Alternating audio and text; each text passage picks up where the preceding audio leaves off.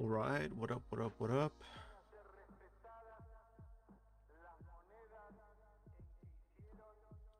We are live again after I don't even know how many weeks hiatus.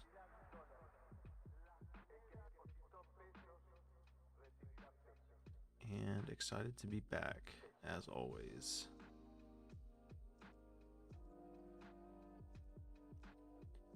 As always.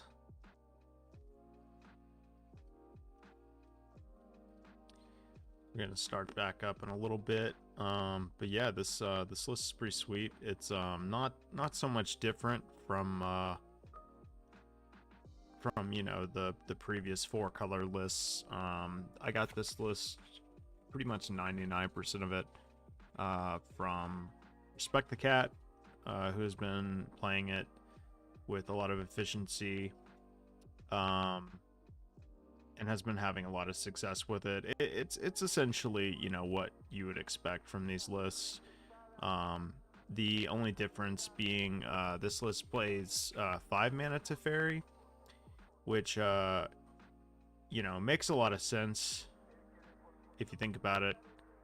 The card is just very good at gaining card advantage, and that's essentially what this deck wants to do. Wants to survive and essentially gain card advantage throughout the game and eventually outvalue your opponent. The reason why I've selected this deck moving forward, at least for now, is because I feel like it's very good against Rakdos Scam. I feel like it's very good against Murktide, historically speaking anyway. And can also handle some of the nonsense out there. And there is a lot of nonsense in Modern right now. So I don't know. I think it's a safe pick. I think it's solid. Definitely starting to be represented more in the meta as people sort of recover from the Yorion ban and inevitably, sort of find the replacement decks, if you will, for that archetype. But yeah, I think it's good. I think it's very strong. I'm going to post this in the Discord. By the way, if you haven't done so already, definitely check that out. Make sure you are linked up to the Discord so that way you get all of the discussions and just get to be a part of the community. You, of course, can always find that link below the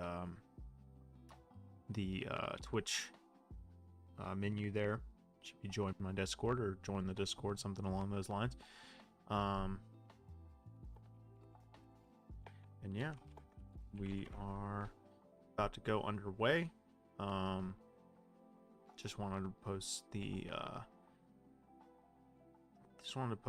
link in a couple of different areas here.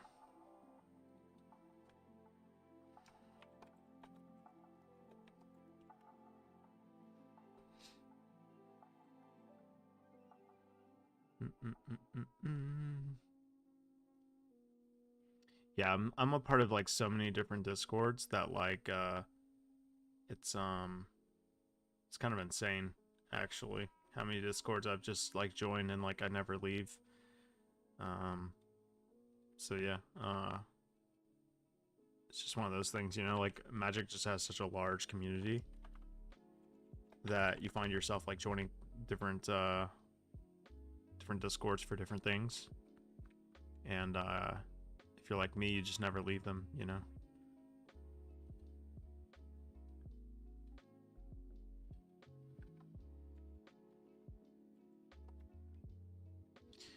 All right, I think that's shared pretty much everywhere. Okay, so we'll just go ahead and pick things up. Right now, I am 2-0. I've played against 4-color, or sorry, not 4-color. I've played against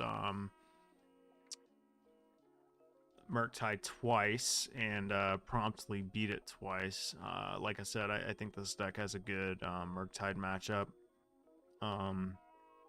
Pretty much have all the tools to deal with it, all the tools to answer the deck. Teferi is a huge deal against them. 3 mana Teferi anyway. Probably 5 mana Teferi too. Solitude is very good against them.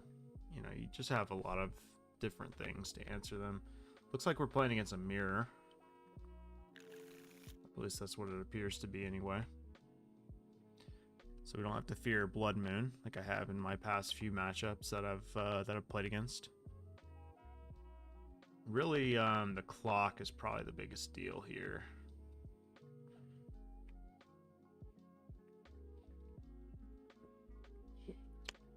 My opponent opting to go first. I will say, like, probably one of the worst cards in the mirror is Leyline Binding. It's just a huge liability. I see a lot of people that keep it in. Definitely a mistake. I think Leyline Binding is the first card that comes out in the mirror.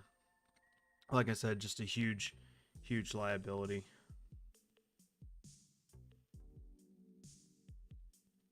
Because you're people have just so many different ways to deal with Leyline Binding, you know?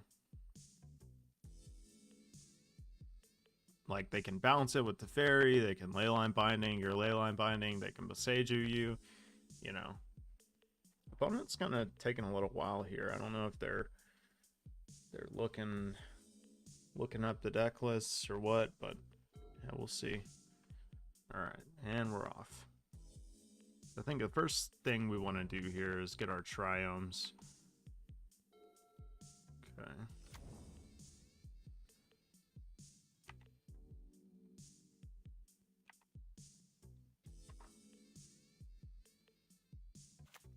Which is probably what they're going to do as well.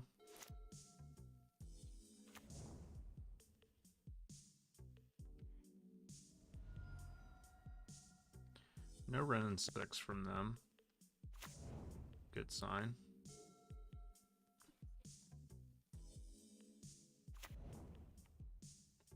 Maybe I'm supposed to shock in Steam Vents here. I think this is fine.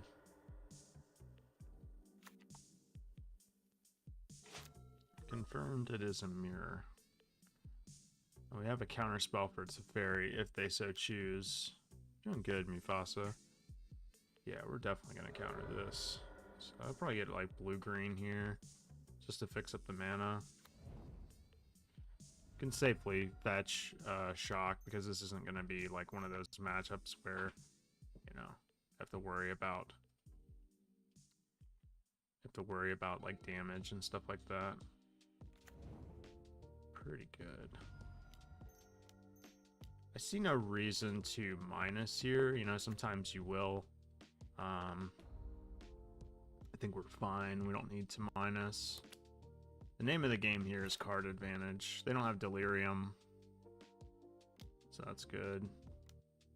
Expressive Iteration is an interesting card in this deck because in most decks, Expressive Iteration is like a turn 3 play. It's not so much the case in 4-color. It's usually like a card that you use to refill your hand. That's a good sign. That's a good draw. Can probably safely plus here. I think I'm actually going to play Expressive Iteration. Just to make sure I'm hitting my land drops. I will put Unholy Heat in my hand, Triumph on the bottom, and Island we will play just to hold up the counter spell. Feel pretty firmly ahead here. The counter spell on the Wrenn 6 was pretty huge.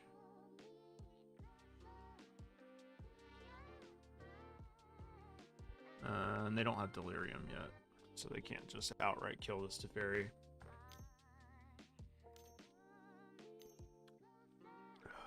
Yep.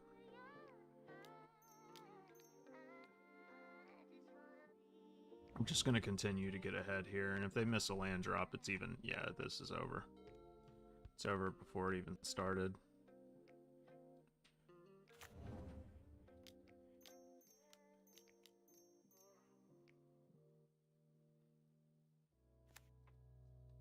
I mean, they can pretty much concede here at this point.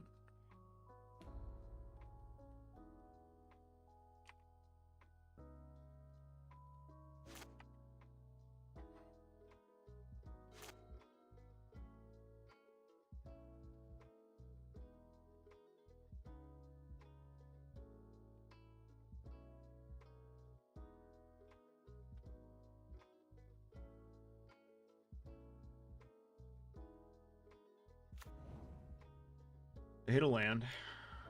Let's see if they play Omnath. Nope, just gonna put Kahira in hand.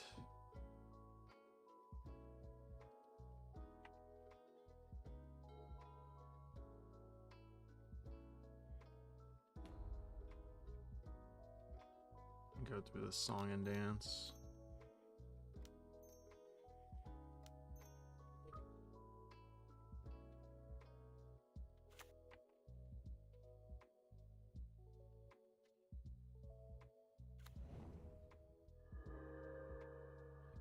Do I even want to play Kahira or put it in my hand? I don't think I need to. No, I don't think I need to. I don't need to really do anything.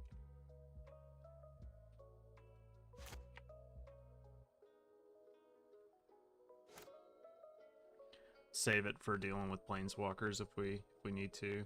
I mean, I don't suspect my Omnath is going to live, but they did miss a land drop a couple turns ago. That's fine. Still no Delirium for them. And they left up green, blue, so it's not exactly like what they want. Their mana is a little weird too. They don't have white, they don't have red. Shocked. Are they playing Risen Reef? Not with black mana, they're not. Oh, they're just gonna play Kahira. That's fine. Can honestly just bounce that. We're about to ultimate a Teferi.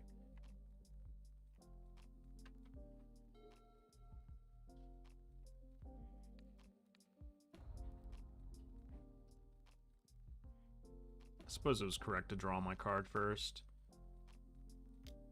Not that it really matters.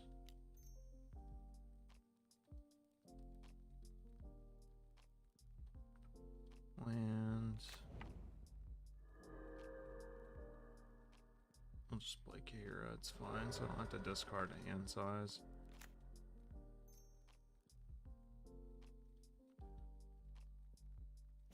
I'll still need to discard a card actually.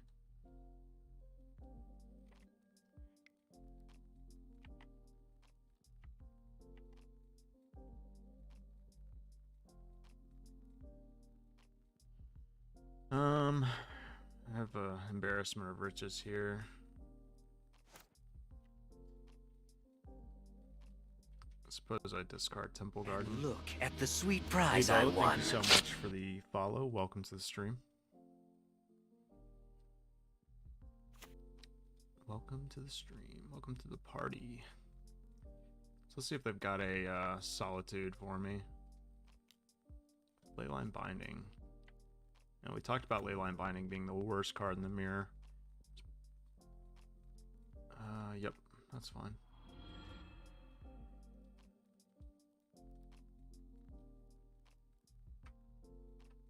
We can always use Otawara to save something if we absolutely need to. So don't ever forget about that line. That's always an option when you're ahead. Kahira's back, sure.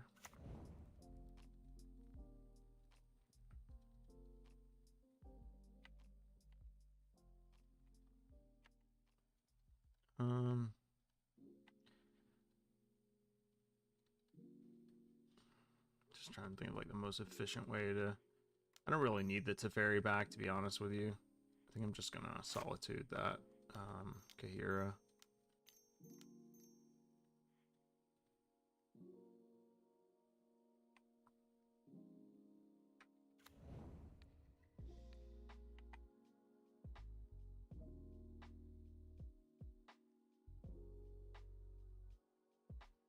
They might like respond by solituding or something like that, which is also just fine because then that puts them down 2 cards. Sure. Targeting Teferi. Okay.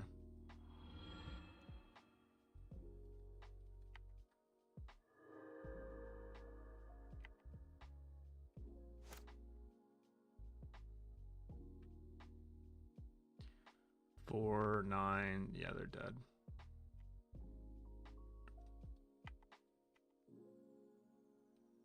Unless I get rid of something. I suppose I should have played my land first. Yeah.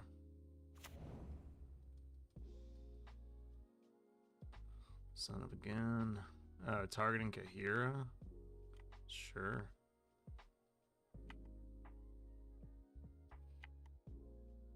They're not dead, though.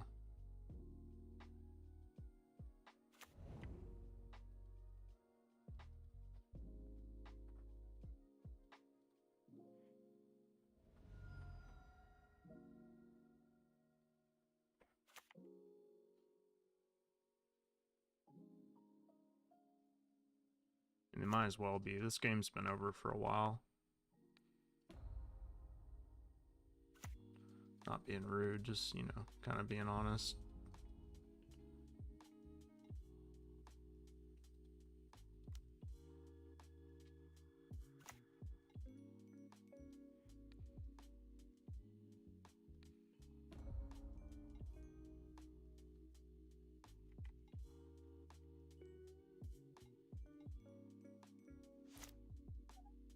Them missing the land drop and then, like, you know, sort of playing into, like, counterspell was, like, kind of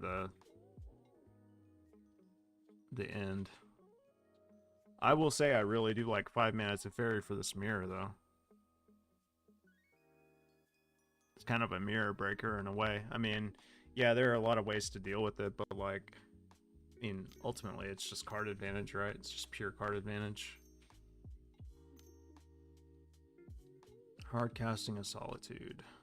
Targeting Omnath, maybe? Yeah. Don't want to return Omnath to my hand. I probably could.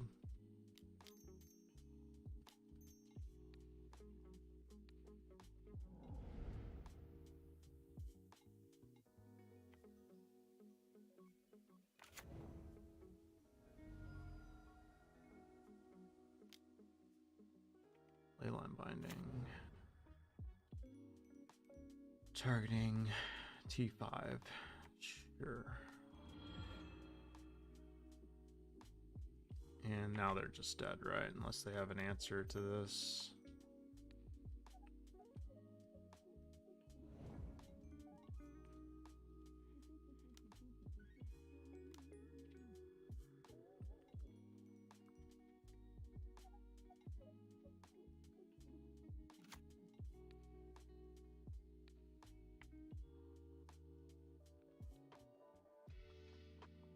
Yeah, the worst card in the mirror for sure, without a doubt.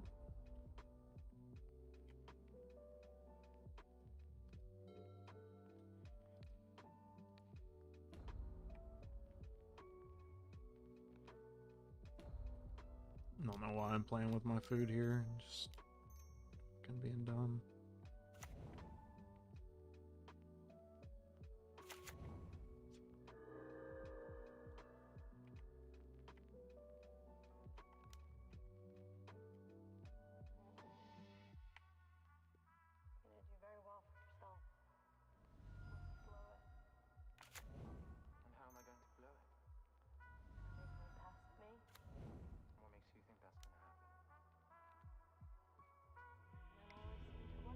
Okie dokie. If you had any issues getting Delirium for heat, I don't know, man. I just started playing this deck. I copied Respect the Cat's list, but he is playing double Dress Down in a reasonable enough like instance, and you know, like the enchantments and stuff. I mean, I would say, like, if you're like worried about it, you could run some number of split between Lightning Bolt and Unholy Heat, but I do like Unholy Heat in some capacity. You know, like previous Elementals lists, not that this is Elementals exactly, but they used to run like a split of like I think it was 2 Unholy Heats, 1 Lightning Bolt, or maybe it was 2 Lightning Bolts, 1 Heat. But I like the Unholy Heats to deal with, like, obviously the Planeswalkers and, like, the occasional Murktide. That's a 6/6. It's just, obviously it's just a good card. I wouldn't worry about it too much. I think you're gonna hit Delirium most of the time when you need it. At least in the past, when I was playing 4-color Yorion, I pretty much always had Delirium. So yeah, unless my opponent's like exile my graveyard or something. I don't think of like the best way to sideboard for this matchup. This isn't exactly like elementals necessarily. Generally don't need to like take out anything or bring anything in. I mean, I definitely want Supreme Verdict. But I think that's pretty much it. I mean, we're running the main deck dress downs already. I will say I definitely hate Leyline Binding. I think that card's a trap in the mirror. But you'll see, honestly, like a lot of people keep it in, and I don't know. I mean, it's like okay, but like I'm almost more inclined to like bring in Boseijus because I feel like my opponents will like keep in some number. I kind of wish I had 2 mystical disputes, if that makes any sense, like instead of these Flusterstorms, but I understand Flusterstorm is just good against Cascade and like other various decks.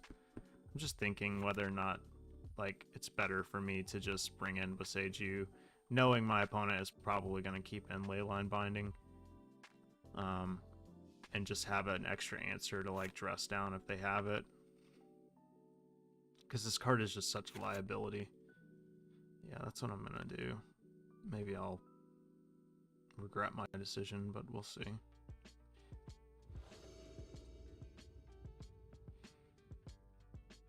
I just don't want to get my Leyline Binding Besiege'd or bounced or whatever. This is a good hand. Keep.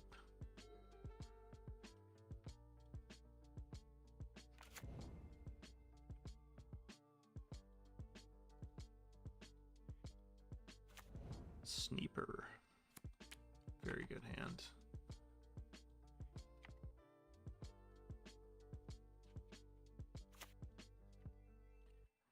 Yeah, I'm glad this deck came back around. It is a fun deck to play, but it wasn't fun to play when Yorion was legal.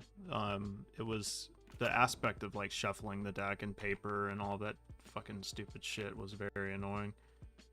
Okay, so we have an option. We can hang on here, but I like fuck, I should have played a shock, but or not a shock, a fetch land, but it's fine. I think it's gonna get countered anyway. Just kind of thinking ahead. Yeah, I'm pretty sure they're gonna counterspell me, which is fine. I have, if you looked, he said that he actually prefers this version right now.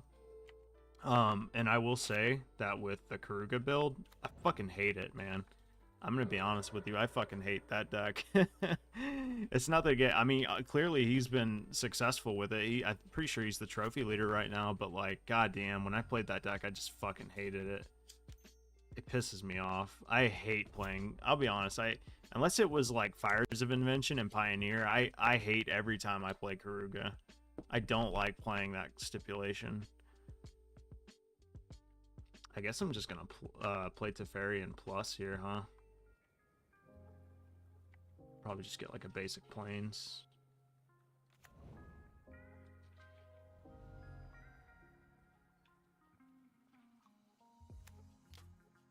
Not that we need to really conserve life totals or anything. They minused, which is very interesting. I'll wait until they play a creature or some shit. Or if we need to really hit our land drop.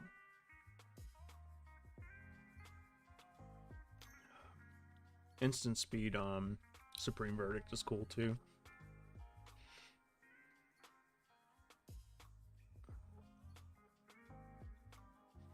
That said, though, I do think I mean it has to be like pretty decent, right? The Karuga deck.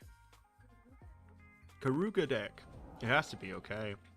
They exiled Counterspell. So they missed their land again. That's pretty good for me.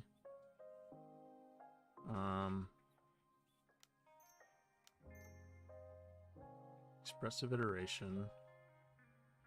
We put heat in hand.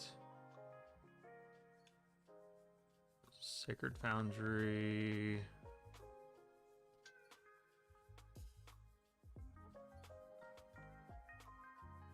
Put steam vents on the bottom and XL Sacred Foundry. We can actually kill their Teferi. I like that a lot, actually.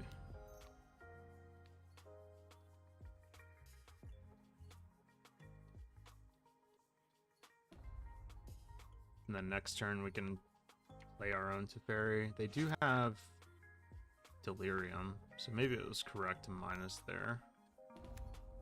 Nah, Wrenn and 6, that's fine. Can actually tuck their Wrenn and 6 if we want, but we don't really have to. What did they do? Game log. I should probably have that up anyway. They put Flooded Strand in their hand, okay.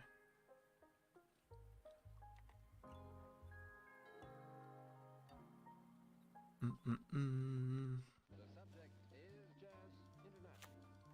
We know that jazz has gone around the world, but it's also drawn on all the world. Let's get our Teferi out here. Get some card advantage. Dress down's amazing. Just in case they play Fury. Sometimes they do. We can also scare them a little bit. Counterspell. Even though we don't have one. Yeah, played it, was not impressed. Terrible against combo. Yeah, man.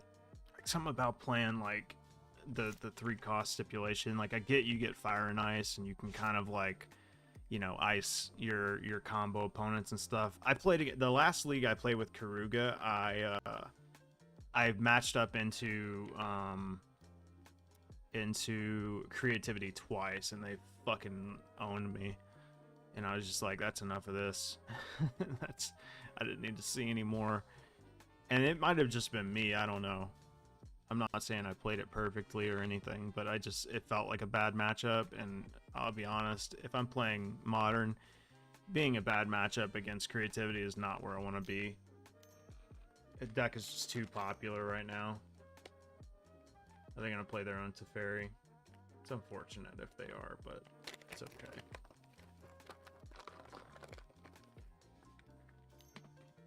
They're going to play Omnath. Well, we are going to dress down as soon as I get my hand free. Such a good card in the mirror.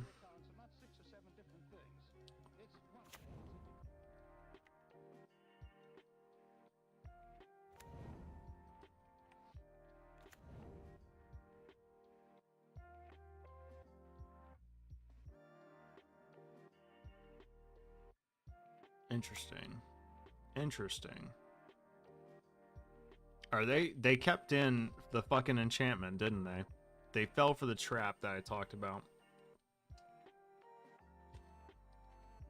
Maybe not. Because they did pass the turn. Unless they made a mistake. I think they kept in Leyline Binding.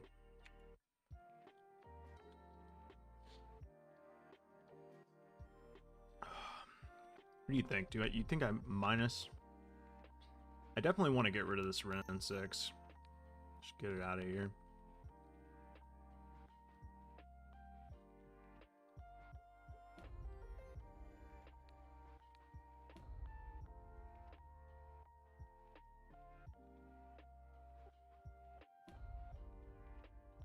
Damn, can a dude get a counter spell?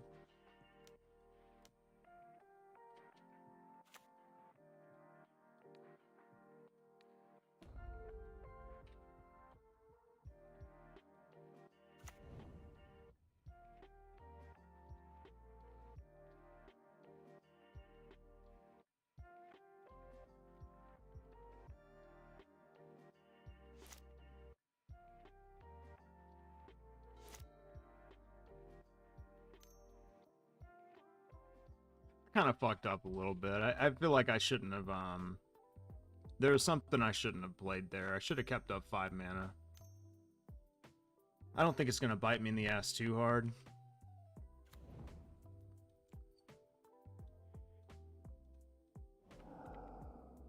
but I do lose a card. I lost my my Supreme Verdict because I was a little too greedy.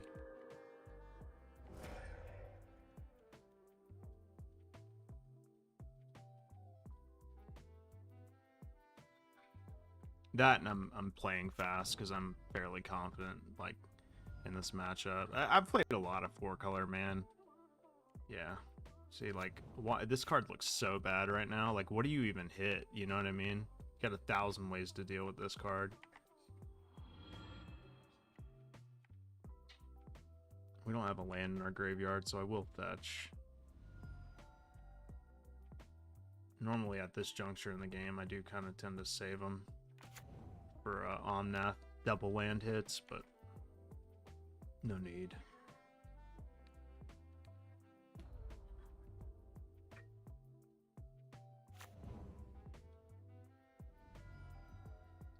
Let's tick up on Teferi first. I probably should have did that before I did anything, to be honest with you. Yeah, punished. Punished to the max. I'm really just digging for a counter spell here, so I can just blow them out.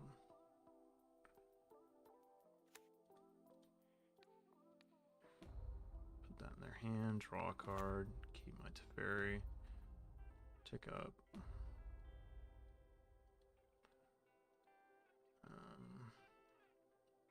Yeah, let's just pass. Just be further ahead.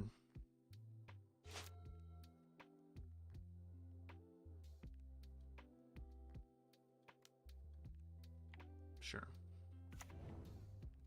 What would you like? Teferi again. That's fine. The funny thing is, when you play another Teferi and minus it, they can't cast it again that turn, which is also bad. But also, like, just your opponent having access to Beseiju and Wrenn 6 and T3. I mean, this card is just bad in all aspects in the mirror, in my opinion.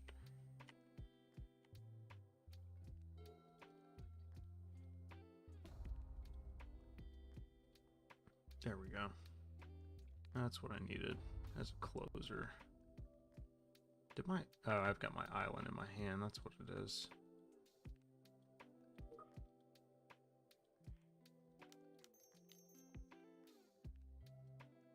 Let's go T3. See if they counter it or do anything.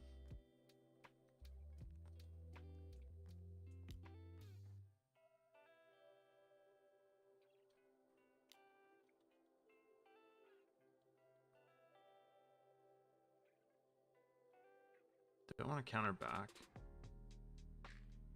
Guess so. No, I don't fucking care, dude. That's fine.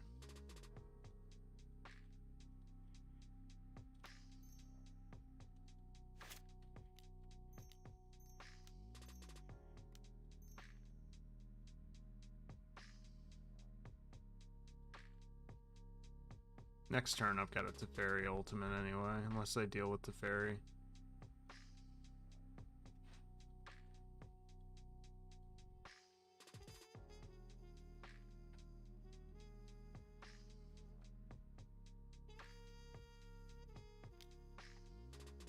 Mystical Dispute's pretty good in the mirror.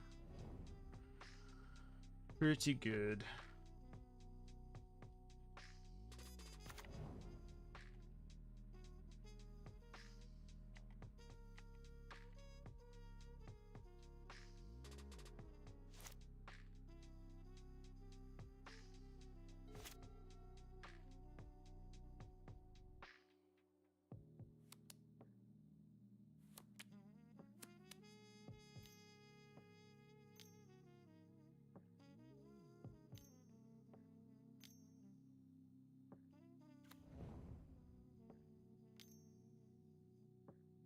Well, they are playing T5.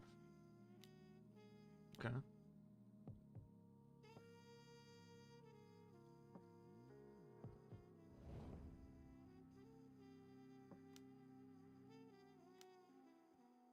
All right. Is this going to be like a desperation minus? It is. Alright. You got him. Keep this land into play just in case we draw another on math.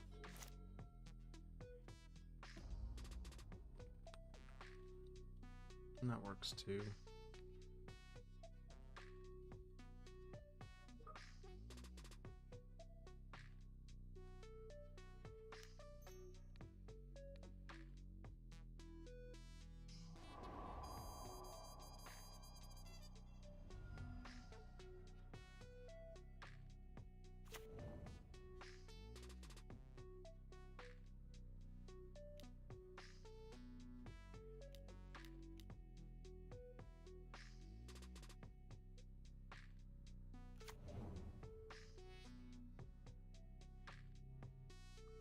Play Kahira, hold up Dress Down.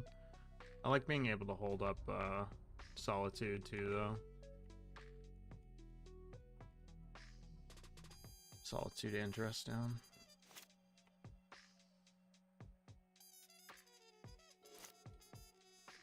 You have 3 cards in hand and we have a full grip. That's rough. Sure. Threatening Wrenn 6 and T5 ultimate. Also rough. Sacred Foundry is the draw and the play. Looks like they have nothing.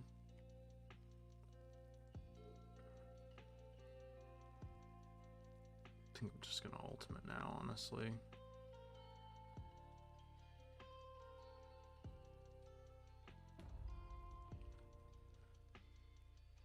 Especially since I have a backup. I mean, they could counter it, but...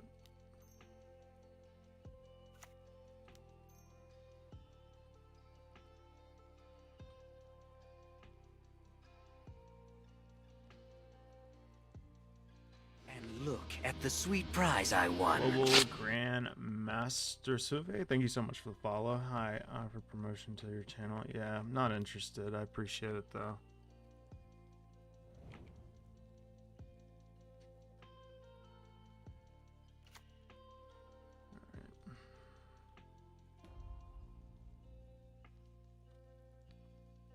I don't know why we're still playing this game. It's very, very over.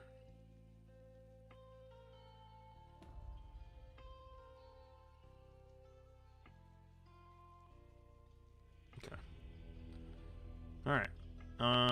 We are 3-0, so that's 2 Murktide decks and a mirror that we beat. Deck's good, man. Deck's still good. It's kind of it's like kind of like I wouldn't say unfair, but like I've played a lot of this deck, like in variations of it.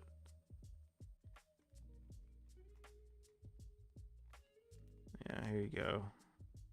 Have an 8-hour timeout person. That is definitely a bot.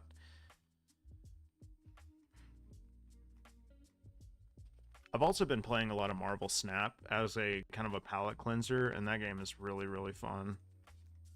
Here, hang on a second. I'll be right back. 1 second, guys. Here, take a look at the deck while we wait. I will be right back.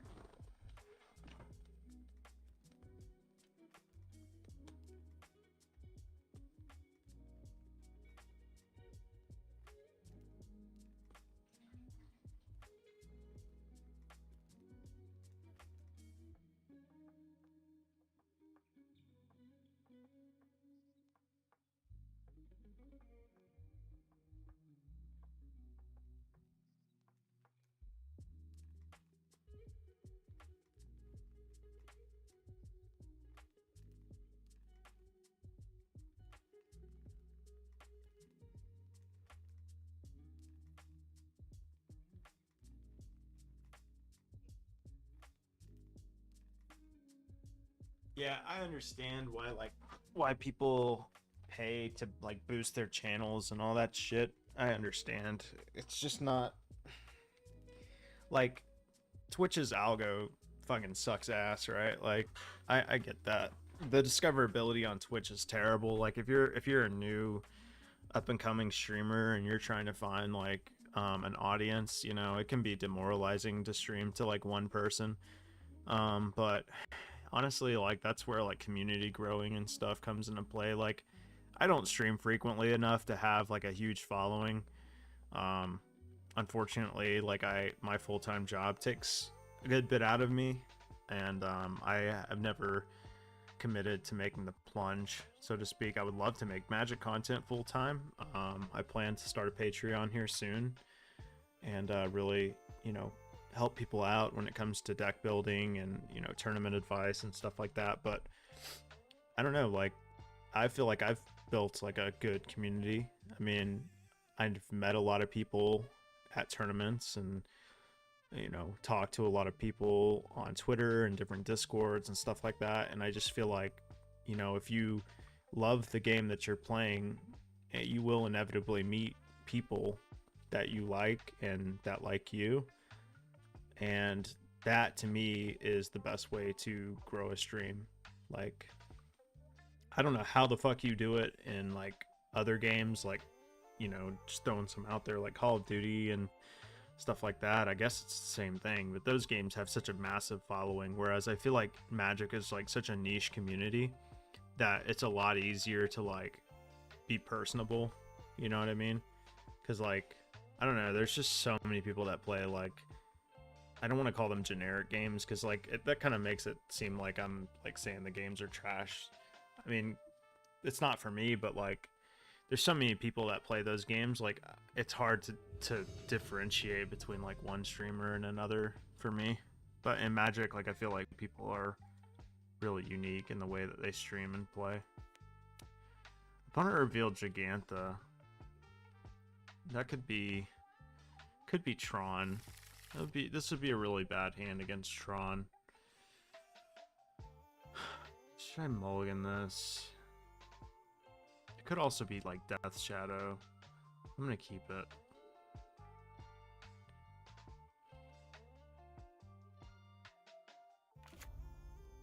Okay, it's Urza's Saga, so that implies that maybe they're Breach.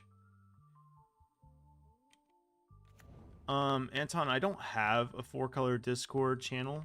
Oh, this must be a Hammer actually. That's fine. If it's Hammer, we have some instant speed removal. Yeah, I don't have a 4-color Discord. There is kind of one though. The best thing I can do for you is give you the Discord to it's kind of like a modern metagame Discord. Here, let me see if I can find an invite for you. I actually don't. It's public. Invite people. Yeah, I can invite you, I think. Copy. Here. Go to my Twitch. It's twitch.tv/Danny_Bambino. I posted it in the chat for you. And there is a channel in there that you can go to, and it's a 4-color pile channel. That would be my best advice. You can also just copy it on the screen, but that seems like way more tedious than just going to my Twitch and copy and pasting it.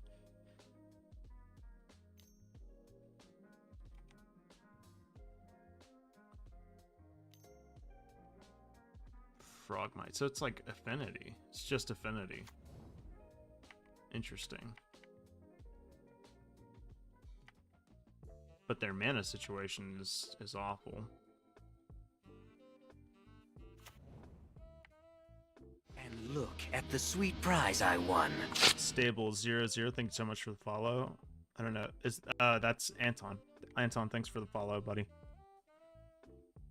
Here, I'll post it again for you.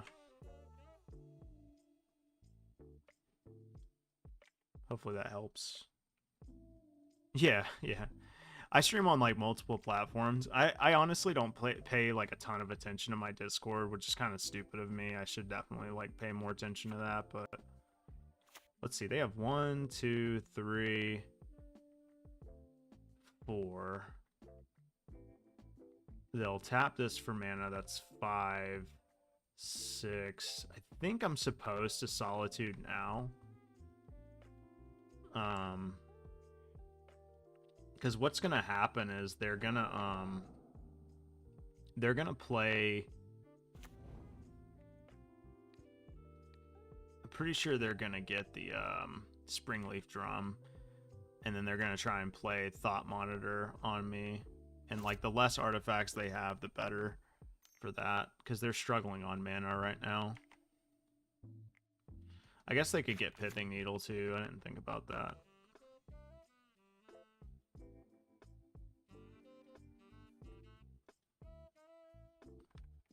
But they really need mana, so they probably won't get Pithing Needle.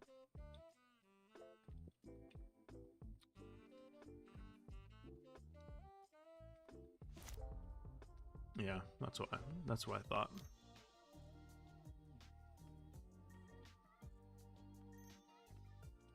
You don't have enough mana for Thought Monitor. Yeah, we'll counter a Thought Cast. I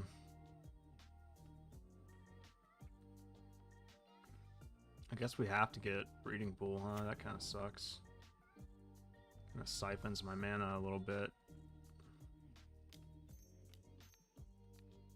It's the best thing I can do this turn, though. Okay, they conceded to that. Oh, that's funny. I mean, they weren't dead, but yeah, their mana situation was horrendous there.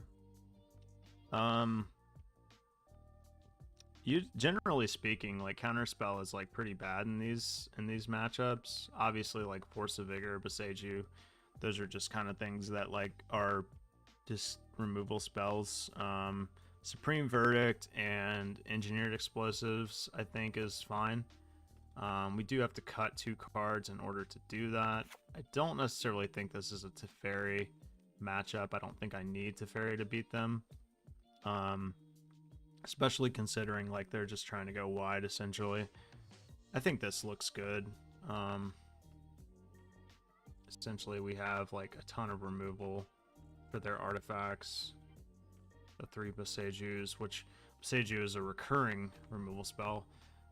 There is some argument to bring in Chalice on the play, I think, but I don't know what I would cut for it. Like, that's if I like really wanted to get them.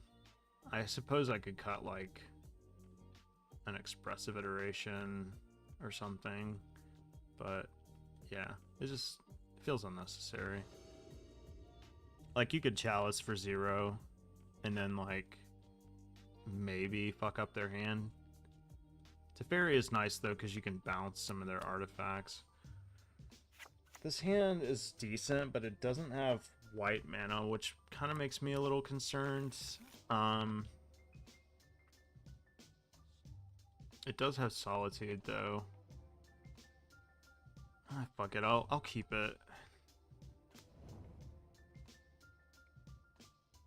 Big Brain Dano making them boys concede to a counter spell. What's up, Danny? Yeah, man. The dreaded counter spell. Alright, well, we do have Expressive Iteration. Springleaf Drum. So obviously they're just trying to get on the board as fast as possible. Dump their hand. They're trying to Thought Cast, which they got. I don't think Affinity is necessarily good in Modern. I think it's kind of terrible. But I don't know. Some people might disagree with me there. If you want to play a good Affinity deck, play 8 Cast and Legacy. Highly recommend it. It's one of my favorite decks. 1, 2, 3, 4, 5. Oh god, what the fuck is this? You may reveal any number of artifacts from among them, put the reveal cards in your hand. Put the rest on the bottom. Sure. That seems pretty decent. I guess this is like the reason they're playing this deck. Alright, so they got a Sojourner's Companion. They brought in, or they left in Relic. I don't know if they brought it in or left it in. That seems pretty bad, though. Sure. 1, 2, 3, 4, 5, 6. They're 1 mana shy of playing this.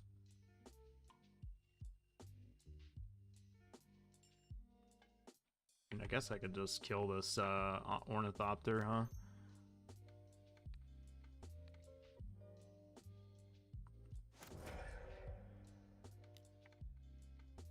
Yeah, you got it.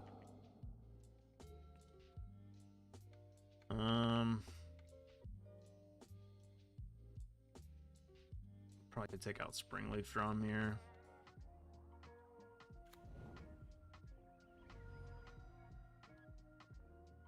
Plains. Prismatic, Springleaf Drum.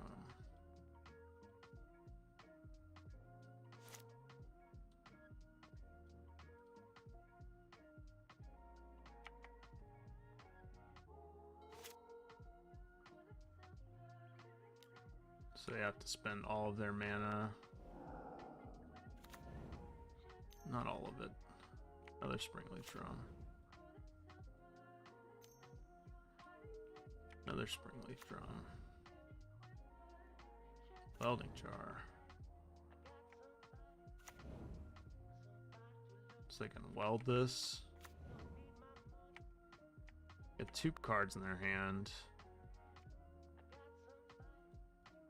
Yeah, I guess I make them use the Welding Jar, huh?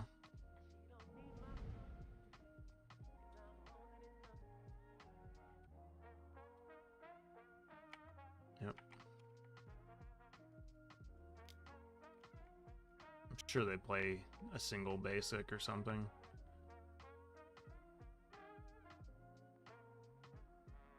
Depends on how greedy their mana base is. Yeah. It's not a bad draw. I think I'm just gonna Expressive Iteration this turn though. Are they gonna counter that? Wow, dude, I should have just played. Well, no, I wouldn't have done that. Okay, so I have 1 card in hand. Probably cycle Relic this turn, I assume. Yeah. 3 cards in hand. So if they don't hit any more like Thoughtcast effects, I think I can stabilize. They could Mystical Dispute me though, and that'd be pretty bad.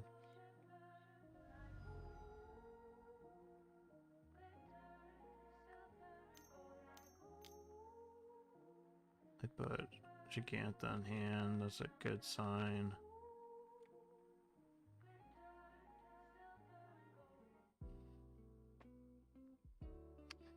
If I can hit a fetch land off this Omnath, we're in pretty big business. That's Champion. That's Champion's pretty good. Oh yeah, baby. Give me that. Alright, so play Omnath. Draw a card. I do have to shock, unfortunately.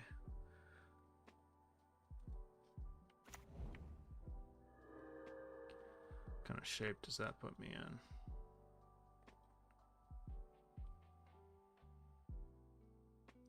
Puts me down to 10. And I potentially eat 6 damage. I'm okay with that. What are we getting here? Suppose it's red-white. Solitude. That.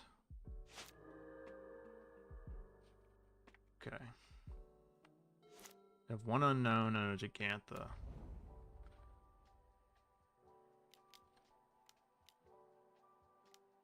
There it is. Alright, their hand's on the table. Now all we have to do is stabilize. 6 damage, I'm cool with that.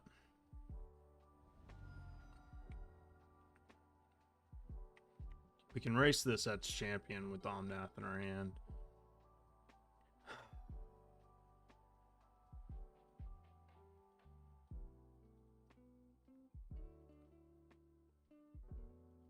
Not in our hand, but you guys know what I meant. Trying to think of like what the prospects of Gigantha is big, and that's kind of problematic. I think I have to expressive iteration this turn. Maybe hit a ley line binding. Okay. Put ley line binding in hand. On at the bottom, exile prismatic ending. Am I casting prismatic ending? I think I have to cast the ley line binding now.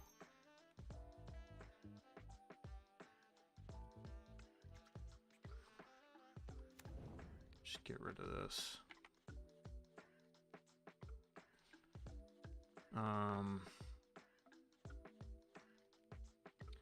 So if I attack here, I go to 7, and I'm not dead to an attack with both of these idiots.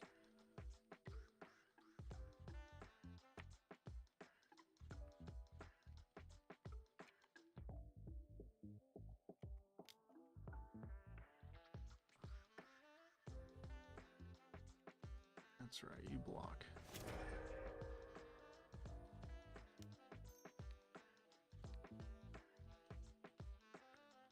It's not much, but whatever. And then I basically have to hit a land next turn, right? Otherwise I'm in doo-doo.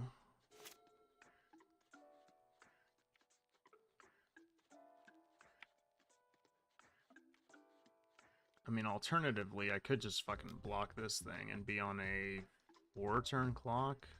Well, I guess it would be 3 turns after this.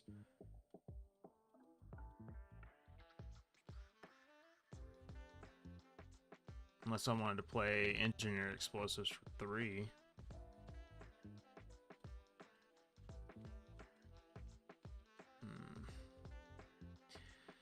Yeah, I think I have to block this. Because if I don't hit a land, I just leave myself fucking dead, which sucks.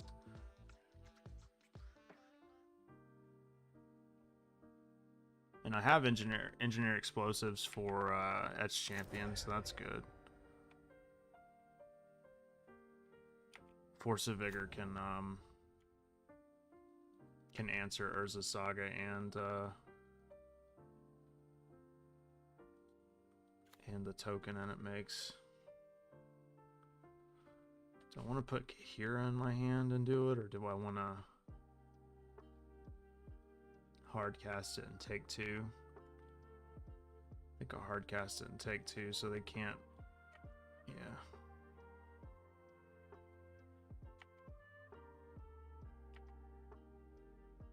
Make your dirty token.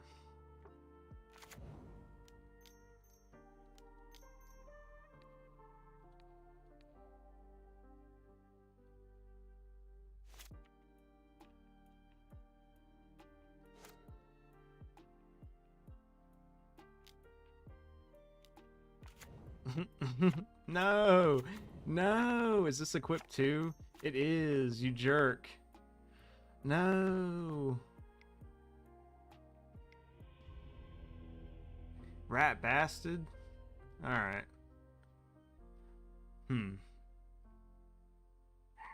Well, that wasn't good. Do I change anything? I don't think so. I mean, like I said, I could play Chalice for 0. I don't like I'm only playing 2 of them, right? And how hard am I gonna mulligan for this card? Not very hard, right? Like, and later on in the game, it's like a terrible draw. Like, potentially play it for like 3 or something and stop the Etch Champions, but like, you know, is T5 decent? It's pretty good at refilling my hand, but that's about it. Yeah, I think I'm just gonna roll with this.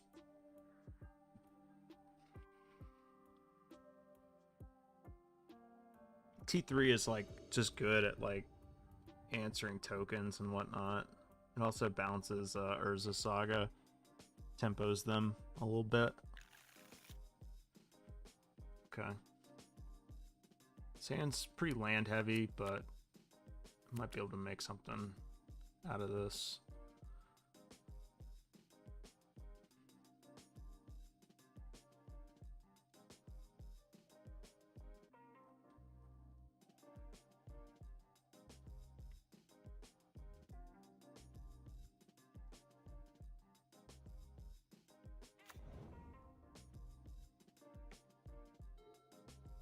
Wrenn and 6 would be an amazing draw. Yes, fine.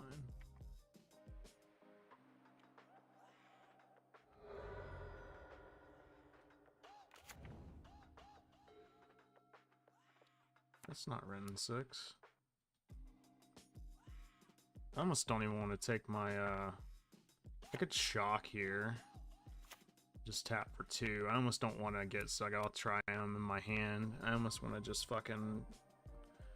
I could also just fetch for a forest. I kind of like that better.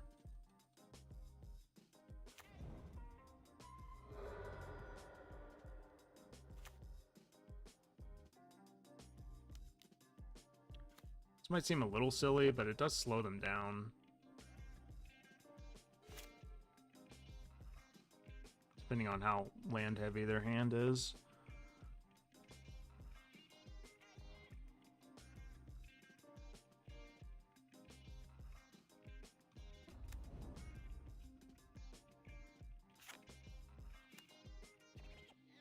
Teferi would be a very good draw, especially if they don't play anything.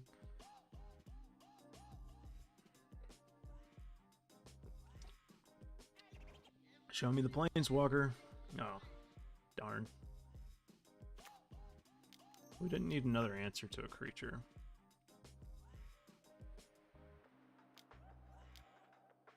Artifact cycling. Okay. Darksteel Citadel.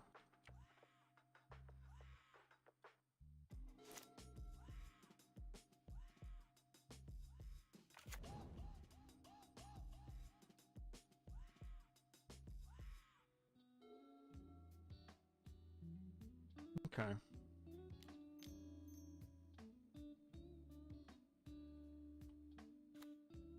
Not terrible.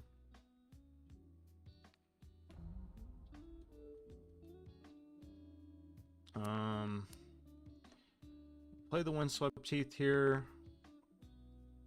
Could go and get white red. Or we could shock in Stomping Ground, conserve my fetches. But that tells them, yeah, I'm gonna value the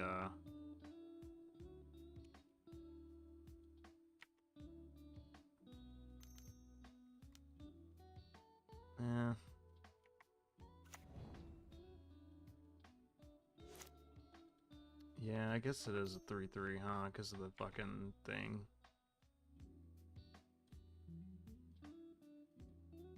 You got a dono deck for me? Alright, let's see it. What the fuck kind of fucking dono deck are we talking about here? Because I've seen some of the stuff you've been posting recently about mill, and we don't do that here. Oh god, they're popping off.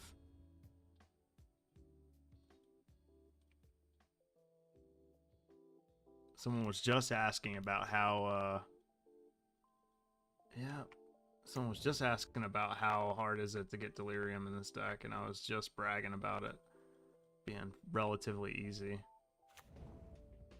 Man, if we could find up a Seiju though, we'd be in business. Alright, I'll check your recent tweets after this game. Nettle Cyst. Yeah.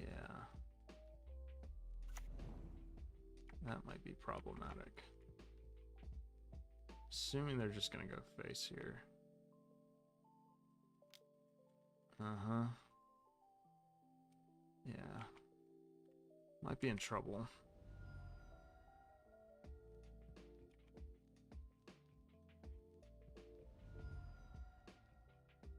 So what am I hoping to draw next turn?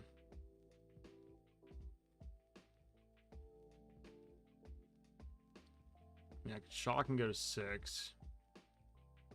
Kill that. I think I have to do that just to make the most out of my mana this turn. Kill that.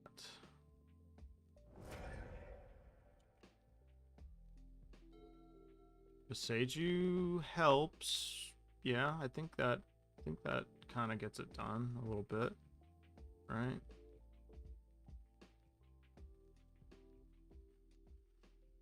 But yeah. I think we're okay.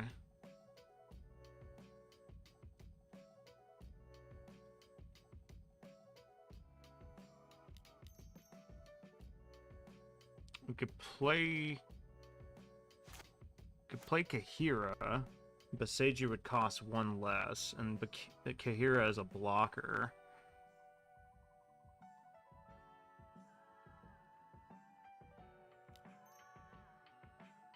But then I don't get to Unholy Heat something.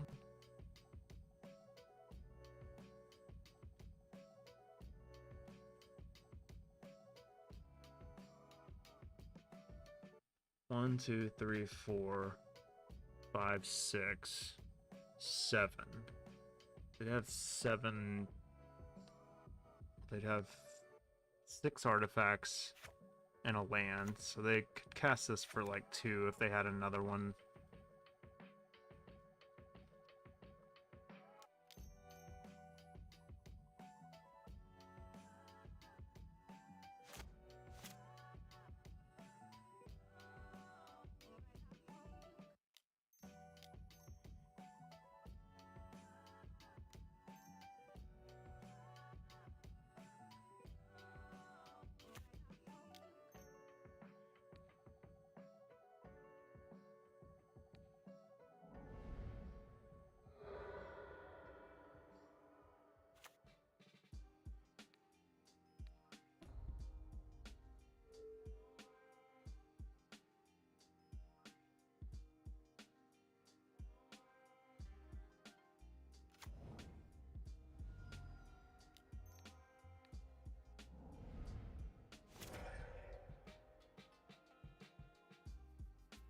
Alright, they don't play another basic.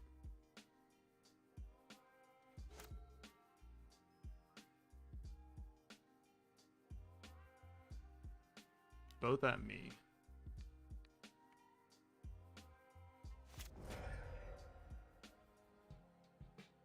Got a Galvanic Blast or something? Relic. Where's the Saga? Why not play the... Thoughtcast should have been the first thing you played. I guess the Relic... No, Thoughtcast is going to cost 1 regardless.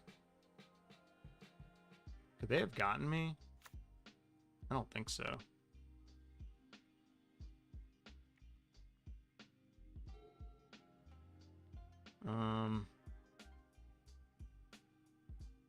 They're gonna pop Relic as soon as I plus on round 6, so let's just do it now.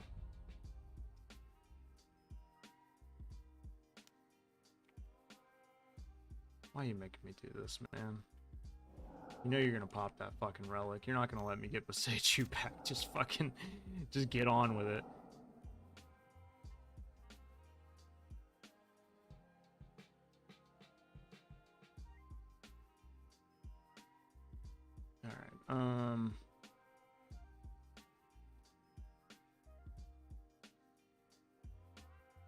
Alright, how do we do this? Do we hit Welding Jar? We could hit Welding Jar, or we could hit Frogmite. Sort of like hitting the Frogmite over Cranial Plating. The Cranial Plating is going to be a problem.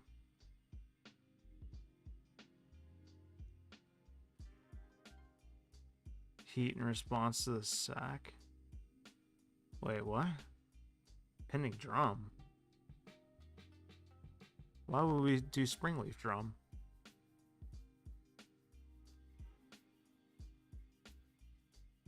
Why wouldn't we just hit Frogmite or Cranial Plating?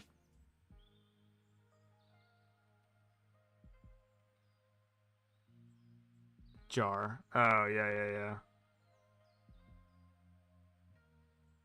You think they would sack it? I don't know if they would sack it.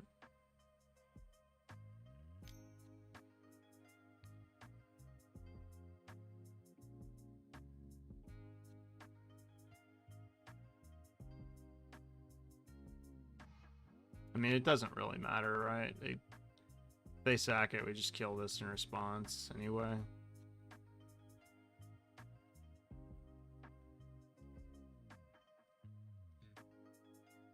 I'm almost tempted to keep Misty Rainforest or Windswept Teeth in my hand, but I guess I gotta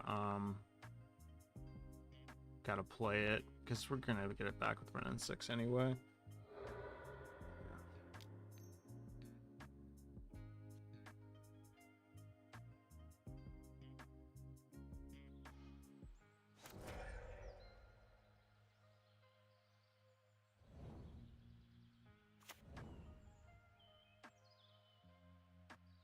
I don't know. It's gonna be a tough one.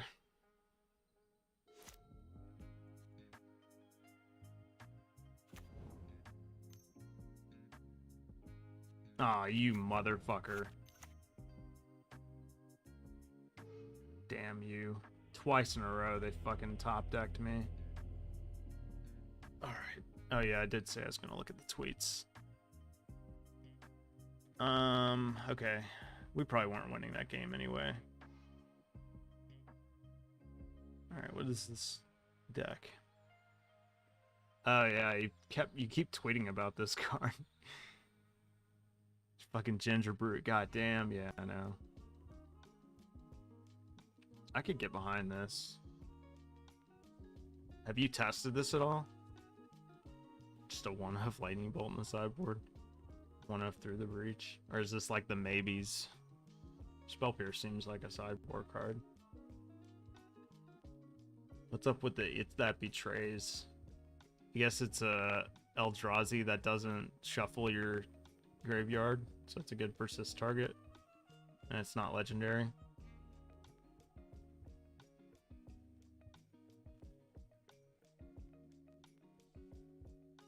So we're just like, we're not playing creativity, we're just all in on persist, huh? And Through the Breach, I guess. I guess we got Through the Breach too, which is pretty good. Thoughtseize and Through the Breach is generally like a good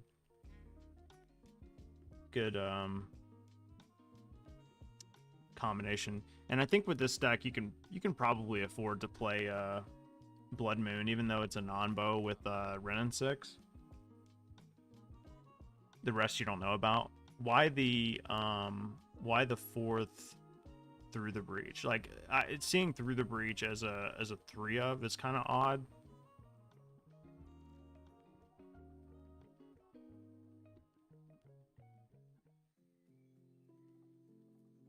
You give it haste Through the Breach and Bitter Reunion sectors like 2-agent. Yeah.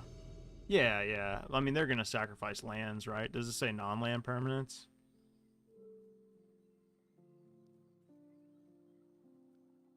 I mean, they're gonna sacrifice lands, but you mean taking 2 lands from a person is like, it's not nothing. It's a pretty big deal.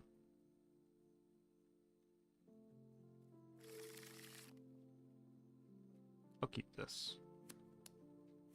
Yeah, we can run it. I'd be down to run it. I do love me some Through the Breach. I used to play Goryo Through the Breach a lot. Back when Faithless Looting was legal in Modern. It was pretty strong. That's a good draw.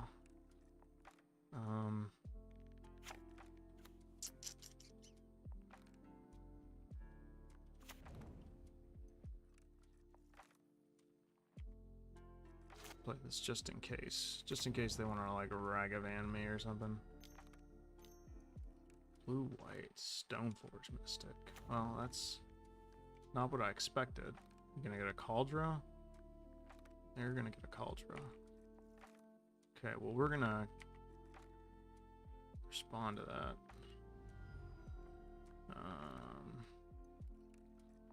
Guess I just get a Sacred Foundry here, huh? Heat.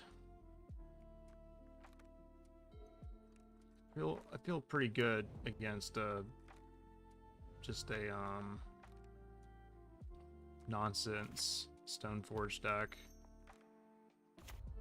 Caldra's not really a card I'm afraid of when I have Solitude in my deck and Prismatic Ending and Leyline Binding. 4th Breach in the board because I wanted access to it post-board to play through Graveyard Hate. 3 felt like a lot in the main. Wanted space for interactive 1-drops. Yeah, I can see that. In my mind, it was kind of like your inevitability card, but I could see it being kind of a liability, so to speak. Okay.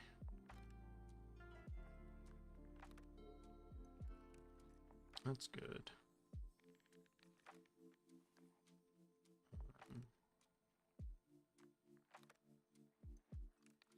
I guess do this.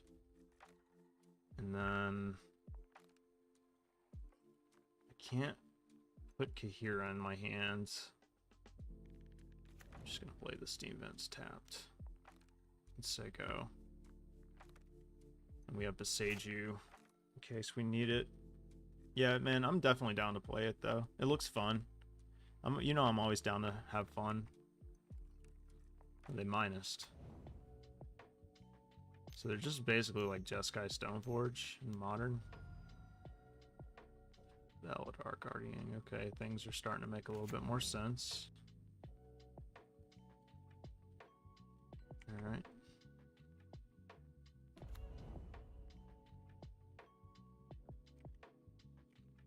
That's kind of cute.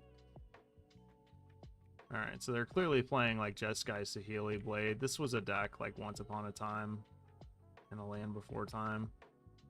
I'm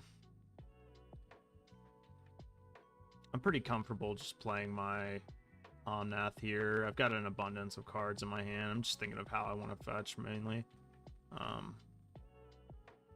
Although, I guess I do need to just get this off of the battlefield while I have a chance. So I guess we could just do that. Let's go put this in my hand. Fetch.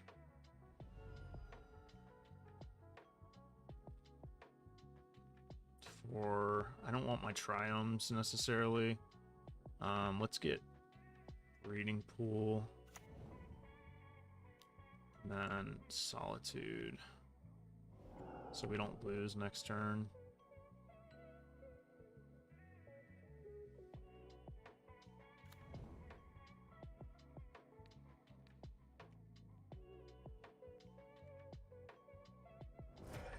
Go back up to 7 cards.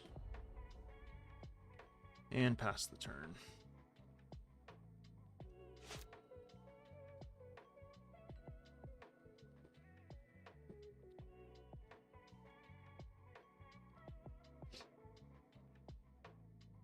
Saheeli is a pretty cool card. It kind of like it comes and goes, you know, like occasionally it'll just like spike some random event and remind you it exists, but there was a time when it was like the hotness in Modern for sure.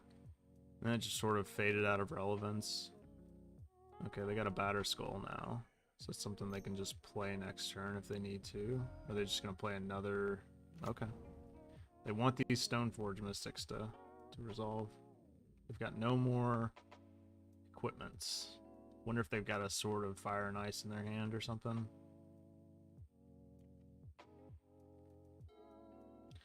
Prismatic Ending's pretty good. I do think I'm going to play Omnath this turn.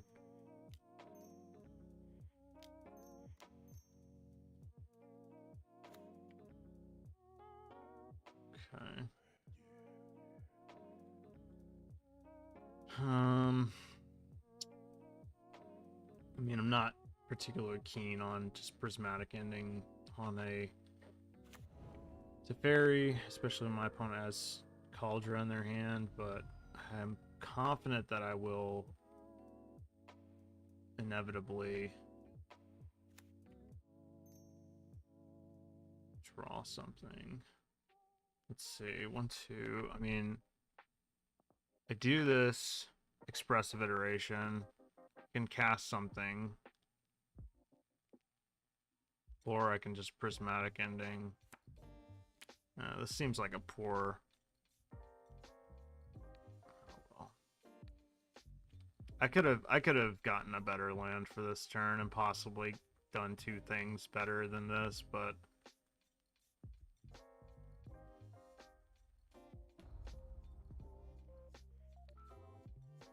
it's fine.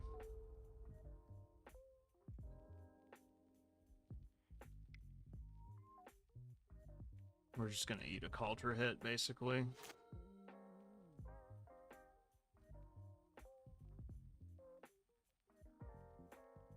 But they have to choose, like, what they want to do here. If they want to get rid of my Omnath, they're gonna have to commit something to it. So it is kind of a... We have more resources than they do at the moment. And I'm not necessarily afraid of Cauldron. I mean, we can literally just ignore this thing for a while if we absolutely have to. They're attacking Wrenn in 6, which makes a lot of sense. They might have a lightning bolt.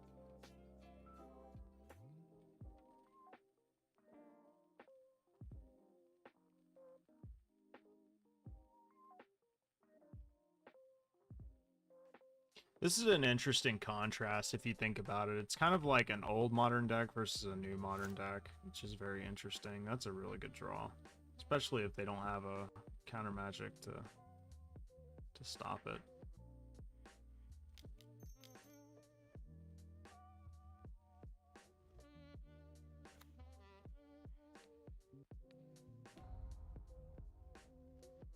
Wow. Just two back-to-back really good draws.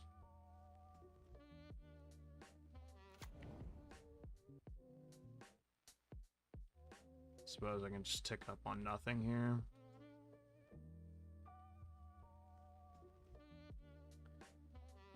Actually, yeah, let's do this.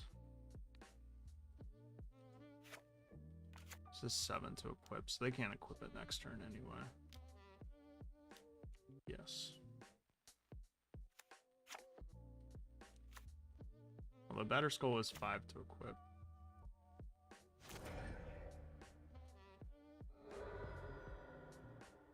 Green.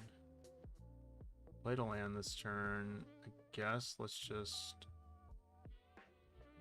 get a Hollowed Fountain. Sage you. Especially while they don't have mana.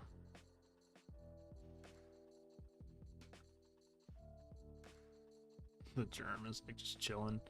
Like, hey, what's up, guys?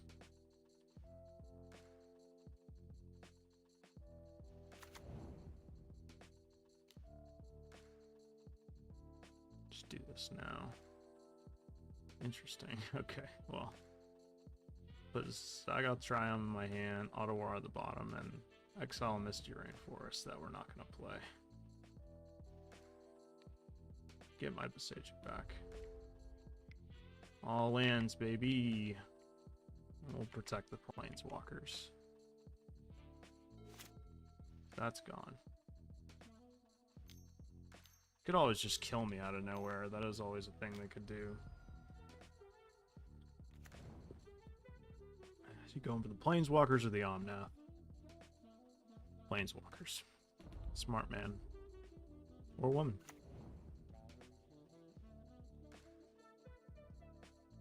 So I'm going to equip that next turn, probably. Uh-oh. Is Danny going to run out of steam?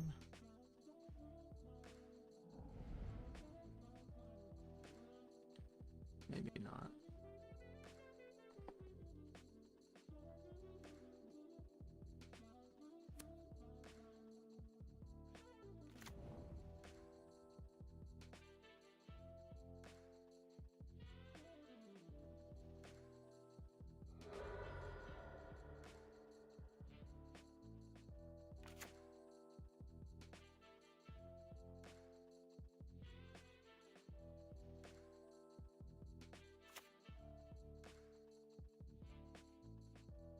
You have 2 cards in hand. I don't want to minus on this and like potentially get wrecked. I mean, I guess I could minus like the Fury.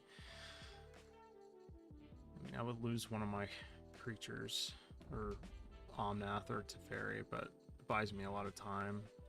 Okay, that's pretty good.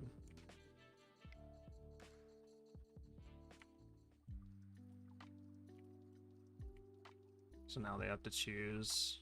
Just like replay Fury. Probably kill Omnath. Get another turn to dig. For an answer to Fury. They do kill Teferi though, so I should have attacked actually. It's my mistake.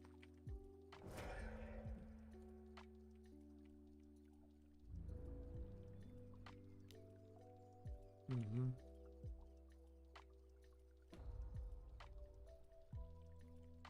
He didn't play a 7th land.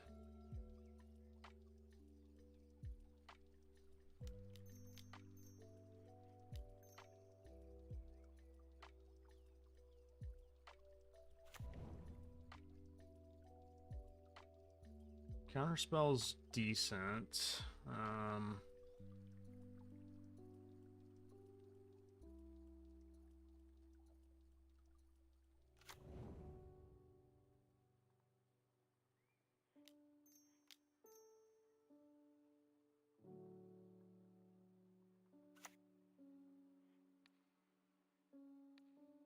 Get back our cycling land here. Now the question is, do I want to cycle now? I think I do. Uh-oh.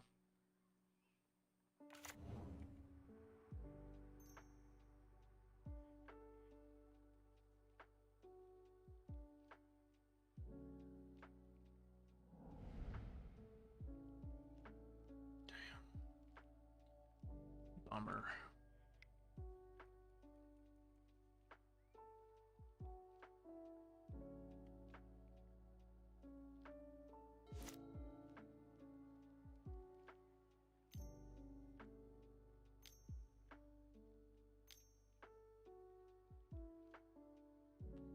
Uh-oh, that's pretty good.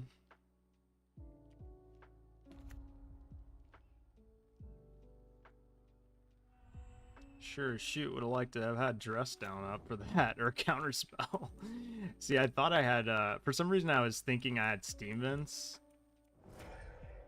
Oof, that's rough.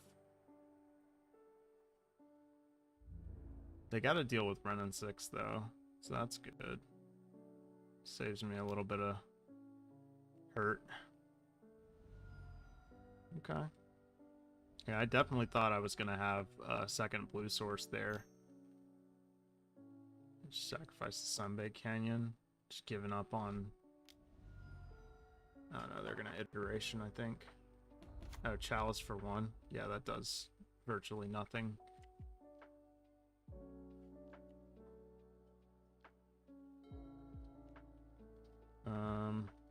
Okay, so let's just play a Stomping Ground and say go.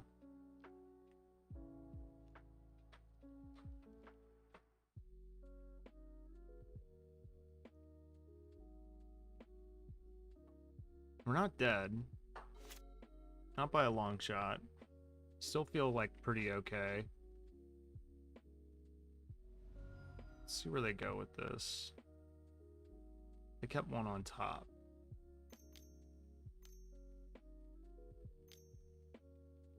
Yeah. Seems pretty free. Actually, am I gonna... I guess I have to counter this, huh?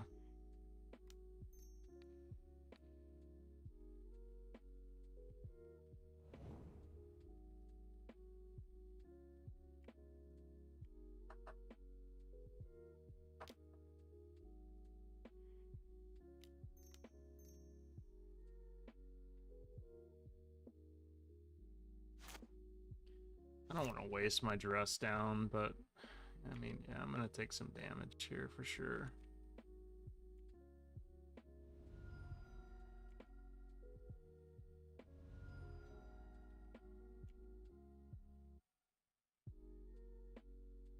Did we hit the Sunbaked Canyon? I think so. They'll probably sack it in response. And then that puts them a mana shy, or another mana shy of Kaldra. So they have to choose whether or not they want to sack it or potentially equip Cauldra to their thing. If they don't sack it, I assume... I mean, either way, like, if it was a land on top, they're going to have to shuffle.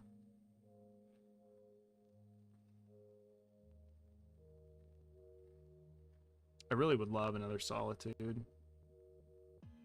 Or Omnath into Solitude. Drew a lot of lands this game. To be fair, though, Wrenn 6 was like almost ultimated at one point, I think.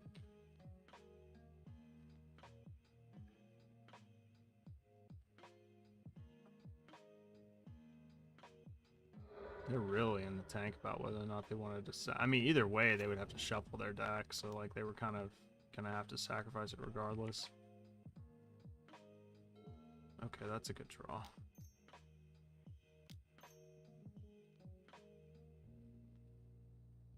Okay. Put Leyline Binding in hand, Windswept at the bottom. Look at the sweet prize I won. Pyro, thank you so much for the follow. Welcome. Welcome, welcome, welcome. If they go for the kill, then we play Leyline Binding.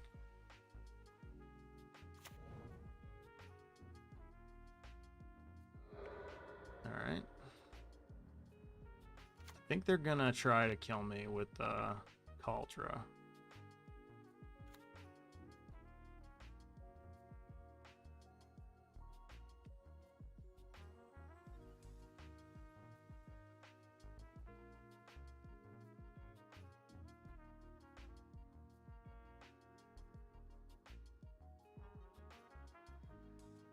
Interesting. I got one on top.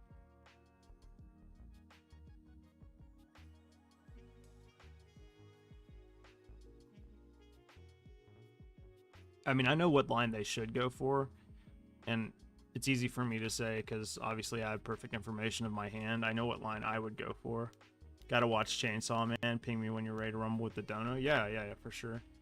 What is this? This is +5/+5, so it would make it a 6.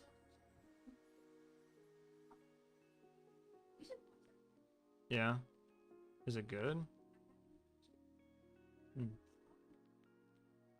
Should I just... Oh man, what do I do here?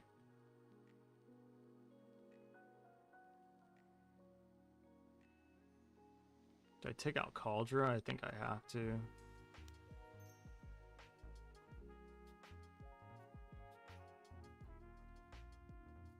And then they hit me for 7. I think I have to do both. I think I have to dress down.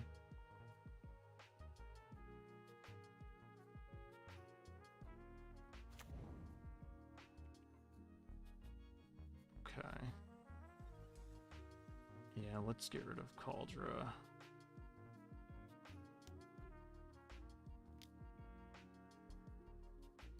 I mean, they could royally screw me with this.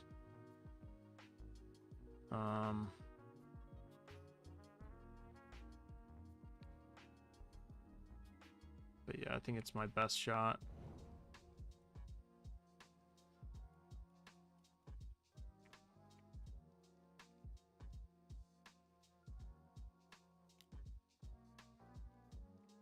Oh, he said, I'm gonna watch Chainsaw Man. Yeah, man. Give me, like, let me just finish this match and then we'll roll with it. Ugh, that's not what I wanted to see. And I just fucked myself because... yeah. I forgot to get the other Triumph. Oh wait, it's in the graveyard anyway. We literally couldn't have done it. I drew too many counter spells there. Okay, so we just need Boseju's. I mean, we don't really need Boseju's, honestly.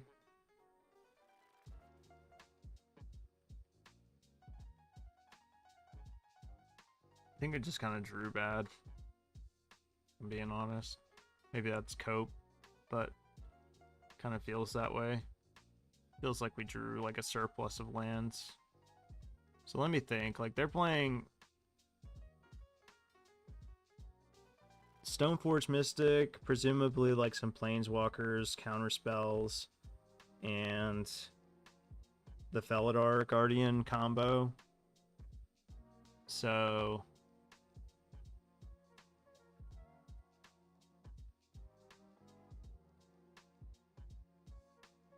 and I really am kind of inclined to just keep everything the way it is. I don't really I like almost everything except for the Leyline Binding, sort of. The only thing I really do like about Leyline Binding here is that we can hit a Germ token with it, and we can potentially bounce it to our hand with the Fairy. But is that better than just having access to cards like Boseiju and Force of Vigor, or potentially even Flusterstorm? Because we have several ways to deal with Germ tokens anyway. We have Prismatic Ending, we have Teferi number 5, we have Teferi number 3, we have Solitude, obviously. It's the best way.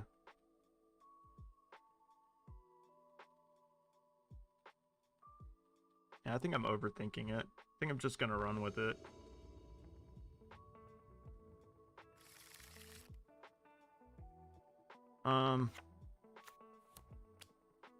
Yeah, I mean, the mana's kind of bad in this hand. Potentially could get screwed, but give it a shot.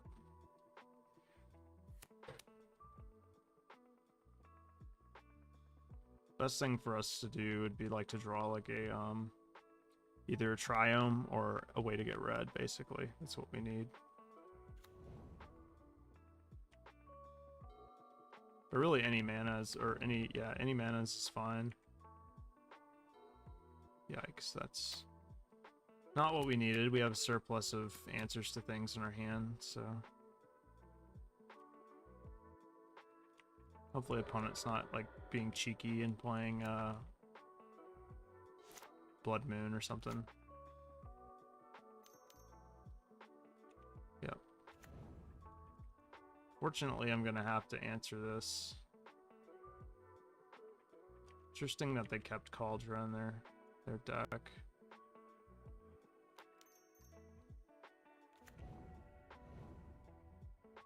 I don't think it's particularly good, but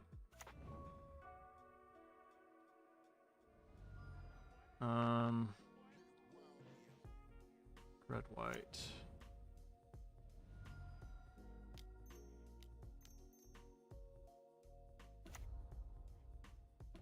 They're probably playing Monkey too, right? I mean, like, I feel like they should play Monkey. I feel like Monkey would be pretty good in this. I actually like the prospects of like just removing the Saheeli bullshit altogether and just playing like a Jeskai Blade deck.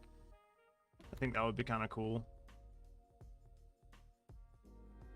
I was hoping they would like minus on Leyline Binding. Alright, so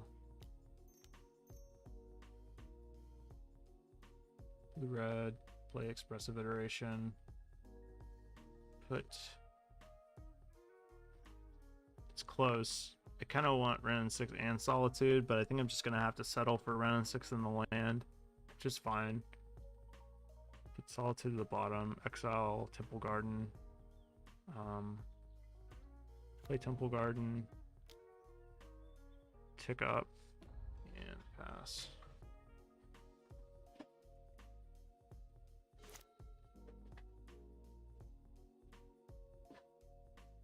I suppose I could have played Leyline Binding on their Teferi. It's just not a good card in this matchup, but like it is good against the Germs. Okay, so they're gonna get their thing, just fine. Batter Skull. Surprised they're not playing like a Sword of Fire and Ice. And they're gonna, yeah.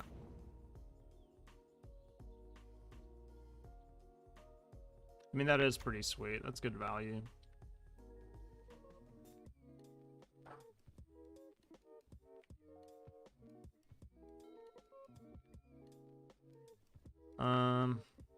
So how do we want to do this?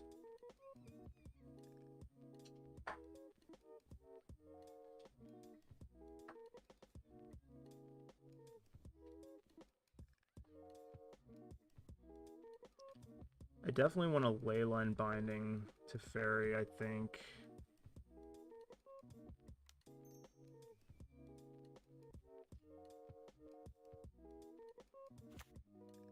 We can bounce the Felidar Guardian.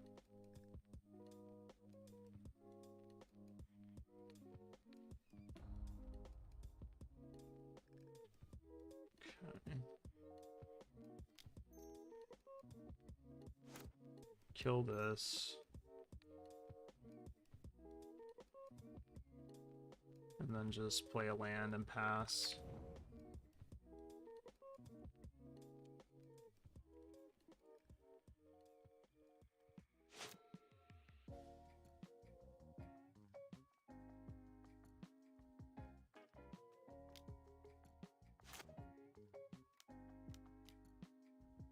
Yeah, that's sort of what I was afraid of.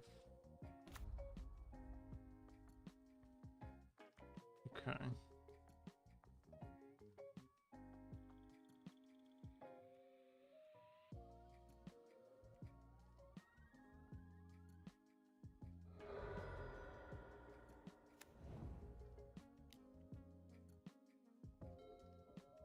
That's a good draw.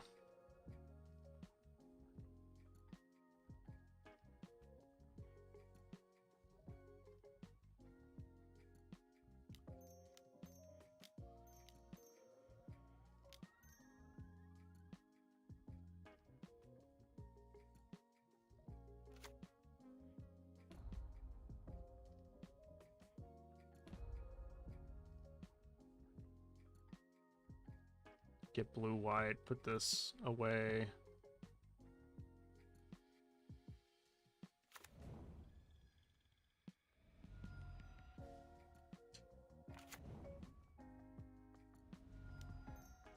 Sure would like Delirium here. Then pass, hold up these two. So we have access to Beseiju and Unholy Heat if we need it.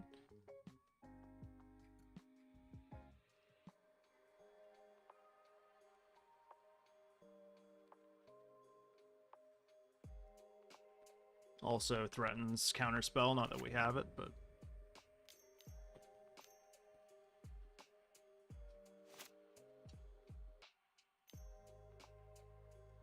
so Healy, sure.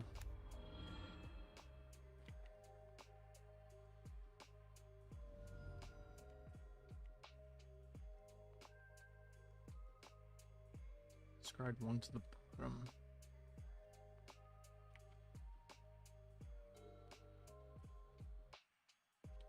We tuck this? I think we have to, right?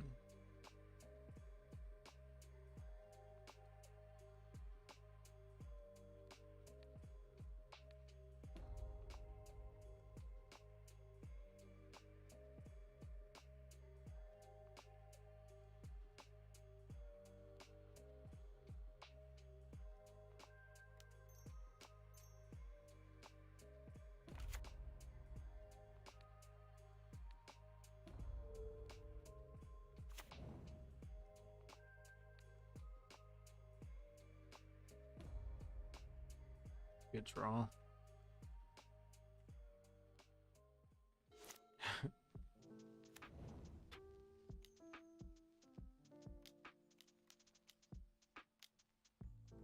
Yep.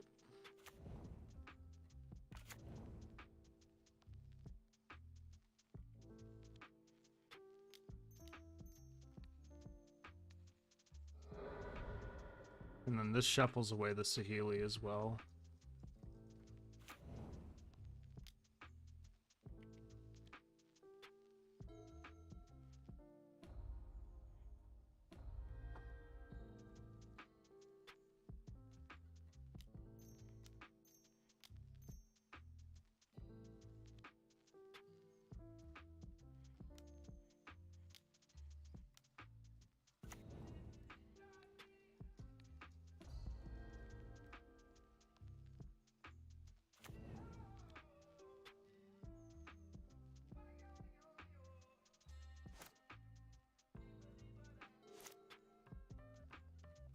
Kind of untap those a little fast, but I clearly they just play college right here. We're just gonna ley line binding that. And we have something to bounce here.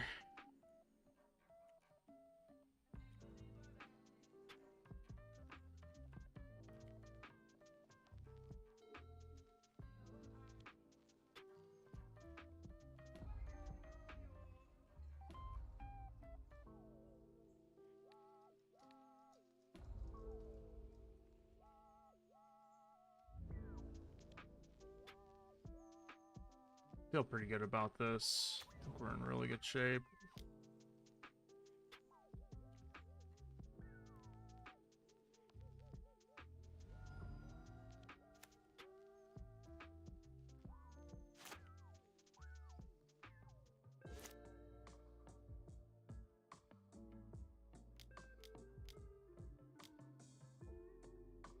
Sure.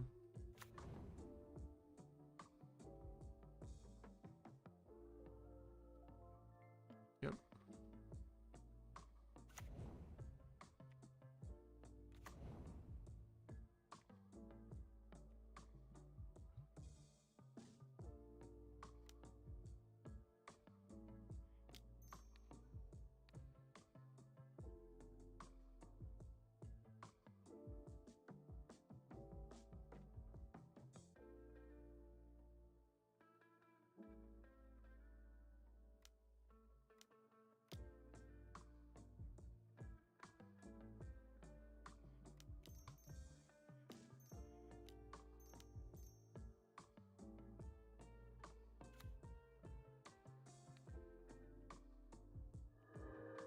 I think my opponent's playing for a timeout here, but I don't think they're gonna get it. Especially when I'm drawing like that. Although I guess I should have cycled first. It's my mistake.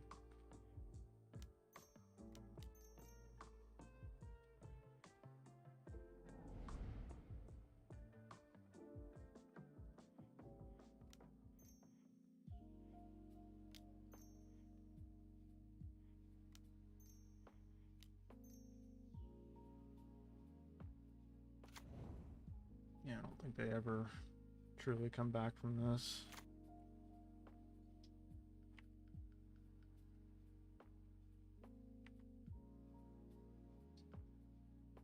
And I don't think I have any more lands in my deck. Just can't give up on 4-color. It's a good deck, man. Respect the Cat's doing a lot of good work with it.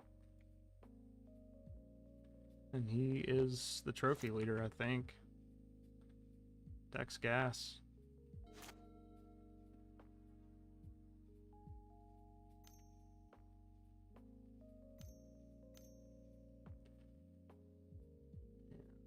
Pretty much have to counter that.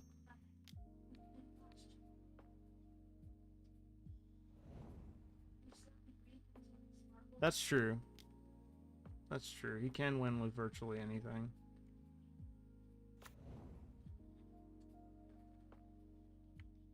Man. This Cauldron is just valuable. I'm assuming it's going to be a blocker, though. Nope. They're just attacking with it. Yeah, I mean, like, they're dead, right? We can just block here. Oh, wait, that's first strike. I mean, either way, it doesn't fucking matter.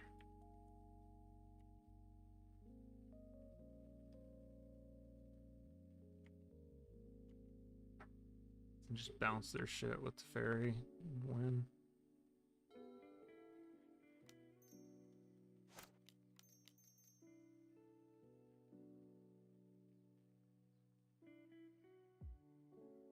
They might have subtlety, I don't know.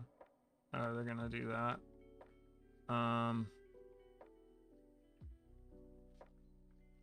Yeah, I guess so. But like they still lose though.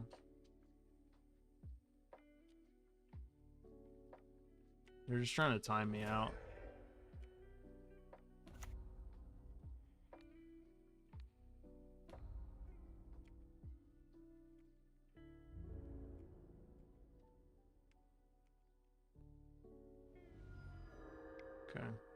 We got 6 minutes to win a game.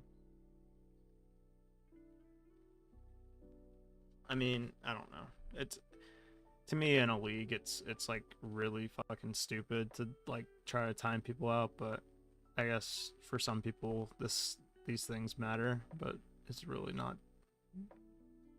important. Engineered explosives doesn't really quite do anything. It just kills the germ on Batterskull.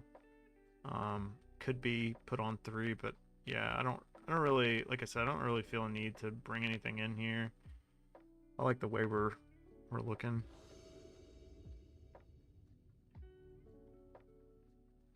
Just play a little bit faster and hopefully get there.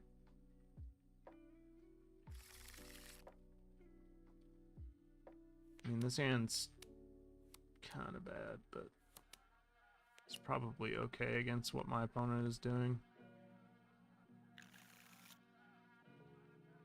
Let's just put the Sage at the bottom. We don't really need it this soon. Man, imagine if they were playing Ragavan and I like actually had something to worry about.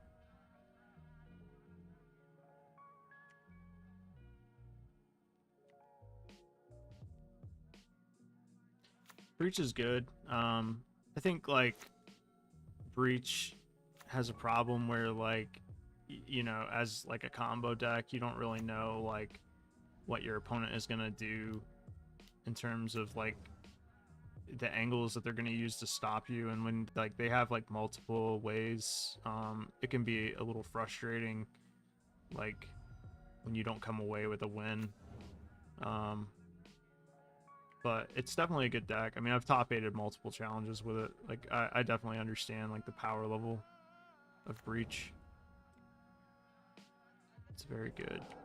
I'm doing this now because I don't want them to Felidar our Guardian their Cauldra, like, in 2 turns.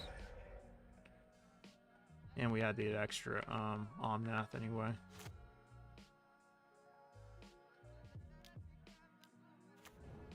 Alright, so be it.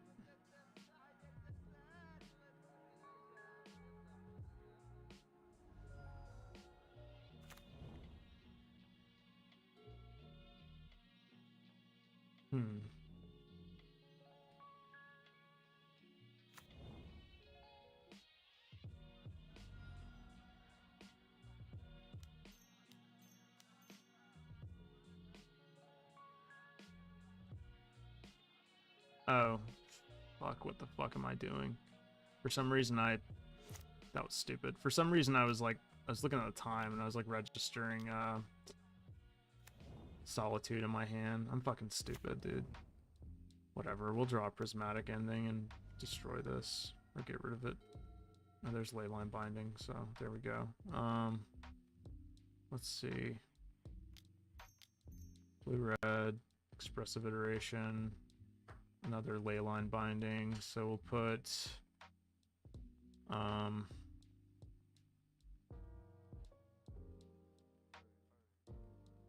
let's put Tef in the hand, this at the bottom, exile Leyline Binding, play a Leyline Binding, targeting this.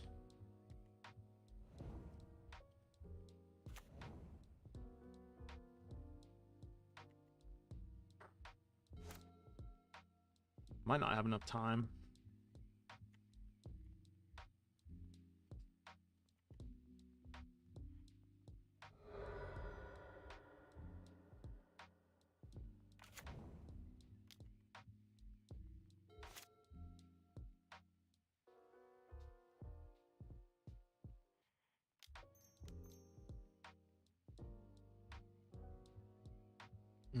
God damn it.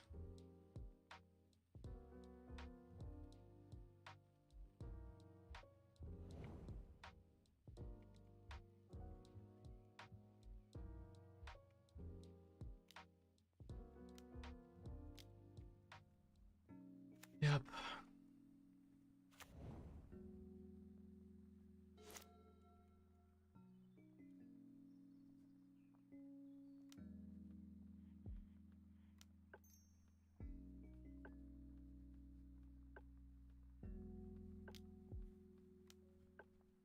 Oh, they actually play counter magic. Okay.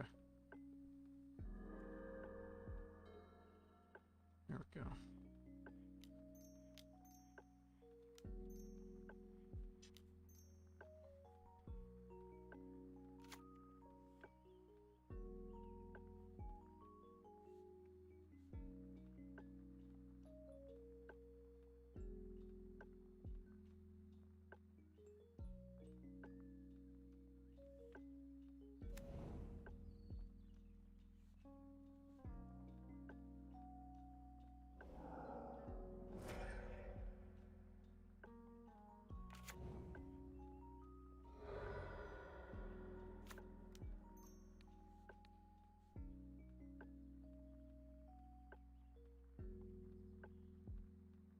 They're stuck on 2 lands, which is pretty good for me.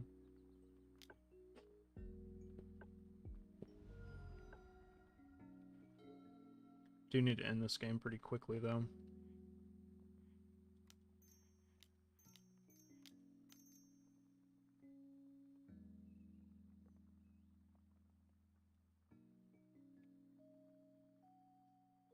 Yeah, I should have saw that coming.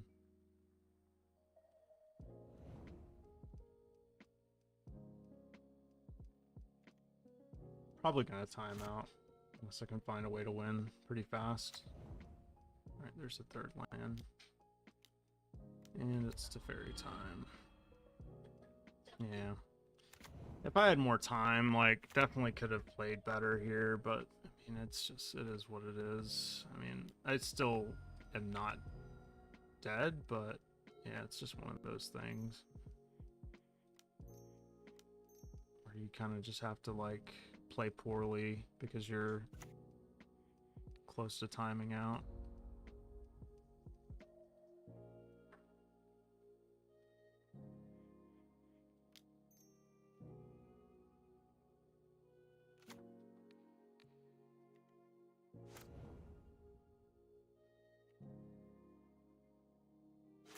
They did get stuck on 2 lands for a while. I probably should have been able to capitalize on that, but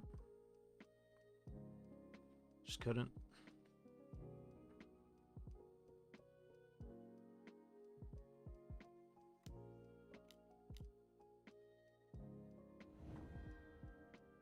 Mm-mm-mm-mm.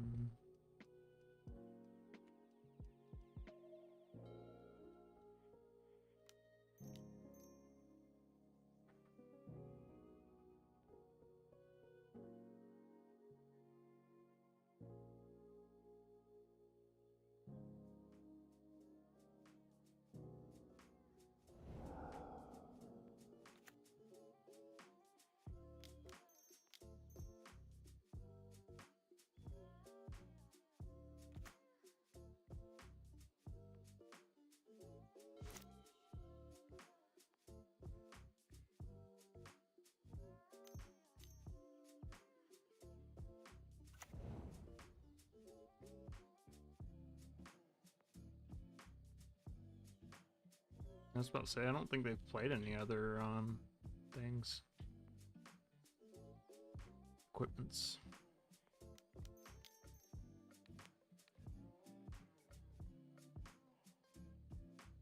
Oh, I almost did a bad thing.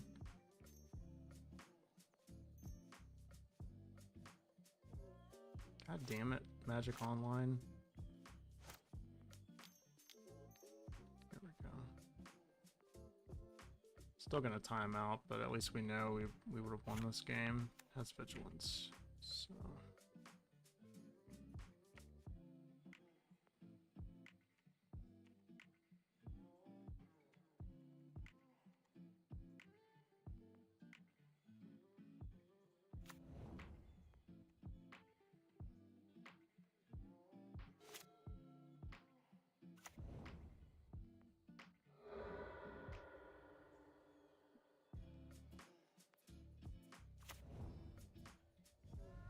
oh yeah, take more damage, please.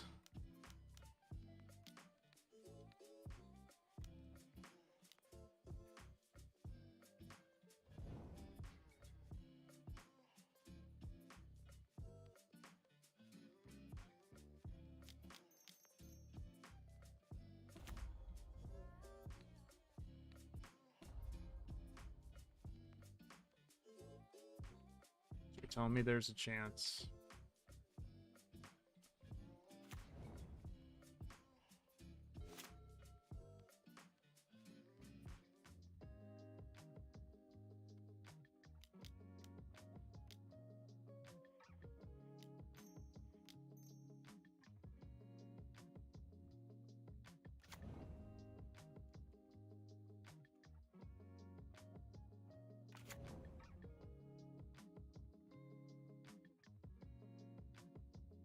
God, we would have won this game.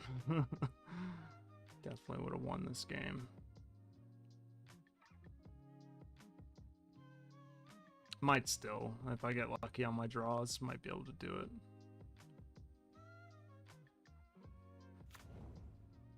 Okay. That's smart, actually.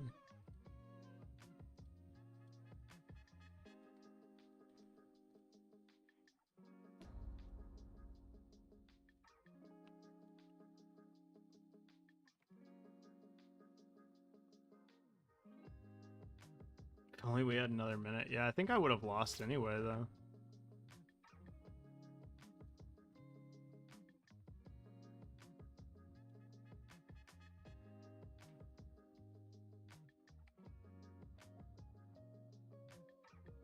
I probably should have just cycled dress down like on my turn, but then I'll leave myself open to like another Beldar Guardian.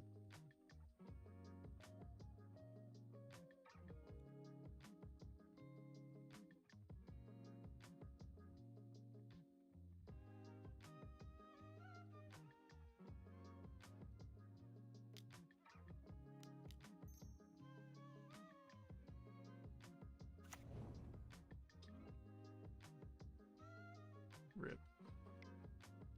Yeah, I had to play a little fast there, unfortunately. Fast and loose. Alright. So, let's go with Ryan's deck. Mana Traders, return. Alright, so let's give this deck back, and then let's check out the Betrayal deck.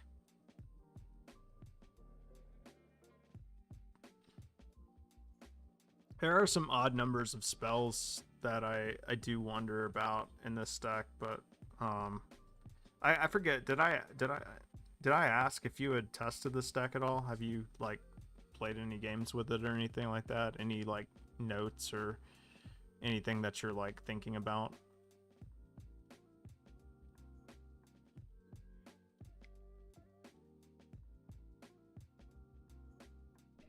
Let's pull it up here.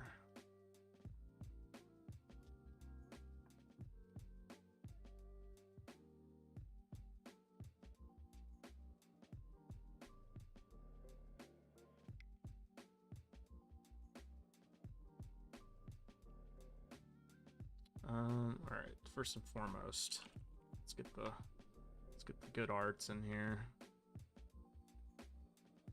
All right.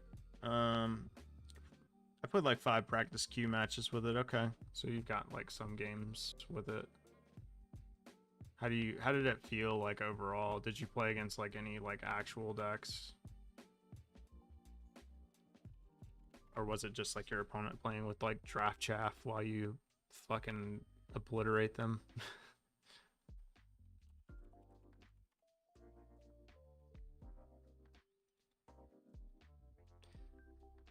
Let's change the oh yeah, we don't have to change the name of the stream. Okay, so we got our payoffs here,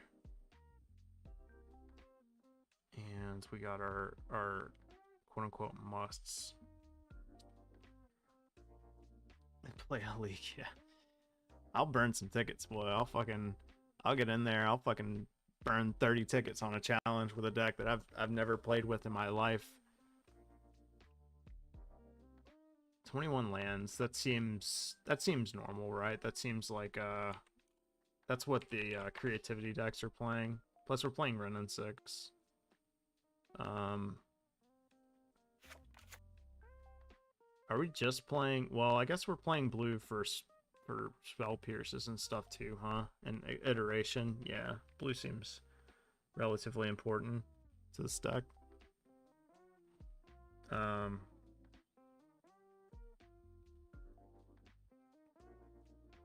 Like the Fables, Through the Breach seems fine.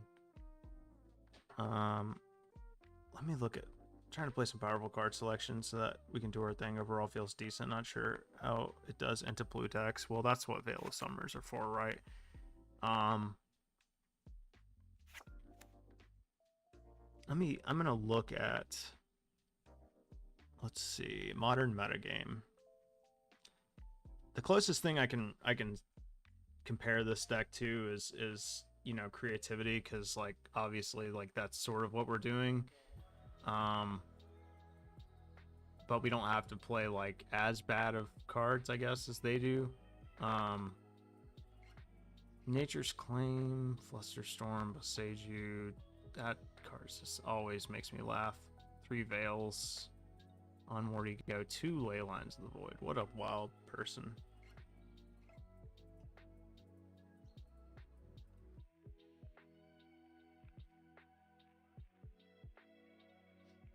What if we went go big mode? What do you feel about like some of these cards? Like I don't necessarily know if we need, like, is Spell Pierce better than Flusterstorm? And I do like some more Veil of Summer, like 3 Veil of Summers, because scam and shit. So maybe like a 3rd Veil.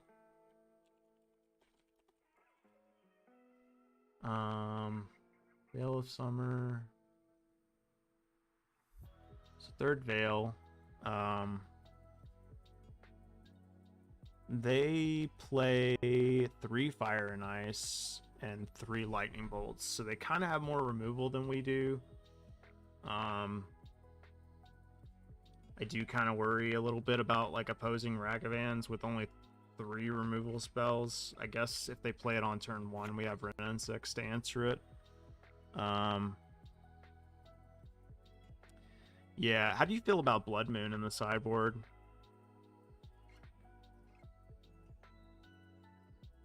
Maybe some ways to interact with Saga and other cheap artifacts. Cheap artifacts. I mean, there's always Brother's End or whatever it's called. But that's double red. Could be hard to cast. Or I think it's Brotherhood's End or something. There's also a Braid. That's true. Our Braid. Isn't a Braid just like better than Lightning Bolt in the sideboard? Yeah, Hidetsuga's pretty good. But that exiles our graveyard too, right? It's kind of bad for us.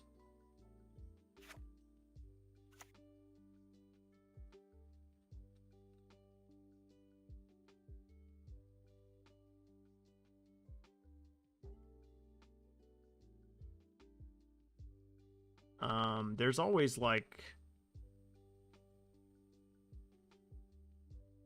I mean, we don't play that many green spells, so like, what do you call it? It's not gonna work.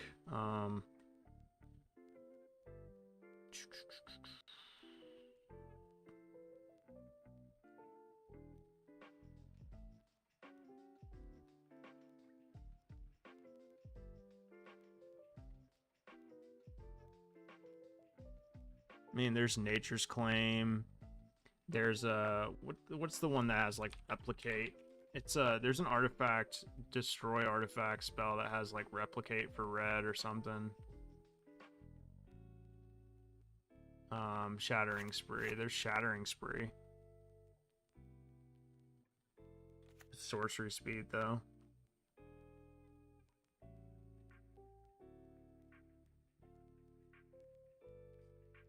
Destroy artifact.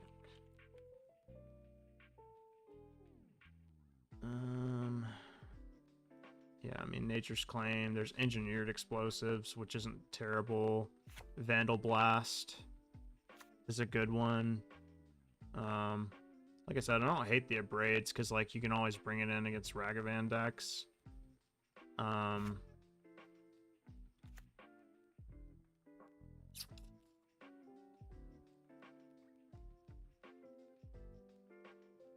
Play another Beseju maybe. I do like the sound of a few EE. Yeah, I don't hate engineered explosives. The cool thing is we get to play cards that if I'm thinking of like any draw to this deck, right? Like you do get to play like other artifacts and stuff like that, the Indomitable creativity decks don't get to play. So that's kind of cool. And we are 4 colors, so like engineered explosives, has like some merits.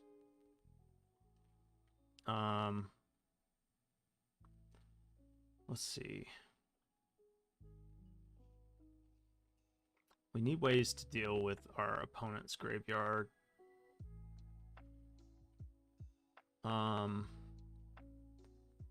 Like, do we want maybe like a couple of what do you call it? What's the artifact that exiles your opponent's graveyard and you can pay a black to draw a card? You know what I'm talking about, right?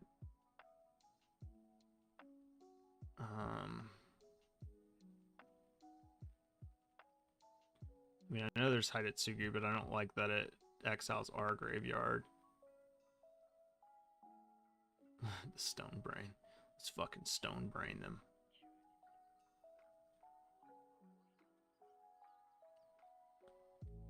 Jace Friend's Prodigy is pretty sweet. Like when they take out all their removal against you. Oh, how do you feel about Season Pyro? Like against Scam and like, I hate to say it, but you know what I'm gonna say. The grindy matchups. Play that green instant you were dunking on. I mean, we could also just play Surgical, but is Turn the Earth just better? Choose up to 3. Yeah, I mean, I like Surgical though because we're playing Thoughtseize, but I mean, I guess, yeah. There's also Leyline of the Void. And we can play like, I don't know. This card's just so goddamn bad, but I guess.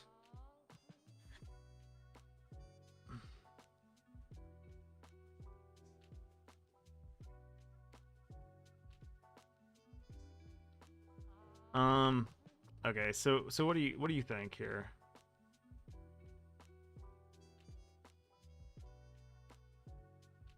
Is Tainted Indulgence? Well, I guess it is a way to discard cards. That's 4. Damn, that's fucking 11 discard outlets, but I guess it's necessary, right?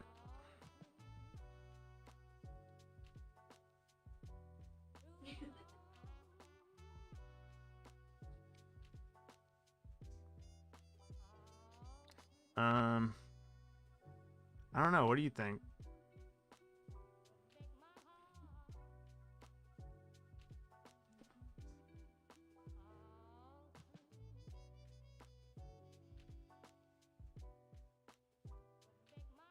Cut Spyro for another Turn the Earth and ship it.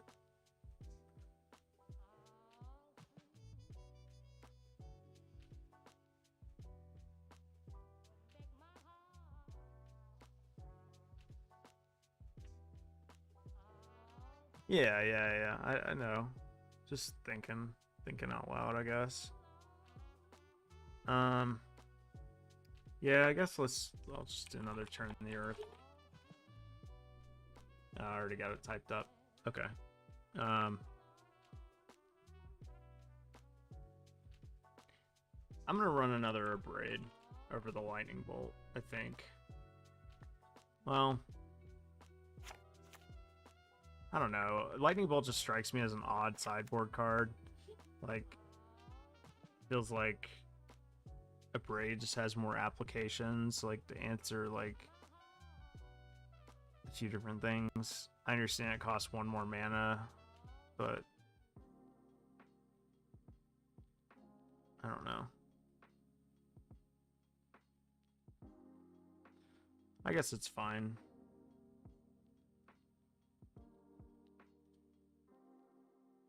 Let's go.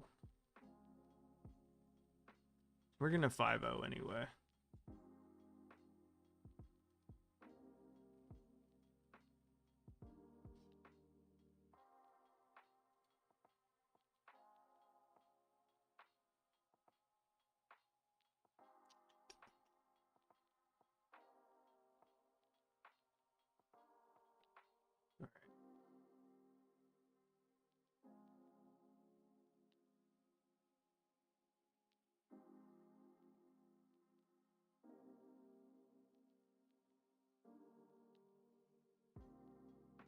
So we're getting the deck in here now. Modern has just gone too far with these decks.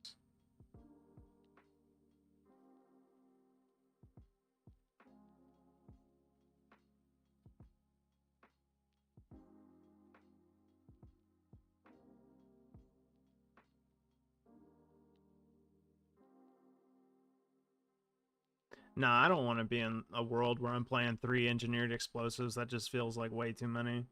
I understand, like, being on the draw, like, the reason why I kept it is because I was thinking, like, I guess, like, on the draw against a Ragavan deck, like, it's pretty good, because, like, if they sense that you're removal light, they might just slam a Ragavan on turn 1, and, like, then what do, you know?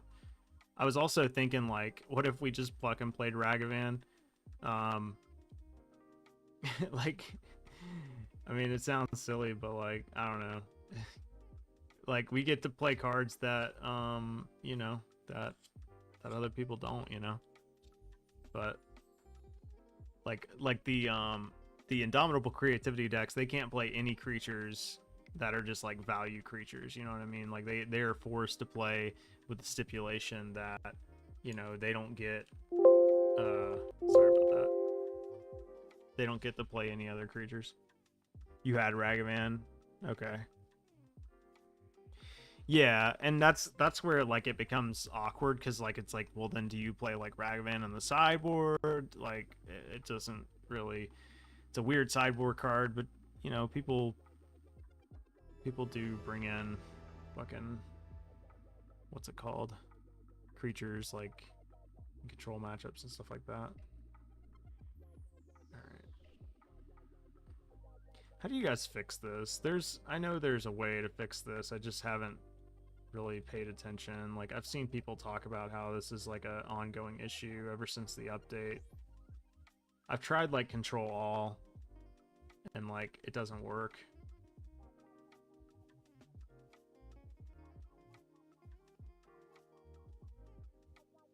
Oh yeah,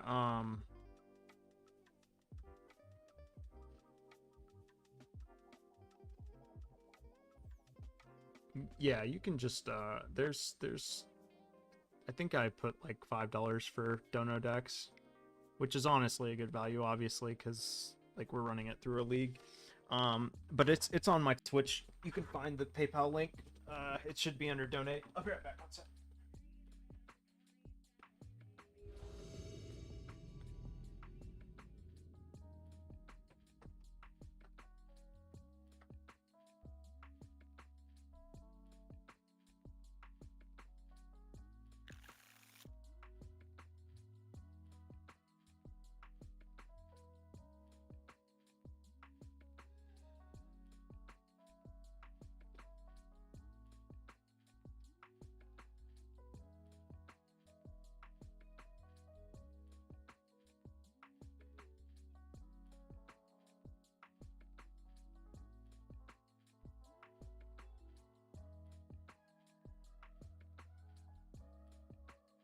Maybe. I'm pulling through a league really quick, so I'm not quite sure. All right, we are on the draw, and and we're only playing 21 lands. So we probably mulligan this, right? I mean, if we draw another land, we're in business, kind of, but what do you think? Do you risk it?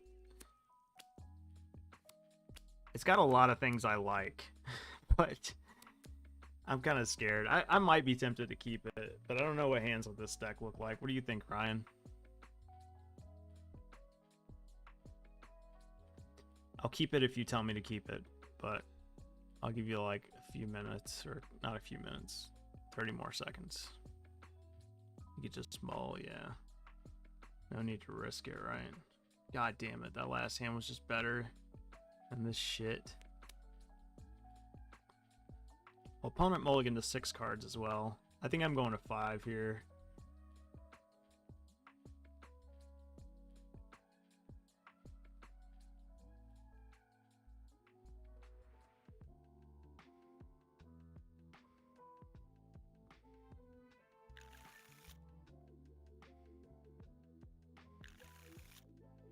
Okay. Keep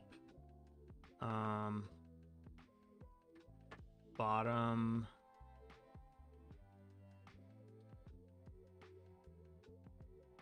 I think.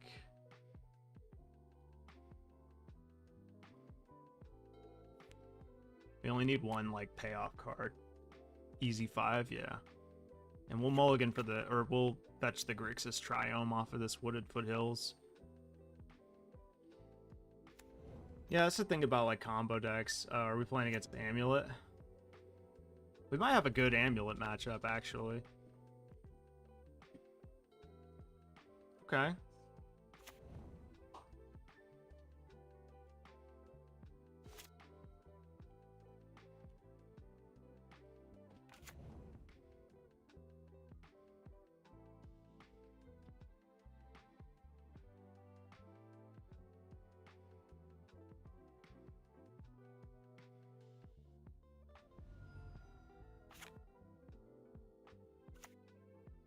All right, we'll get this. Okay.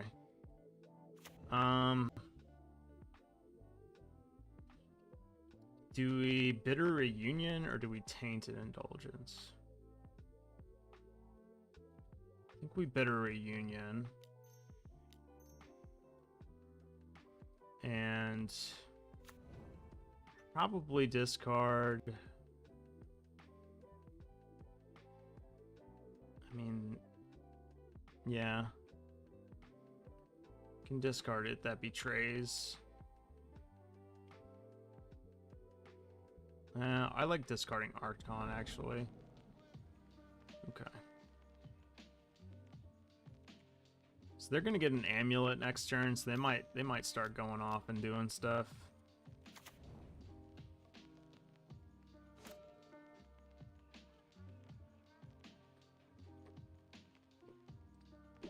They tap for mana. Yeah, now I'm more scared.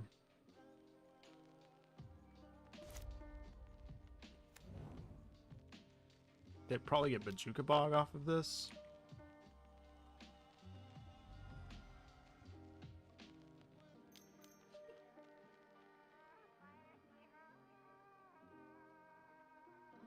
Yeah. Luckily for us, we have another payoff.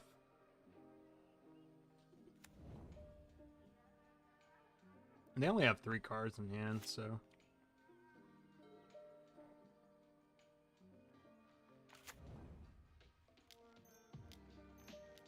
we get a lot of looks next turn, too. Which is pretty cool. Fable is being played in every goddamn format except for Vintage, I swear. I wouldn't even be surprised if, like, somebody played it in Vintage at this point. Oh, don't you fucking copy my Triome, you dirty bastard.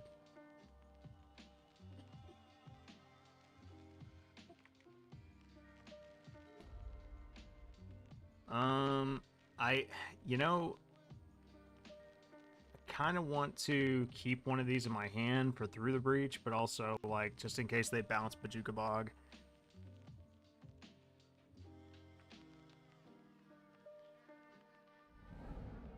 Damn.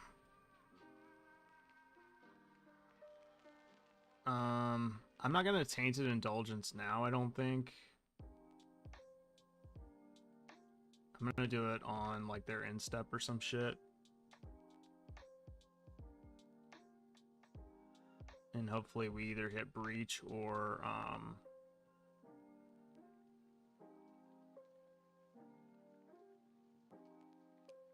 play this. You would do it. I mean, yeah, I just feel like I should do it on their instep.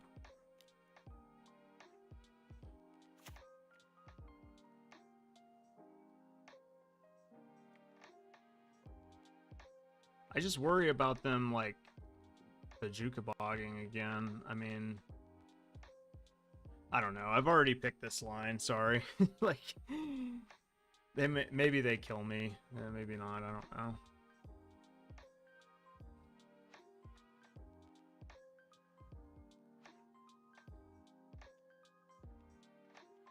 I feel like their hand is like relatively bad though.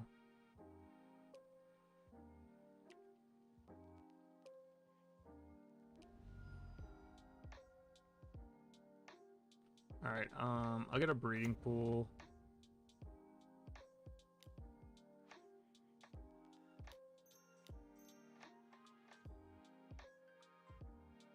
Discarded Blackcleave Cliffs. Jesus.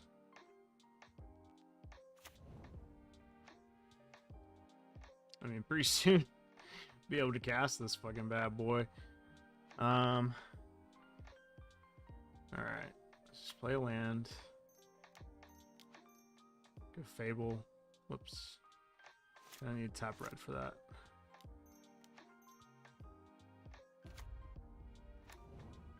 I mean, we could give our shit haste on their instep and like start like making Goblin Shaman tokens, but that's probably just worse than saving it for It That Betrays. Uh-oh. Okay. Yeah, you don't do anything. Don't you worry about...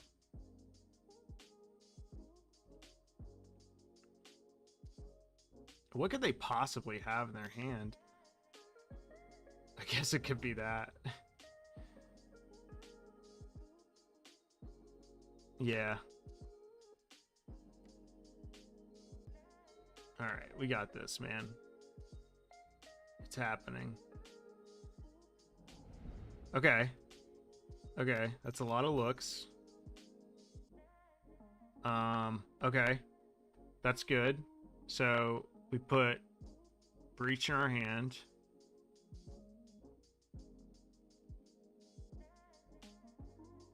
Bottom Wrenn 6 and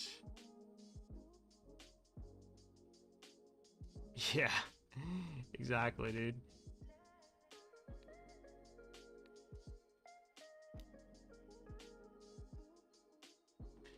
Let me play the land first, just in case.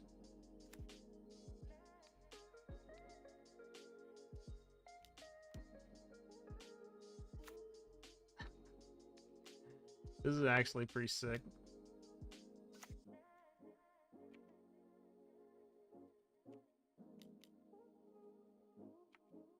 They're just gonna give us 2 Arboreal Grazers, but... Oh no! I forgot about sacking the Reunion. You're right, I should have did that. That was stupid. Fuck. I forgot the Reunion. I was so enamored with the fact that I've just gotten this card into play. Damn, we would have won. Fuck, I'm stupid.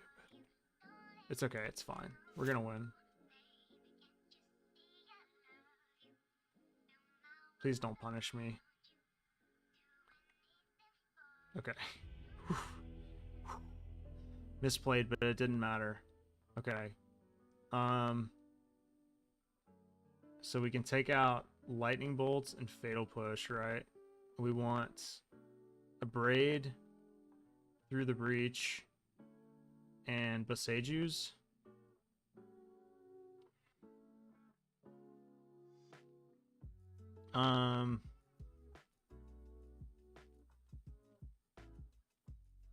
I don't know, like I don't bring in engineered explosives, I don't think, because it literally only answers amulet. So what do we take out for a Beseju?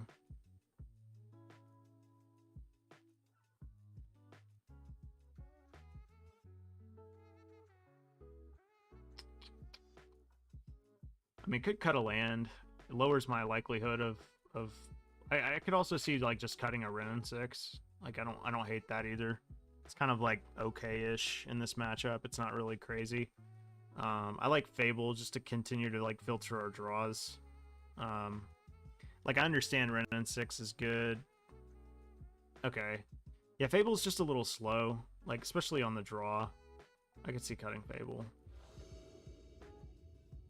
Yeah, I like Wrenn just for the Wrenn plus Beseju plan.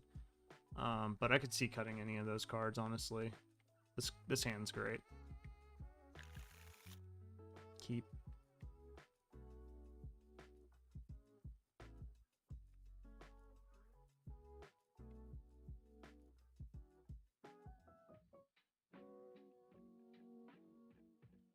I feel like our opponent is kind of learning Amulet too, unfortunately.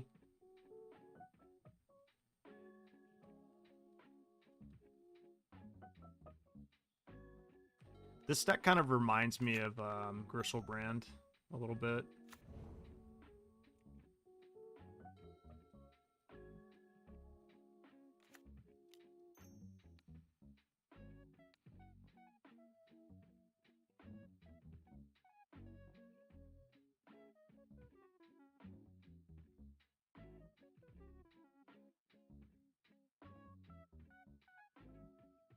You know what? I fucked up though. I should have played a I should have played a way to like cast Wrenn 6 next turn if I had it, but I feel like either way I'm casting Bitter Reunion. Okay. I guess we just take Asuzo, right?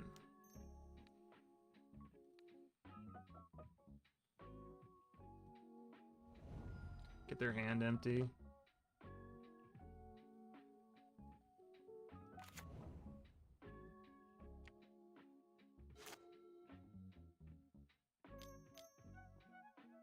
Oh, you motherfucker.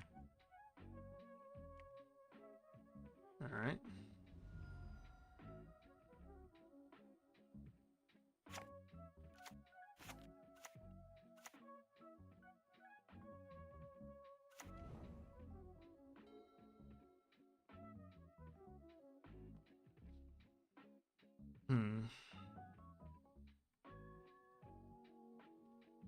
Preach time. Yeah, exactly, dude.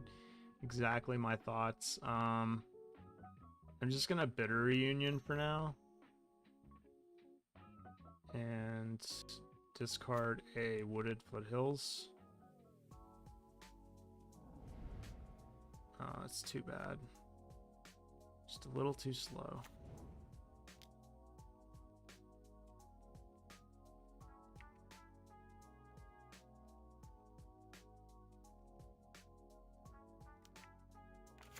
I mean, we do also play a braid, so you know, if we can abrade this.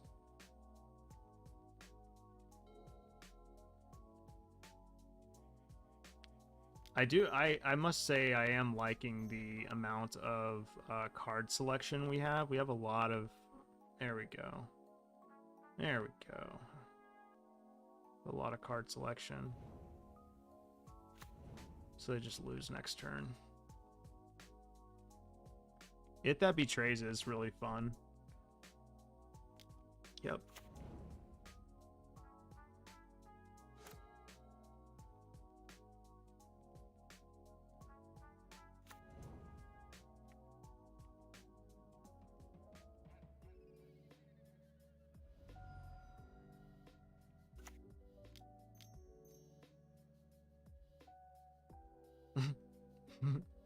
Get a backup in case we need it.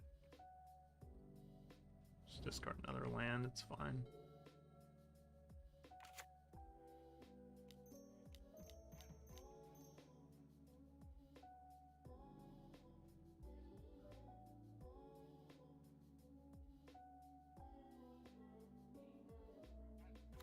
I do miss casting Through the Breach. It's a very fun card to cast.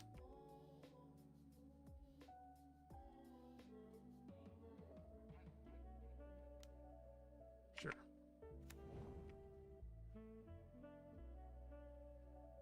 This is way more fun. Why did they sacrifice their hearse though? Because I gotta sacrifice this on my instep.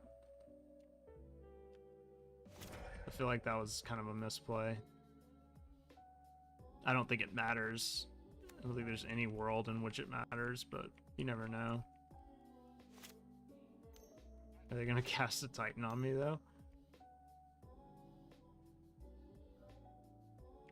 Oh, Dryad, sure. I mean, you definitely keep that in your hand, homie. But it doesn't matter.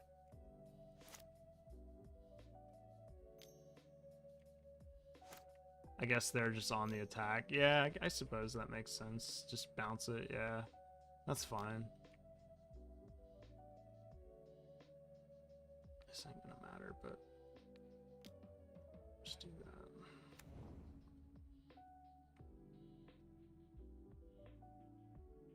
Yeah, they sacked the hearse. They thought we was done, but we wasn't.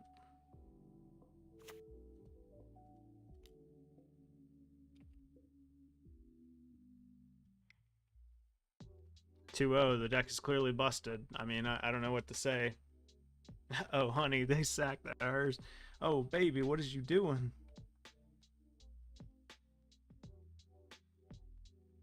What is you doing?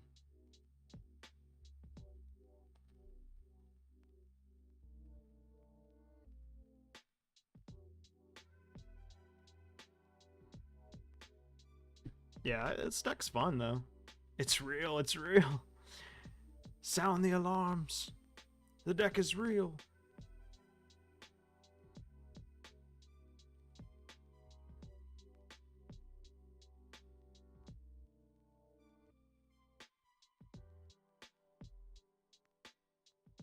I mean, you can pretty much like run hot with just about like any persist like graveyard type deck.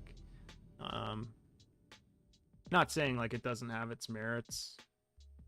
Man, another close one, but I guess we got a mulligan. We're on the draw, but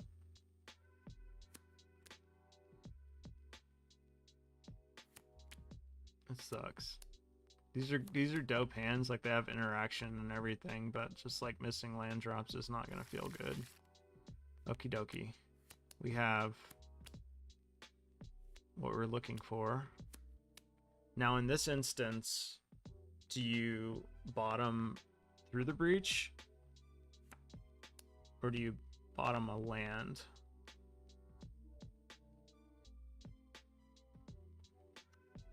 I'm kind of leaning towards bottoming Through the Breach. And like starting off on Blackcleave Thoughtseize. Yeah, I'm gonna do that. Yeah. So we want to kind of like naturally draw Breach. Godless Shrine. Who the fuck plays Godless Shrine?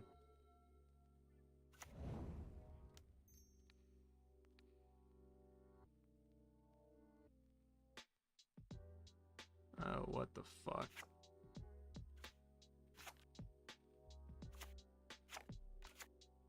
Torok. Vindicate. I think I'm more worried about Kaya's Guile.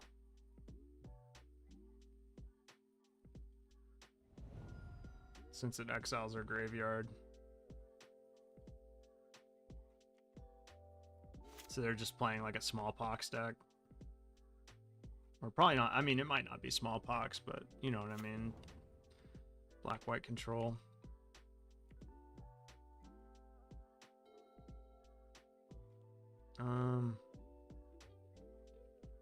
Just Bitter Reunion now, I think. Do we fetch and shock? Yeah, I like that. Breeding Pool. Bitter Reunion. Discard It That Betrays.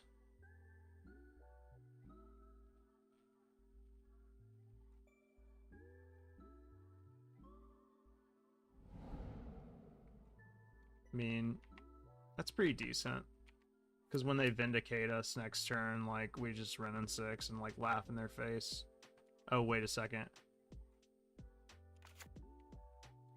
We don't have a stomping ground. God damn it. I'm stupid, dude.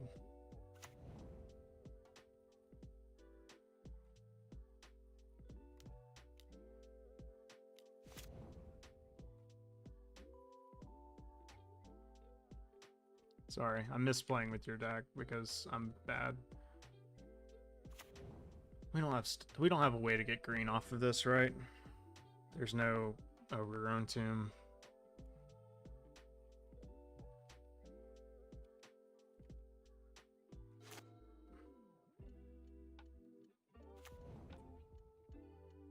So now they Turok us.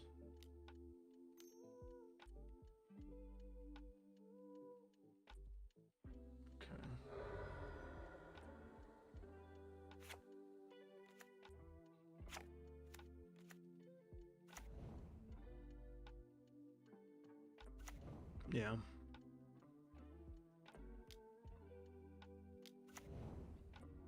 Damn, double Dothy Voidwalker.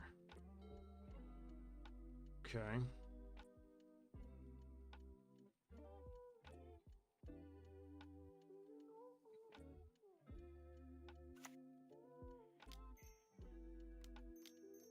I like playing Fable here personally. Gives us a lot more looks for persist. Potentially gets us to a point where we can reflection a It That Betrays. Yeah, I don't know. We'll see.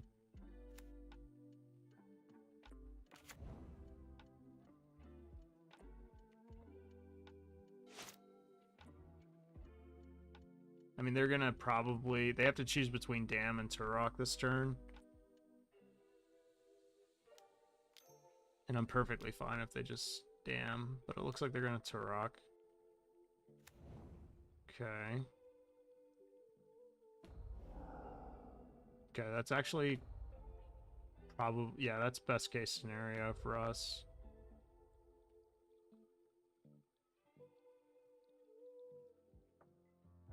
They are gonna start hitting me for a lot.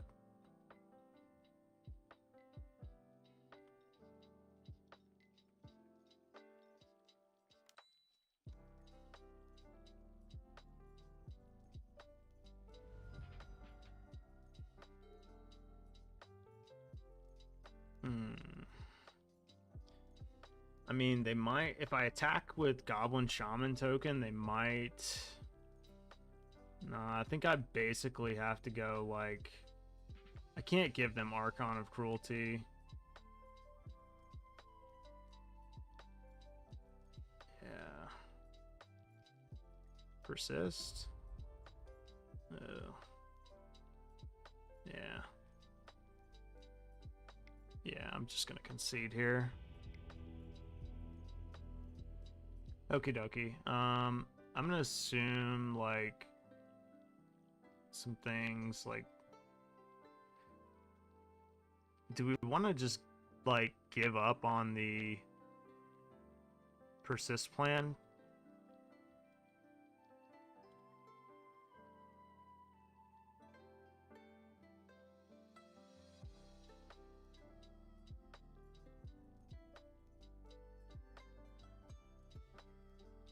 Or, like, do we just cut some of our discard outlets? Like, I mean, I guess I could cut Thoughtseize. I don't hate cutting Thoughtseize here. And just, like, play reactively, like Veil of Summer. I obviously don't know what the fuck our opponent is going to play. Like, they could play Unlicensed Earth, they could play anything. I kind of like cutting Thoughtseizes. Bringing in the Veils, because obviously they're going to try to Thoughtseize, Vindicate me, that sort of thing. Yeah, we can bring in a Braid and Lightning Bolt. Cut like Bitter Reunions.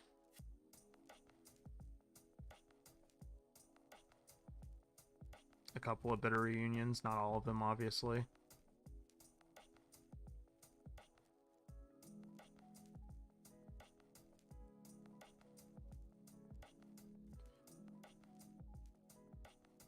Trim, Persist, and Indulge, and ship. Done. I mean, we do have eight enablers to get our creatures into play, so yeah, I'll keep this.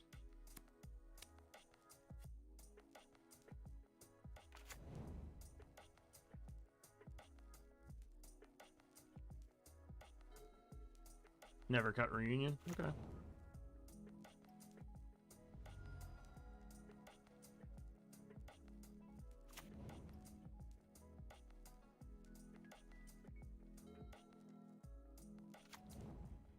Sand actually looks pretty good. Like, it's pretty grindy.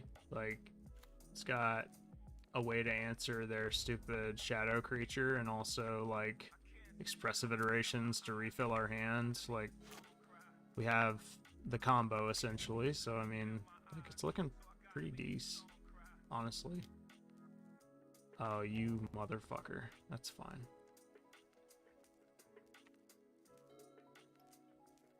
Alright. Blue-red. Expressive iteration.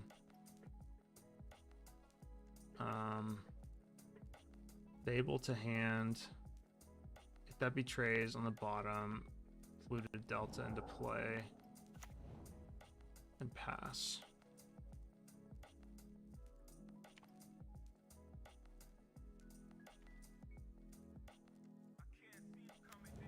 Maybe our opponent will be nice and play a Liliana of the Veil.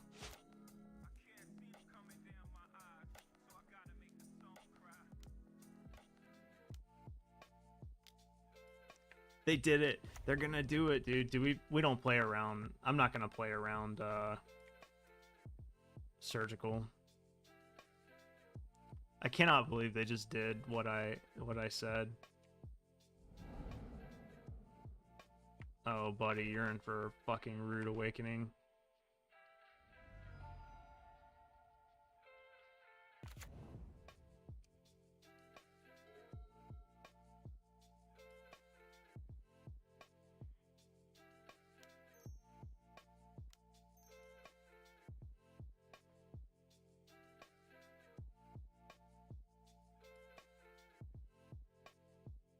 And bottom exile.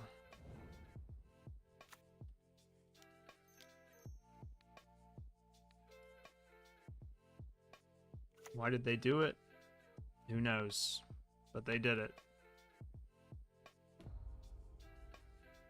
They just really wanted to get their fucking lingering souls in the graveyard, I guess. Sick value.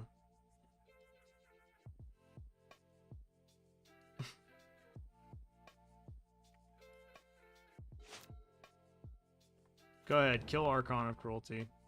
I don't care.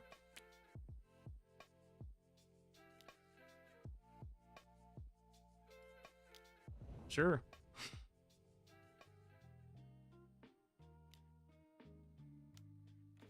Yeah, alright.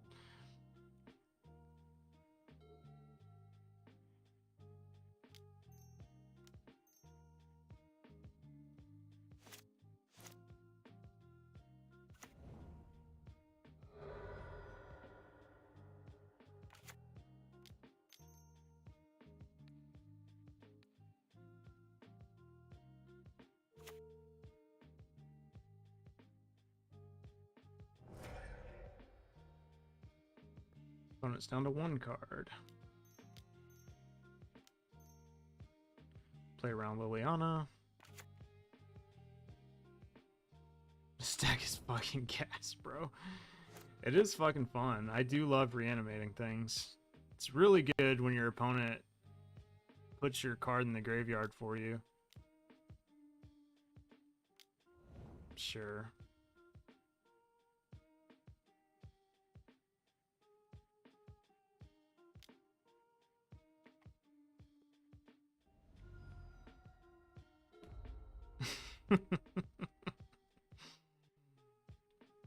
I mean, I have everything I want. They're dead anyway. It doesn't fucking matter.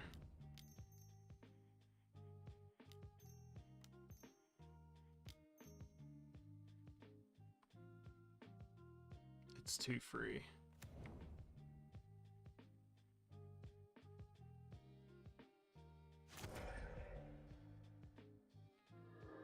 Very cool Lingering Souls, bro.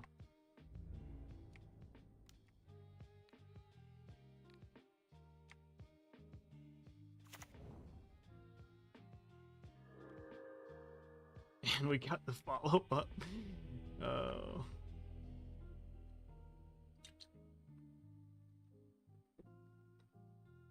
You think they're gonna do that with Liliana again? Probably not. Would you change anything? I mean, I kind of like how we had it. We had like an adequate amount of removal for their dudes. Like, I don't really care about Lingering Souls at all. Like, not even in the slightest. I mean, it does make It That Betrays like slightly worse.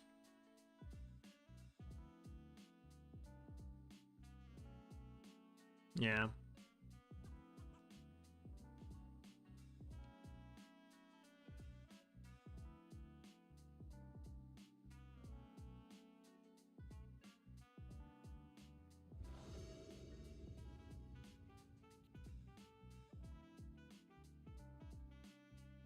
Yeah, I mean, this hand's like a tiny bit awkward, but I think it's okay.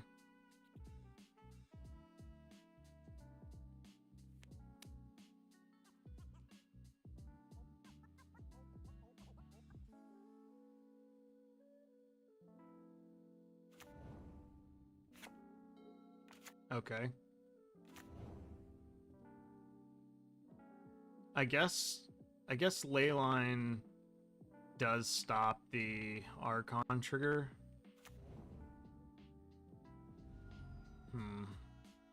That's annoying.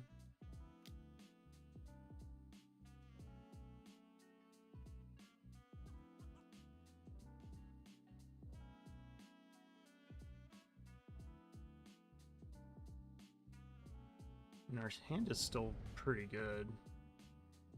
It took Veil of Summer, which leads me to believe that they have another Annihilator. Does Annihilator get around Leyline?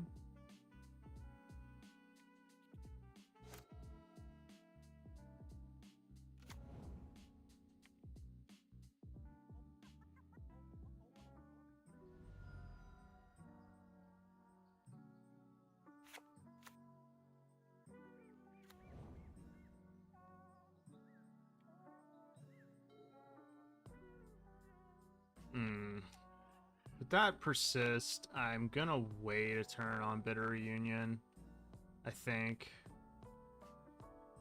What would you do here? I think I'm supposed to wait a turn. I could also Expressive Iteration this turn and potentially like put a payoff into my hand.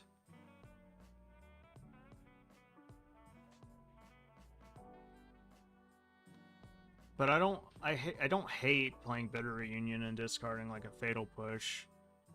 The thing is, our opponent only has 3 cards in their hand.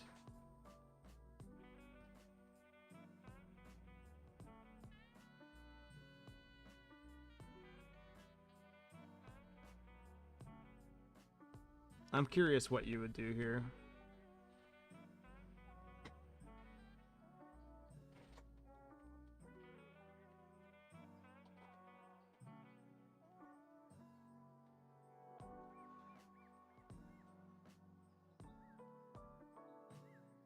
I think I'm just supposed to play it slow. Like, I feel like I'm just supposed to, like, Expressive Iteration next turn or something.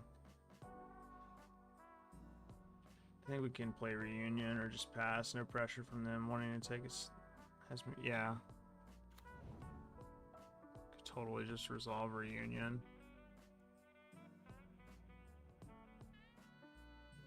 Yeah.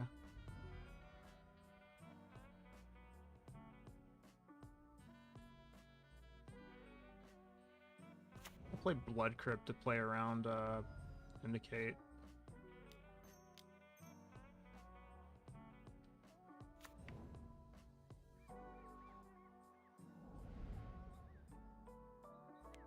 Alright, well we weren't gonna get anywhere like pretty fast there anyway, so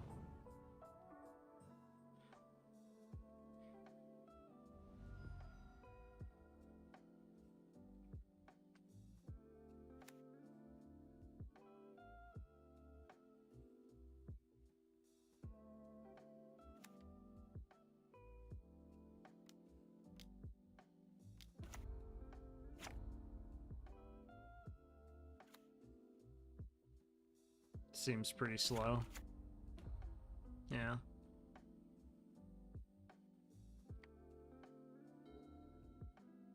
Okay, we're building.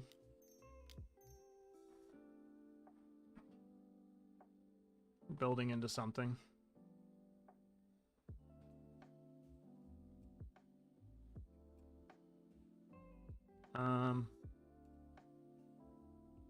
Do we lightning bolt the Kaya or do we take Veil of Summer? I like Veil of Summer because I like it against Turok.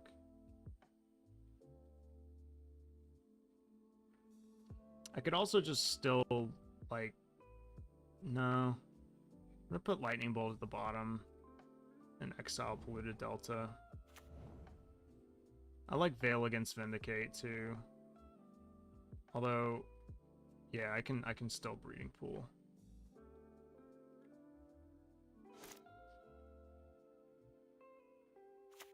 And Kaya's not really that big of a deal. Go ahead, fucking Turok me. Yep. I dare you to cast Turok, dude. Fucking. Okay, that's fine too.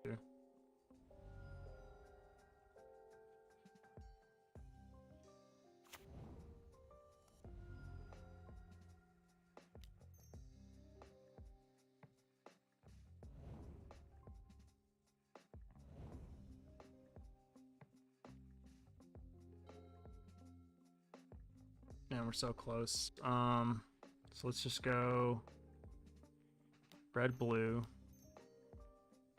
expressive iteration. Take Tainted Indulgence, bottom Bitter Reunion, play Swamp, and then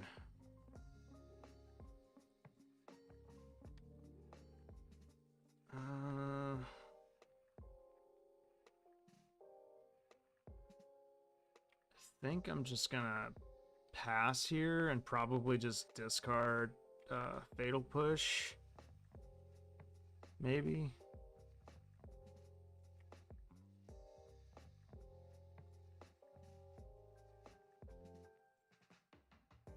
Could also just discard a land, but part of me wants to play around. Yeah, I'll discard Fatal Push.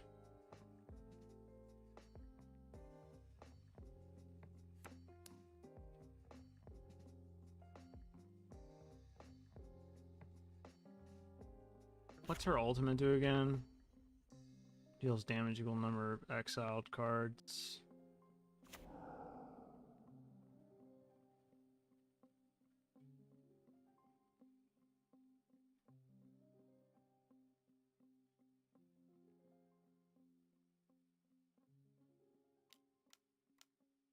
Vindicate, yeah. You should have vindicated first, but obviously, like, they have no way of knowing what shenanigans we're up to. Yeah, I guess we just discard Archon.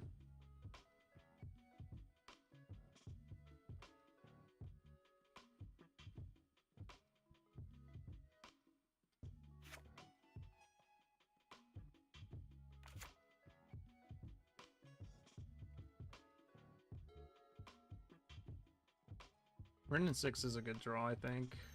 Just play Wrenn and 6. We didn't. I guess we didn't. We could have just attacked. Yeah, but it's fine. Get Xander's Lounge back. I mean, they don't have much going on. Do we still gain the life? That would be kind of nice if we did. We don't. Sag.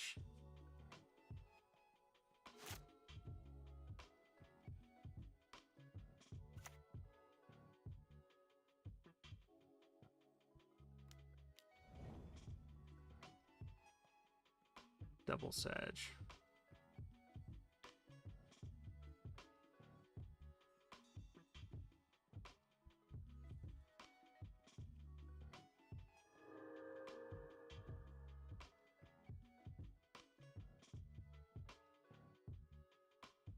Drawing no cards. Round 6 isn't what I needed.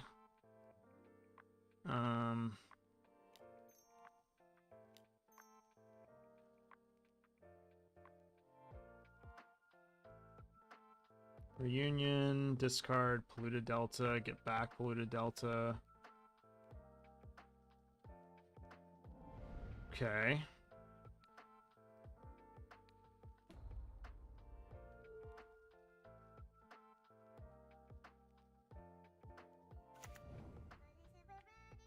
That's good.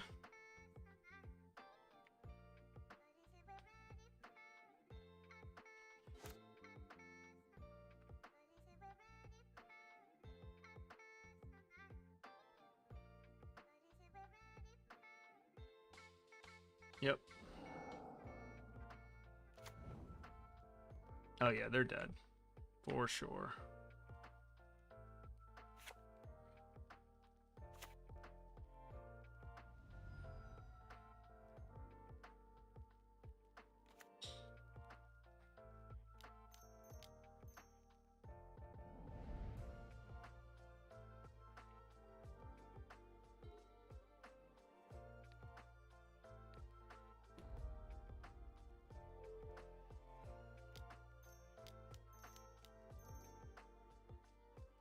Yeah, for sure. I don't think they can win if we just kill the Kaya.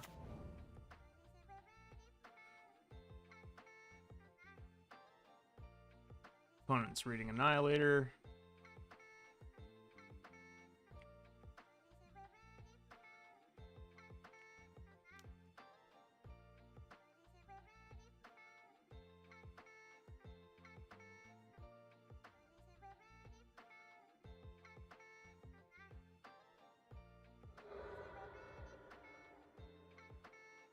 Give me those lands.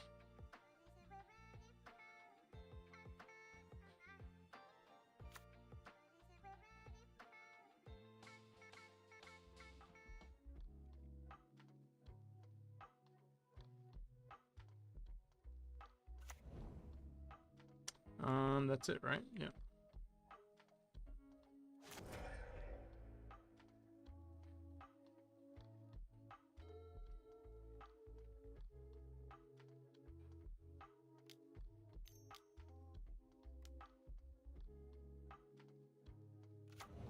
Okay. Sure. Oh, it's that easy. It's just that easy.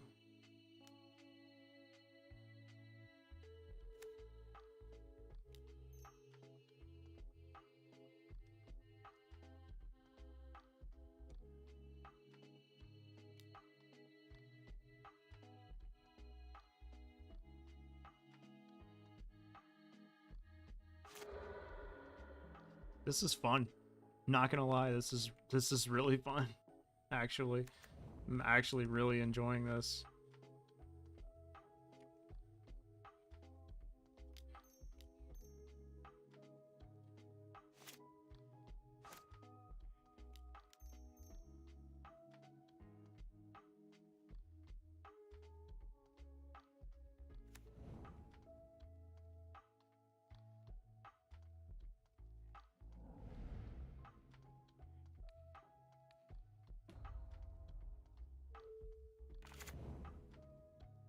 Can we cast It That Betrays yet? We're pretty close.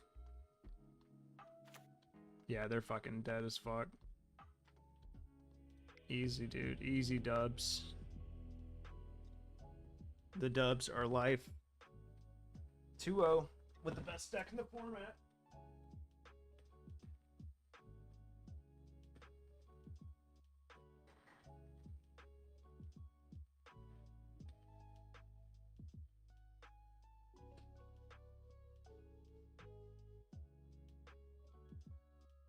Turns out, you just play Persist and good creatures, there is a chance that you may just win all of your games.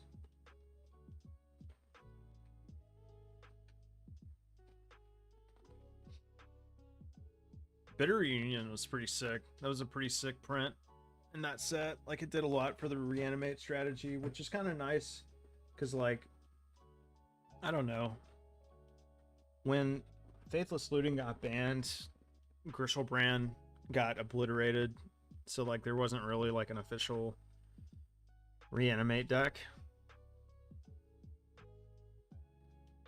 I am curious how we fare against a deck with like permission spells though. I gotta imagine like 3 Veils and 3 Spell Pierces though is pretty fucking solid.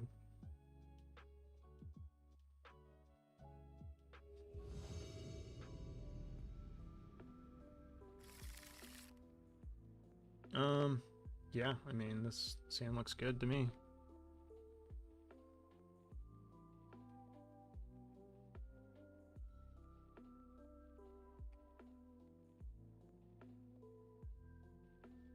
We get ourselves a Persist, we'll have a turn 3 It That Betrays, which would be pretty sick.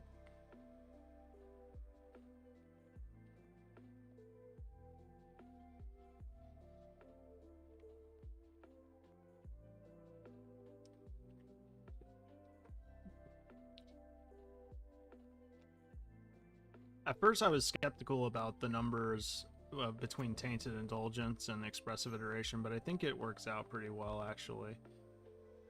I don't like them having any of this shit, but like Ragavan is like the biggest threat to me.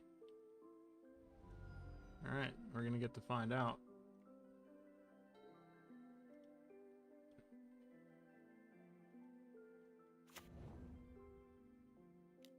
Alright, give me a Wrenn 6. Just absolutely punish them.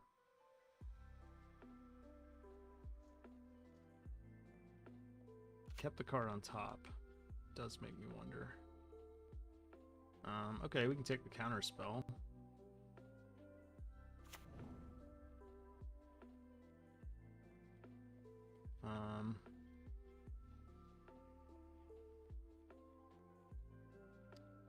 Or we could just Tainted Indulgence, although I guess we probably should have done so before.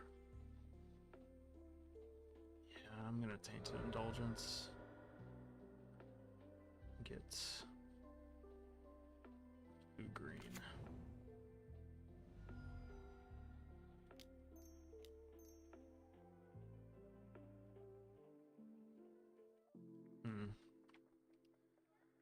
Now what?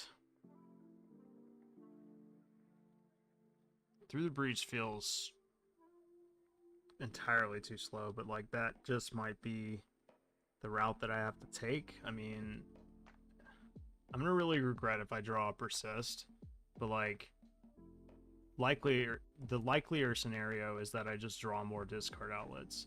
So I think taking or discarding like a Polluted Delta, or probably Mountain actually is the better choice. So yeah, let's just discard a Mountain here.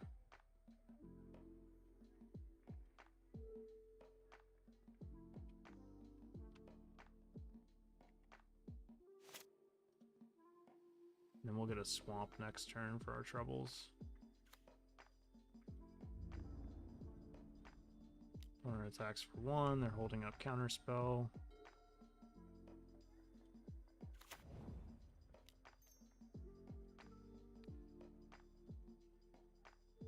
thought seize them.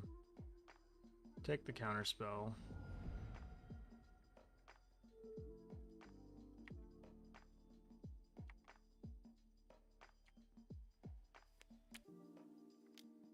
I'm a little worried. I mean, they are presenting like a pretty fast clock.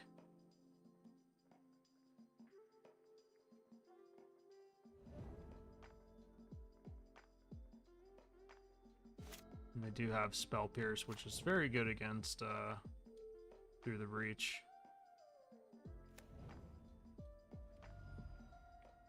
Which they, of course, just drew a couple turns ago.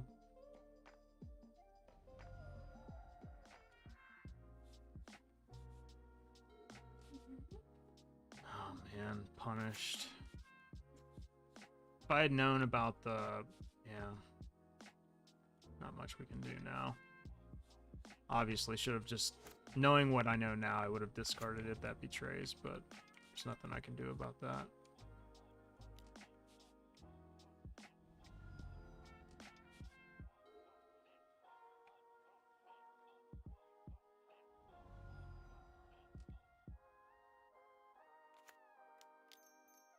Of course, we know our opponent has Spell Pierce.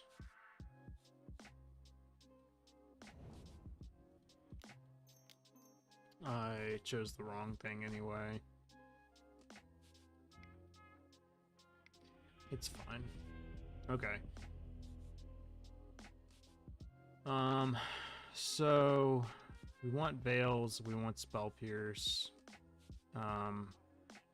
Thoughtseize is obviously good. Abrade, Lightning Bolt. I think like cutting, we're just basically trimming at this point.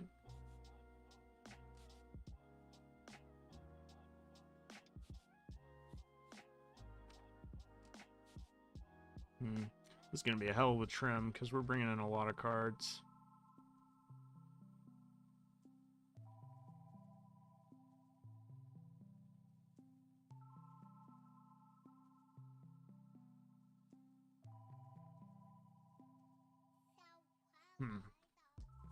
This is tough. Part of me feels like I'm kind of overboarding a little bit. But I'm not quite sure. This might be one of those matchups where like I just completely cut Tainted Indulgence. Like this is probably like what I'm thinking. That's 3. We would need to cut 3 more cards.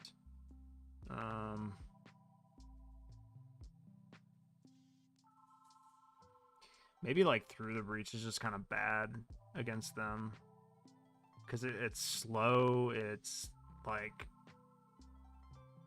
It's very slow. So maybe we just keep in all 4 persists and like... try to get there that way. I like Breach because of like Blood Moon and stuff though. It's tough to say, man.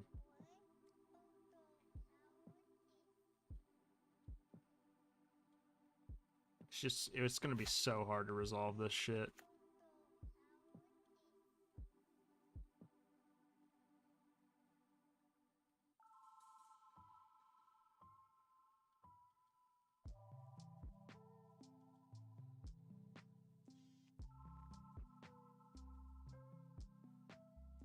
I don't really know what to do. I'm just guessing at this point.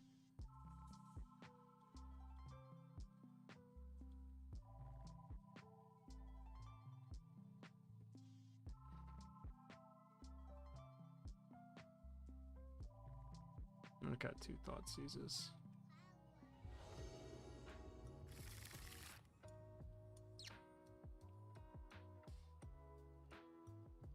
That's better. Keep. We don't need 2 Wrenn and 6s. Done.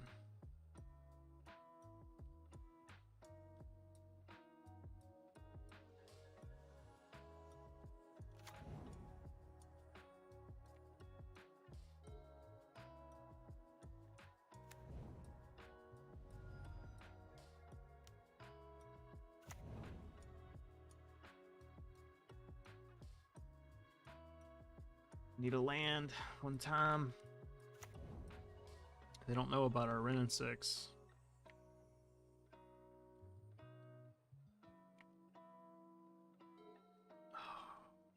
It's fine.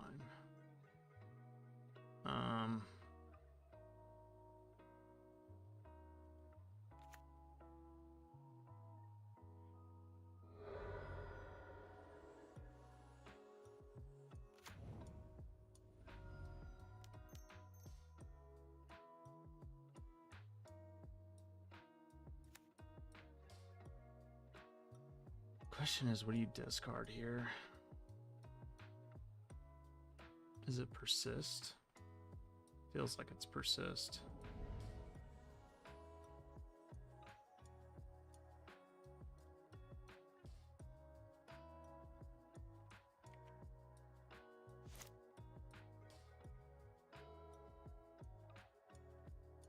Yeah, this was a tough match to sideboard for. I don't know. Maybe like Veil of Summers don't come in.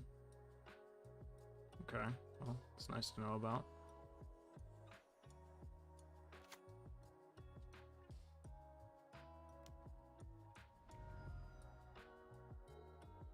Hmm.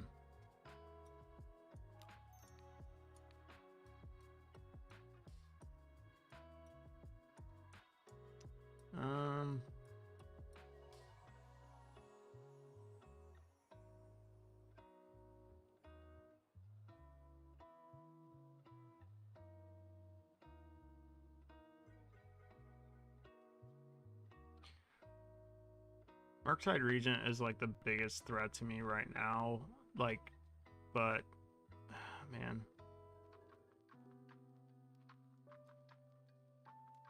They're gonna consider next turn. I think I actually take consider. As odd as it may sound.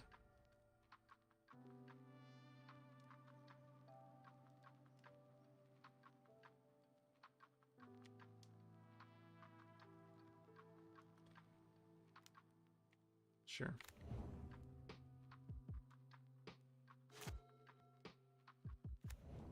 Damn.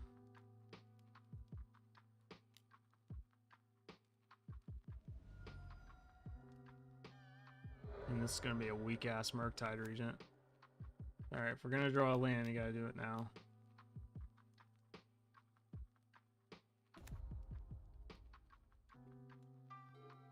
Fuck, man.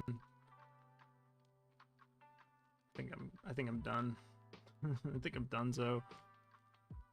So it's just a bad sequence of draws. Yeah, I think the Veil of Summers don't come in this matchup. It can't be.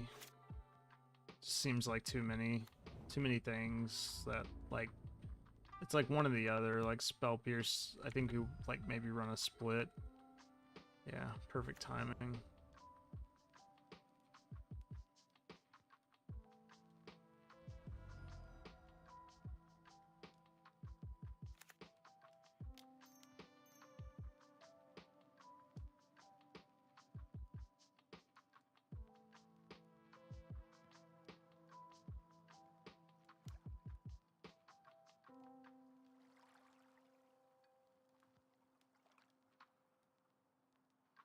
Yep.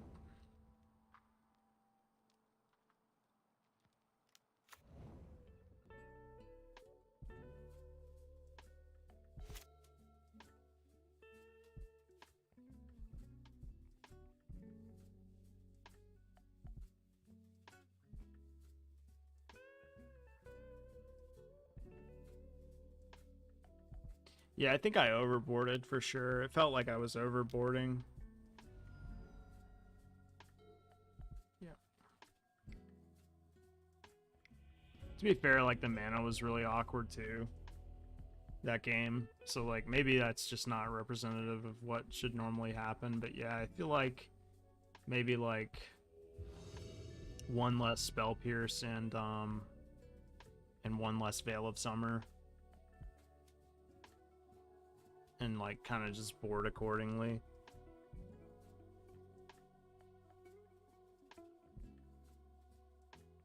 Because Thoughtseizes kind of cover like one avenue.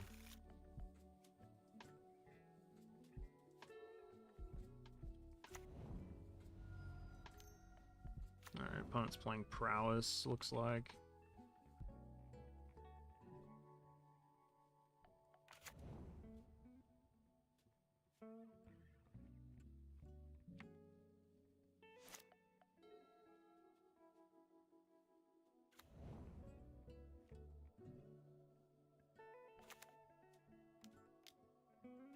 Okay.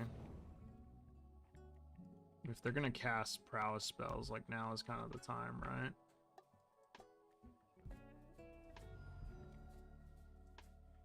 And maybe not. Maybe they do, like, hang on to them.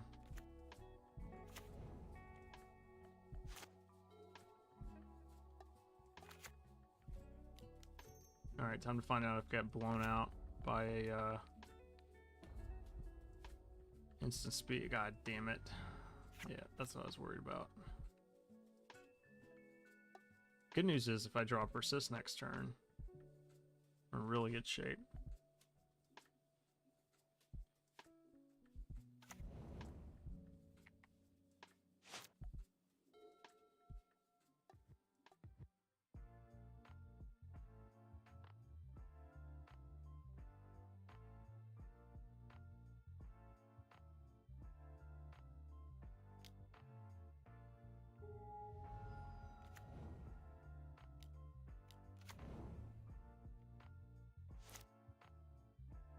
Okay.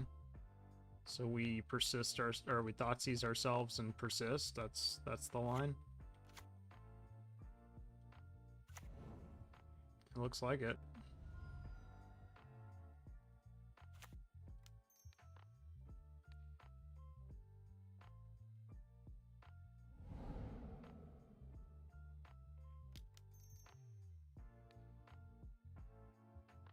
All right.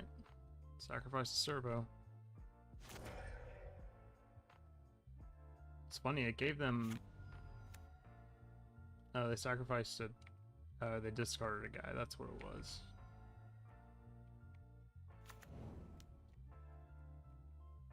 Let's see if they play Unholy Heat.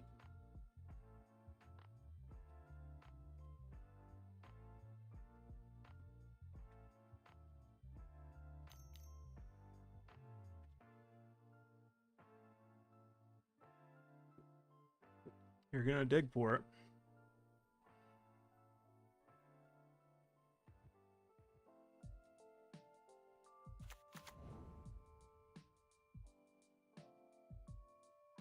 Okay, they're gonna lob a dart in the yard.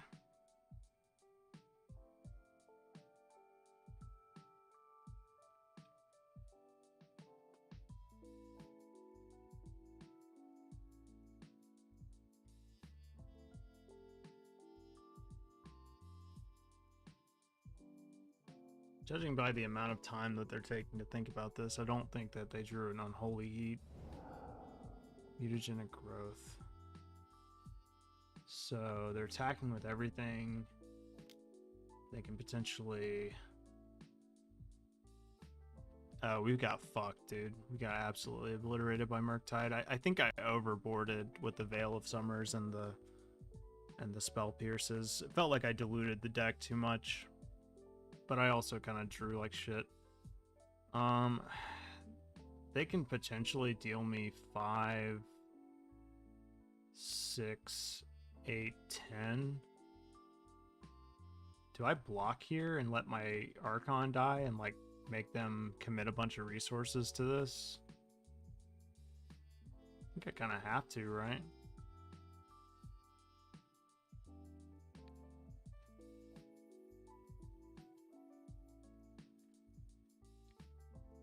And then try to draw into another persist.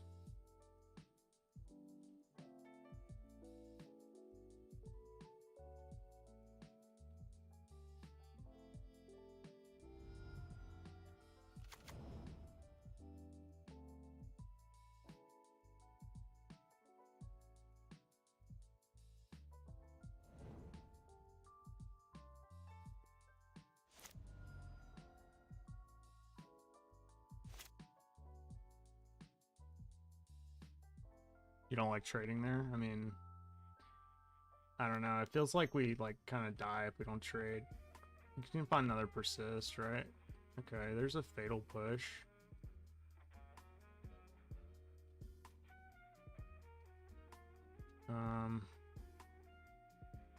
I don't think I want Thoughtseize in my hand. I'll put It That Betrays in my hand.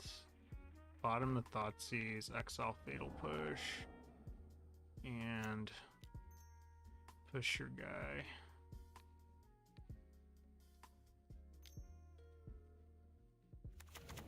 Ouch. Yeah. That's lame. Alright. Definitely bringing in the stuff. Taking out the Thoughtseizes.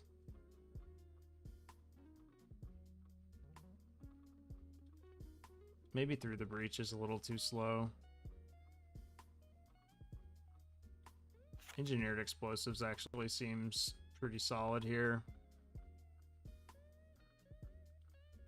I could see cutting Fables, maybe bringing in Spell Pierces. Like some number of Spell Pierces. Turn the Earth, seems great. Yeah, I mean it does gain us life and stuff.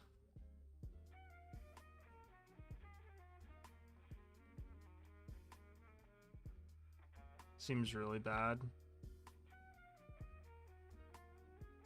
Yeah, if they get to keep their dude that makes stuff, it seems bad. I mean, I guess we could cut him. I mean, we only have 4 targets, but yeah, we'll find it, right?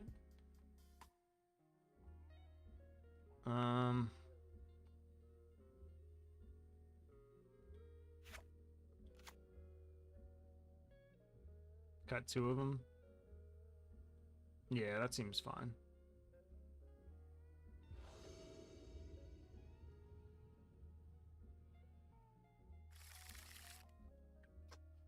So close. Mulligan. This looks like the hand that I kept against. I'll keep it, I guess. Bottom of Breach.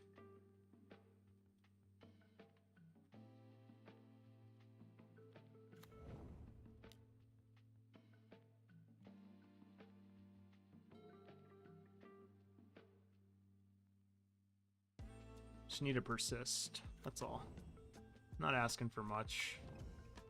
Just to persist.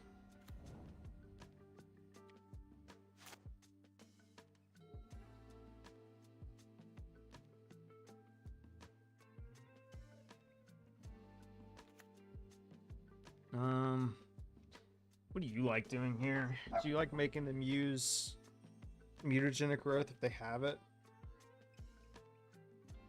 We could also just wait for them to play an Iconoclast, potentially. Or we could just Bitter Reunion. I think I just Bitter Reunion this turn, actually. Just make sure I hit my land drops and shit. Okay. We did not do that last part, but we have Fatal Push now, which is cool. Yeah, I agree with you. Fortunately, the deck did not agree. Okay. Prowess triggers, sure.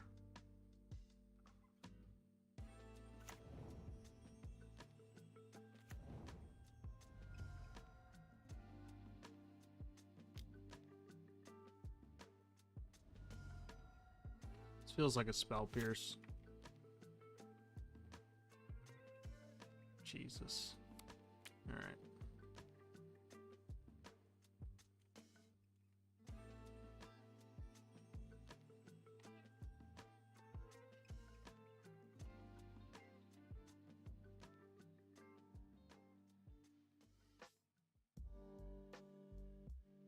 I mean,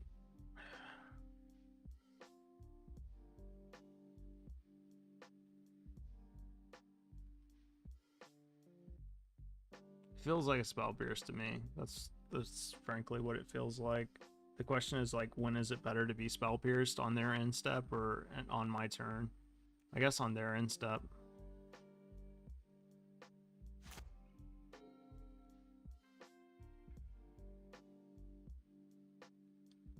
This also kind of plays better around Iconoclast.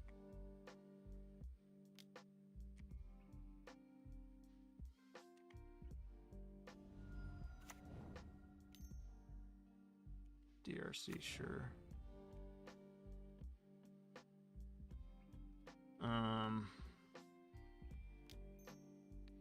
Both the DRC, I guess.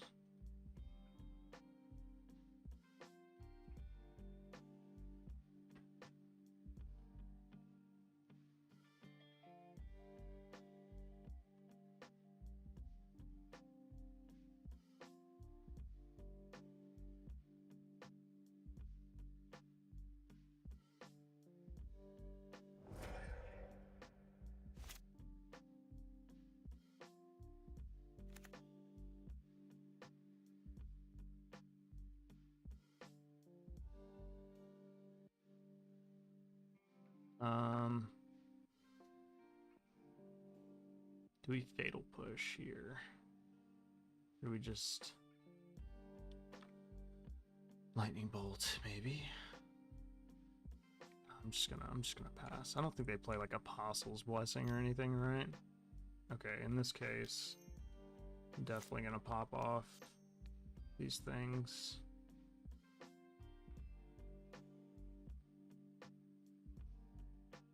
Mutagenic growth. Sure.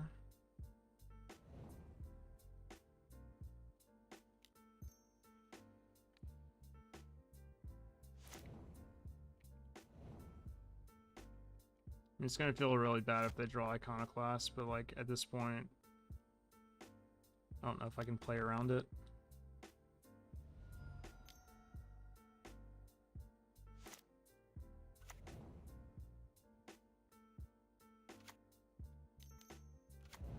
Yeah.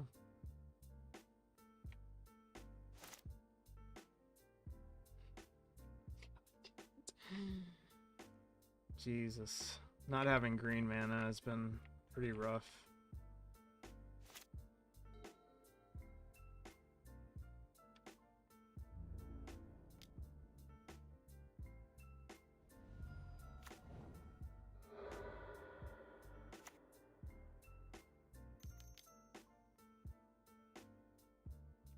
Yeah, they're reading Spell Pierce like pretty hard here.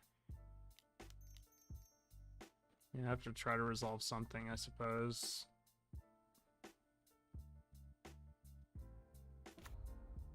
Okay. Well, I'm thankful for that, at least.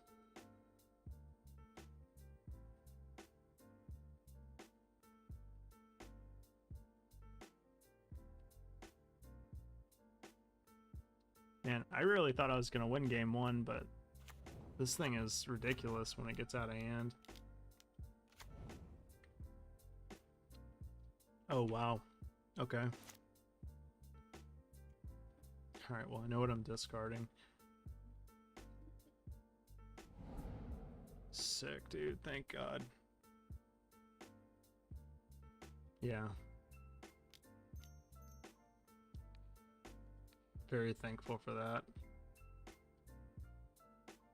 Okay, thank God.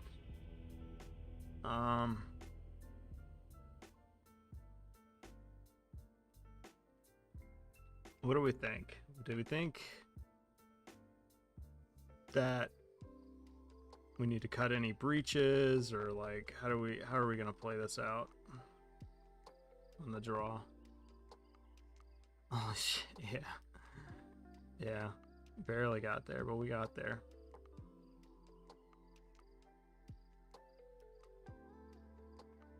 I was surprised. I could have sworn they were gonna spell pierce me or something. We could just keep it the same, honestly.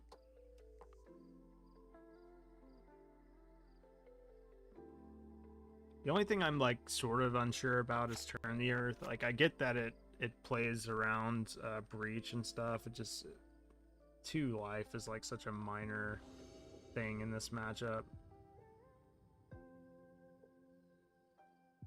Alright, this hand is pretty damn good.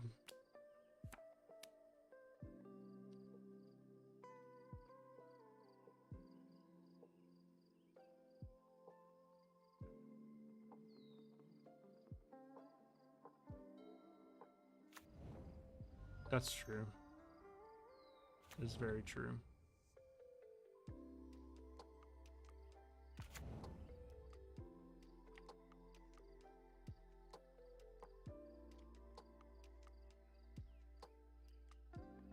Do you play engineered explosives on 1 here?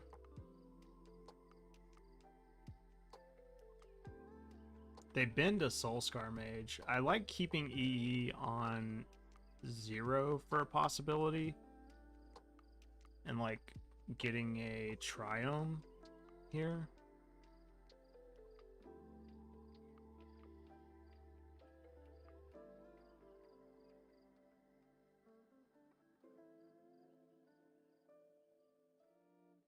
What do you think?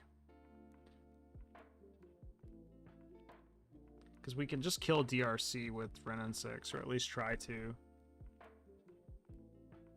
We've got plenty of land, so if they kill Wrenn, I'm kind of like whatever about it.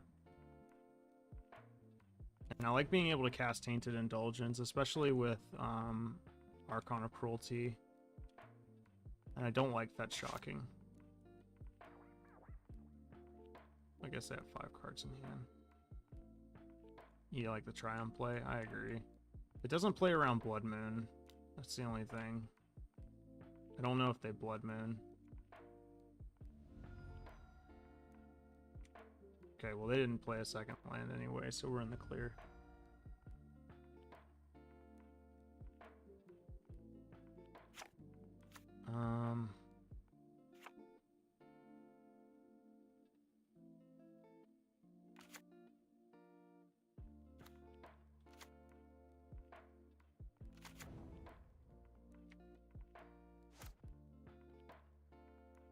Oh, we got a backup anyway.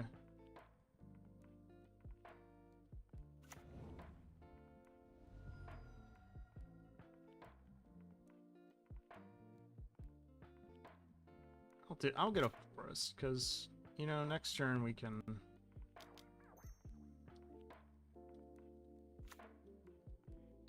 We can fix up our mana a little bit better.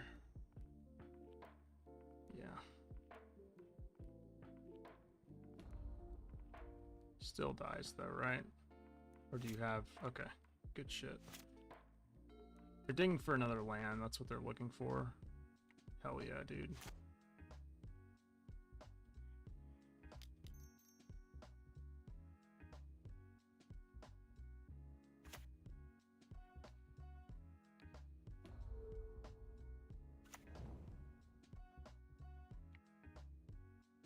I think we're gonna win this game on the merits of just having lands, and they don't. Wrenn 6 is a good Magic card.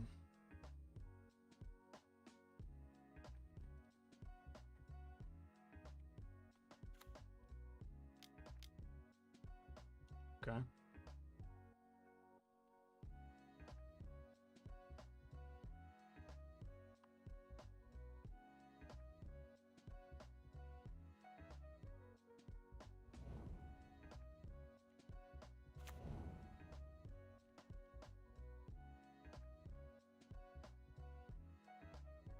Do we play around Blood Moon?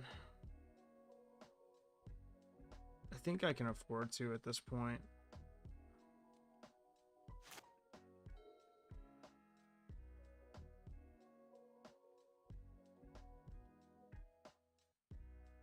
Very aggressive, yeah, for sure. Do we dig, or do we just wait? I mean, they're not really pressuring me right now, so I feel like just waiting is fine. And that way we can also just dig for a Through the Breach.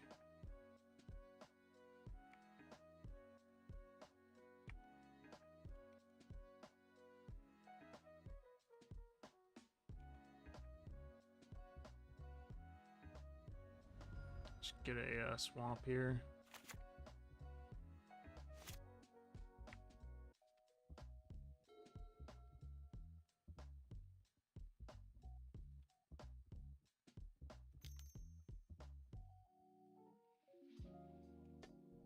You would have played Fable? I guess that makes sense. Okay, they just give up. Alright. Well, we lost to Murktide, and we figured that would be a bad matchup, right? I also think, like, the sideboard could use a little bit of work against Murktide. Like, I boarded in 3 Veils, 3 Spell Pierce, a Braid Lightning Bolt, and that felt like overboarding by, like, a lot. Like, I cut just some number of, like, the combo, and, like, 2 Thoughtseizes. But, like, it feels like 4 Thoughtseizes. I don't know, like, maybe you're just supposed to cut 4 Thoughtseizes because they can, like, pressure you. But, like, I also feel like maybe we could go for, like, just cutting 1 Spell Pierce, 1 Veil, and, like, fitting something else in the deck, in the sideboard. But I don't know what that something else is, you know what I mean? Run afoul. Yeah, it does answer the birds, and it answers Murktide, which is kind of nice. And I guess DRC when it flies, but yeah, it's tough. It's tough to board for that matchup because obviously you don't want to overboard. That's like my biggest concern in a combo deck. I mean, I know you play tons of combo decks, so you understand. Yep, this hand looks great.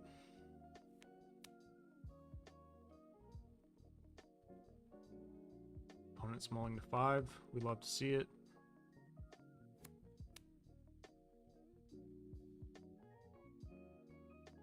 If you have an It That Betrays in play, you will get the Murktide when they sack it. That's true. Synergies. I didn't think about that.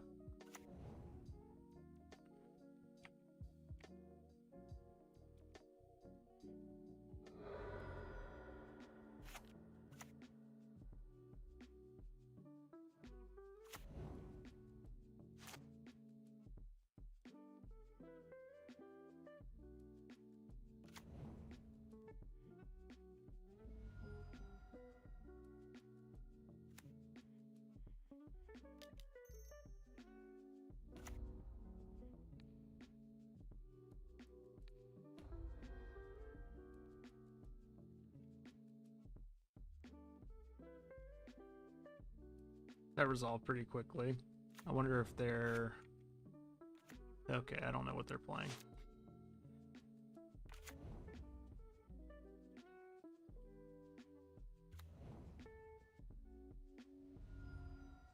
Stomping Ground or Fiend's Tower? Oh, this makes sense.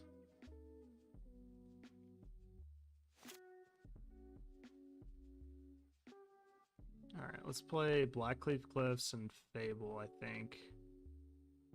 Yeah, rhinos. Kind of hot in these rhinos. This gives us the most looks.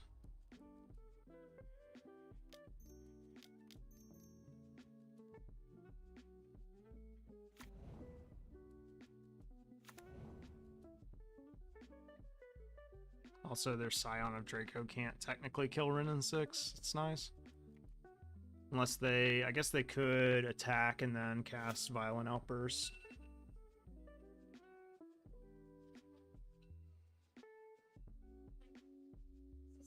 It's okay.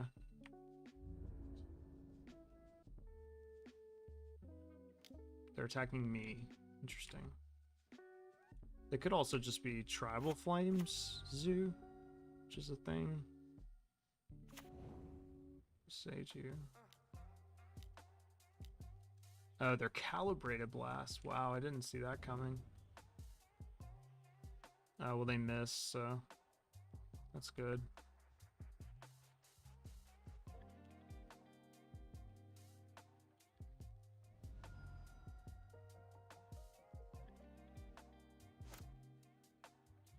Okay, well, I'm going to discard an Archon of Cruelty and a land, I suppose. Oof. Okay.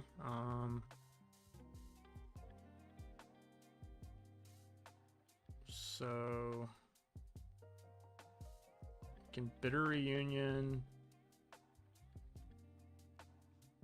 but that only looks at 2 cards. I think Expressive Iteration is technically the correct play. Yeah.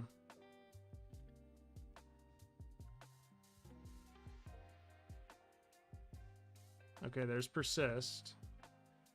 Put Archon into our hand, maybe? Or do we get Through the Breach? I guess at this point we want Through the Breach.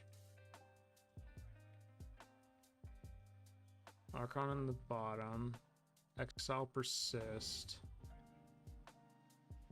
Get Buddha Delta. Is there any merits to being at 13 as opposed to 12? Because I can attack with this Goblin Shaman and play Blood Crypt tapped and then just, like, you know what I mean? Are we playing around like that hard? I mean, I guess there's no reason not to, is the thing. Yes, as in like we play around it. I mean, we go to, okay. Draco is a 12 drop. Okay. Go to 13. Got it. That's true. It's right in front of me. The answer is literally right in front of me.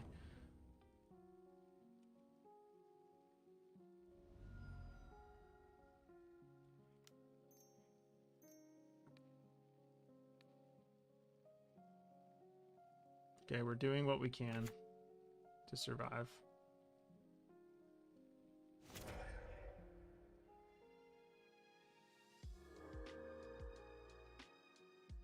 I mean, I could thought seize them.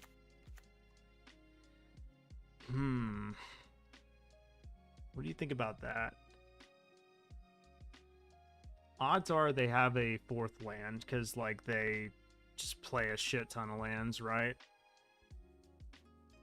But if they don't have a 4th land and they just have another Calibrated Blast in their hand, then it's genius.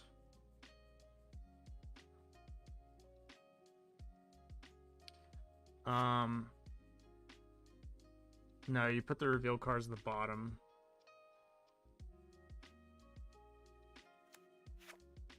Oh, it costs 5 to flashback. Yeah, we 100% Thoughtseize them. 100%.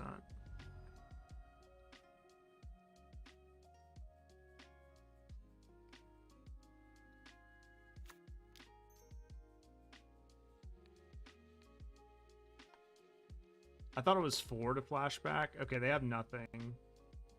So we should win next turn unless they just top deck Calibrated Blast or Throes of Chaos.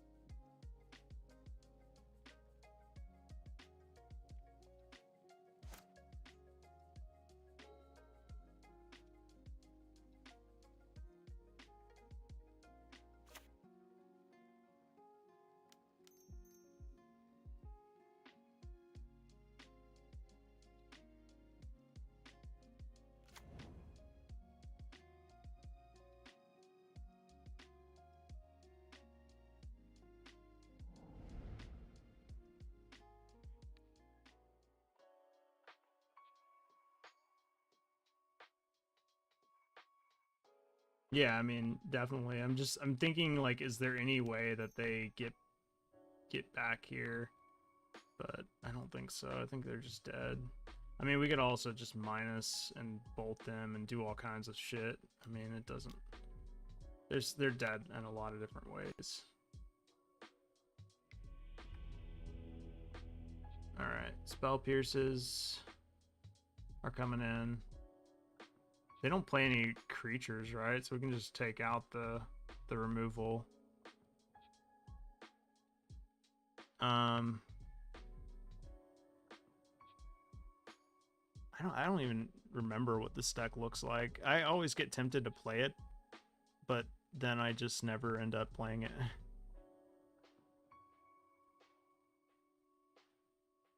I know Gonti plays it all the time.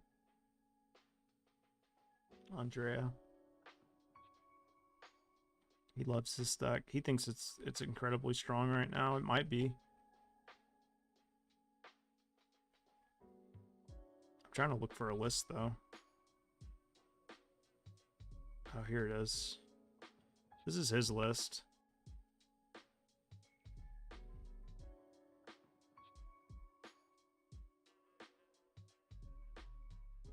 But he's playing Karuga. They're not playing Karuga.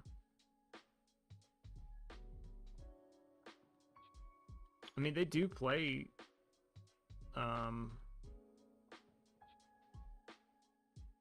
they play basic lands and shit. Or do you mean just for Boseiju, who shelters all?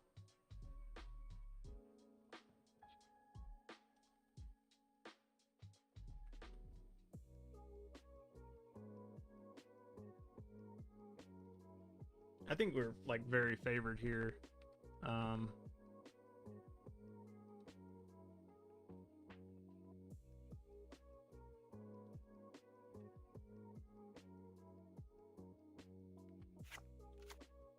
don't know if I'm supposed to bring in like Through the Breach or if that's just like kind of slow. I'll run... yeah. Just in case they play Boseiju shelters all, I guess. The thing I don't like about the Cascade, this deck, the Calibrated Blast deck, is A, they can miss, and B, it's like there's nothing you can really do with it. You know what I mean? Oh, they are playing Karuga. You know what I mean? Like you have to mull to Oblivion, and then like yeah, it has like inevitability, but like if your opponent interacts with you, like there's like nothing you can do. You should have to like accept that your deck has no way to really answer like interaction.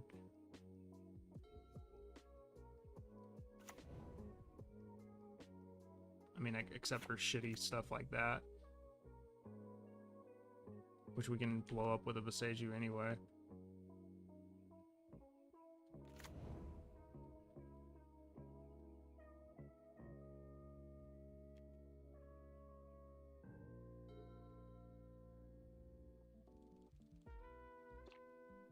If they play another land, I'm definitely not casting Wrenn 6 next turn. Yeah.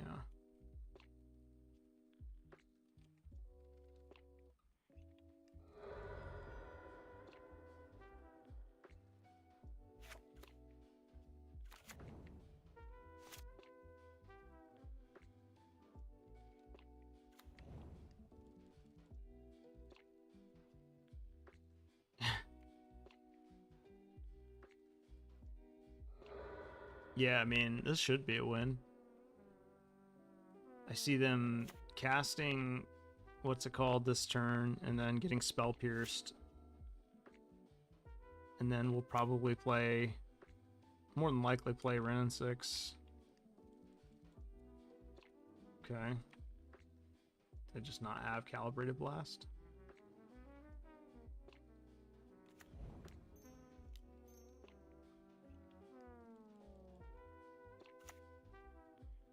I'll just keep hitting my land drops here.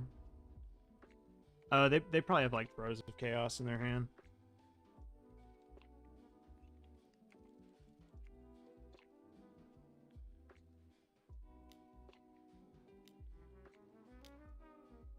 Oh, it's instant speed. Word. Forgot about that.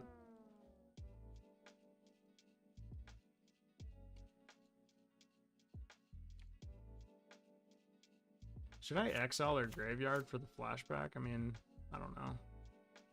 I am at 19, so like, it's not like they can kill me from here, I don't think.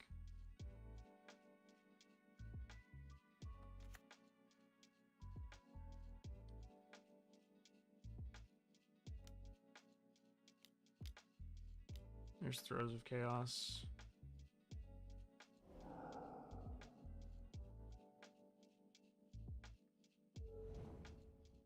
Hit me with the worm.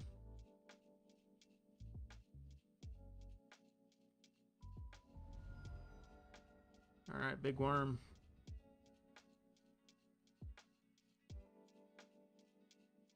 Might be dead. I mean, probably just Tainted Indulgence this turn.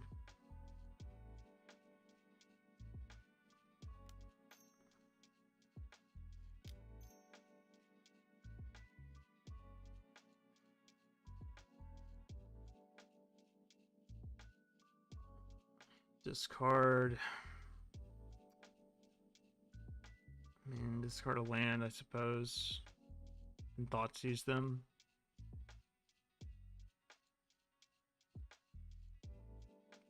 And like pray they don't have another land. Basically, is the plan.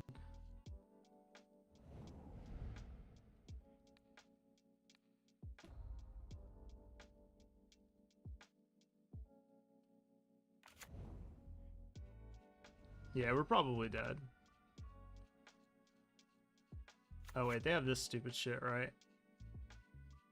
You may reveal that card and put it on top of your library.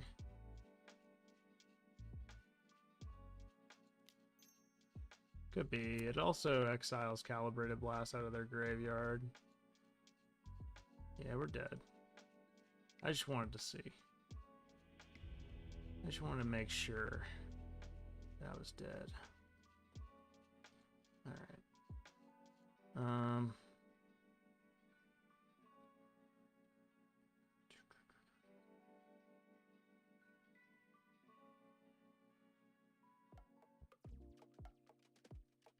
Maybe like cut that Boseiju and like maybe cut like a Fable or two. Fable's kind of slow, and it's 3 mana, which is a pretty big commitment.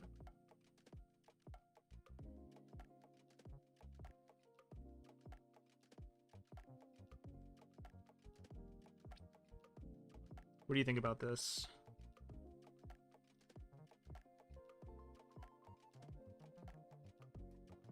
Or do you still like running some number of Boseiju to answer Boseiju, who shelters all?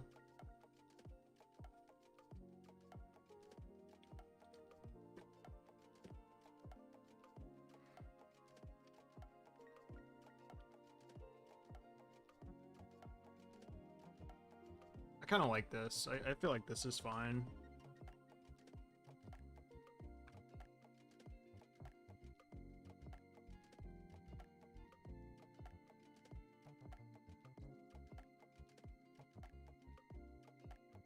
You go down to 1 Wrenn 6.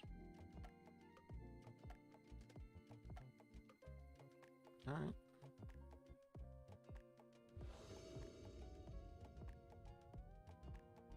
I guess Wrenn isn't like that great. It just kind of smooths out our draws, that's all. This hand's slow, but I'll keep it. Let's see how low they go. Gemstone Caverns. Alright. Starting on 5. With a gemstone in play.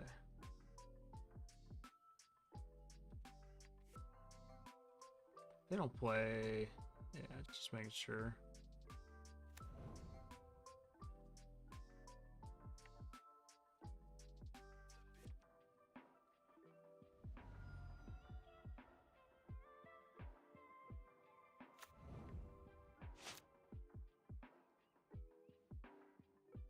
Okay, not a bad draw. Not bad.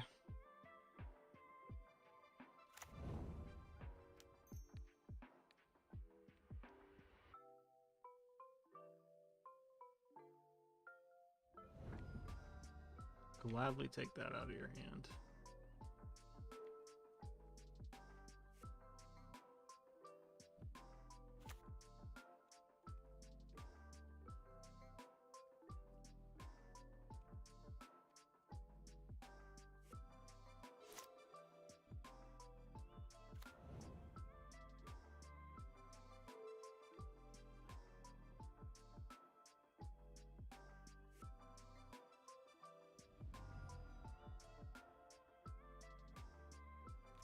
I guess that was kind of a dangerous fetch because they could have calibrated blast in response.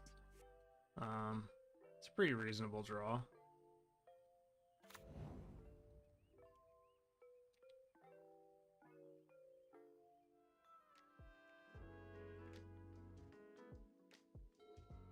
I like just waiting here, just in case. I don't like losing the top decks if I don't have to. Okay, they were nice enough to show us something that they drew.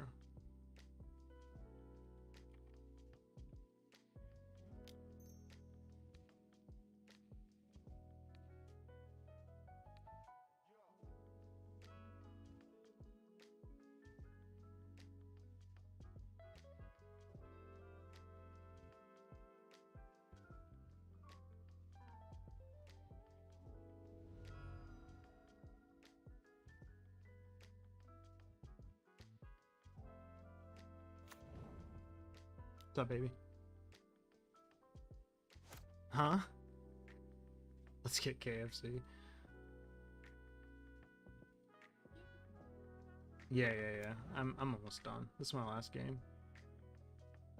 Alright, I'm just gonna play this.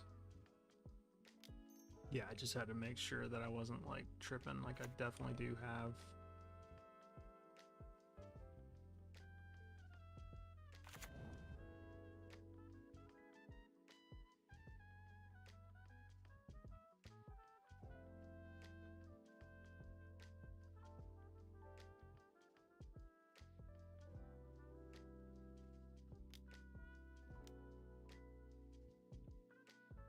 Sure.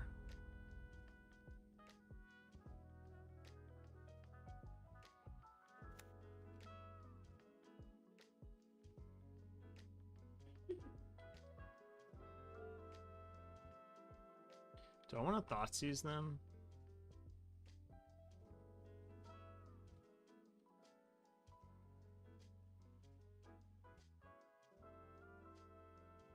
No, because they have Bloodstained Mire and Sokinzon in hand. We know what they have.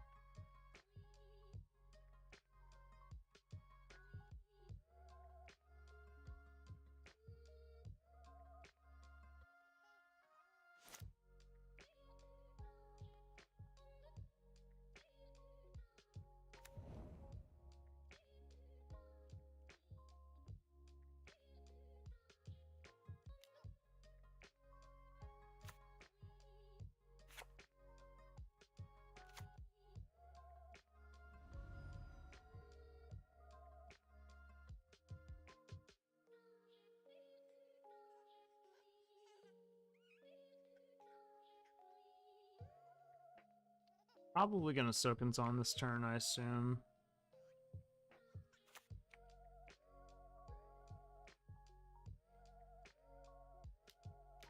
Are they really gonna go for it here? Oh, I was about to say, dude. That's crazy.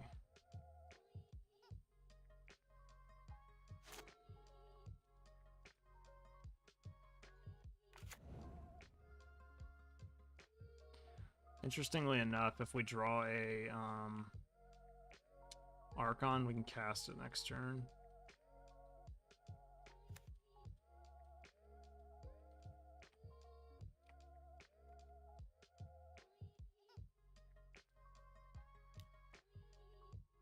Right?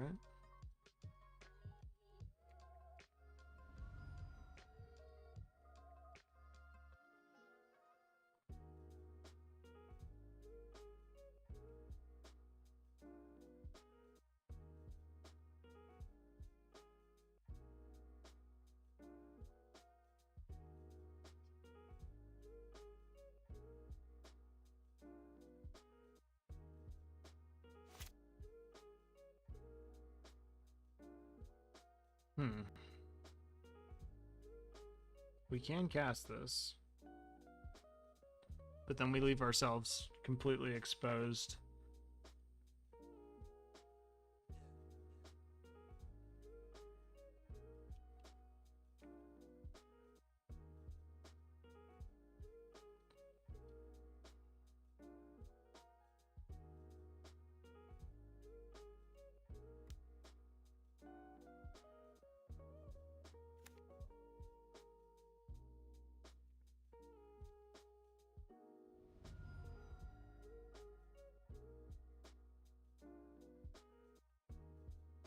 But Thoughtseize now doesn't really do anything because they can just cast it in response.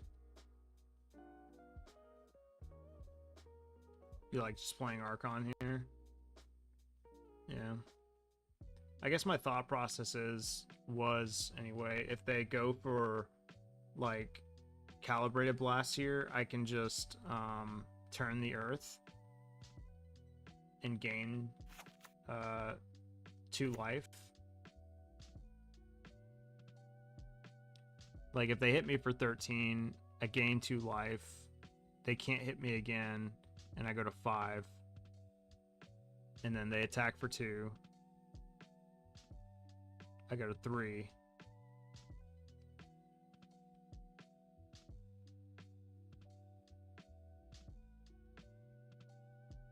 I don't know, I kind of like just keeping Turn the Earth in the graveyard for now. I mean, I guess they can technically hit me for 15 and kill me. Yeah, they have more 15 hits than anything, but if they hit me for 12, then I'm fine.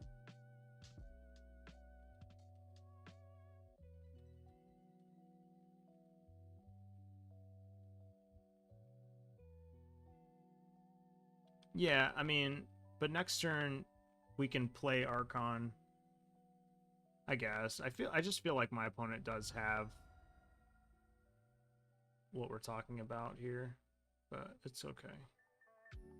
I'll just go for it.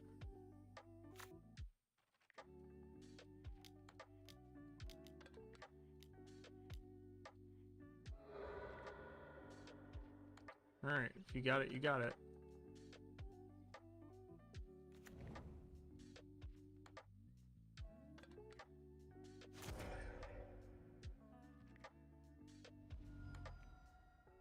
Well, we win next turn.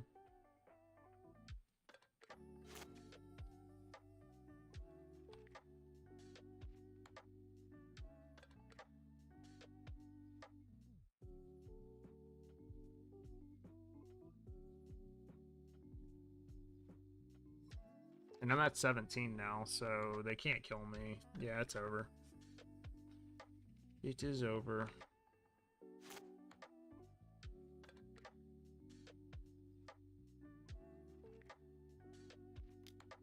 I think it's over. Unless they got some kind of surprise for me.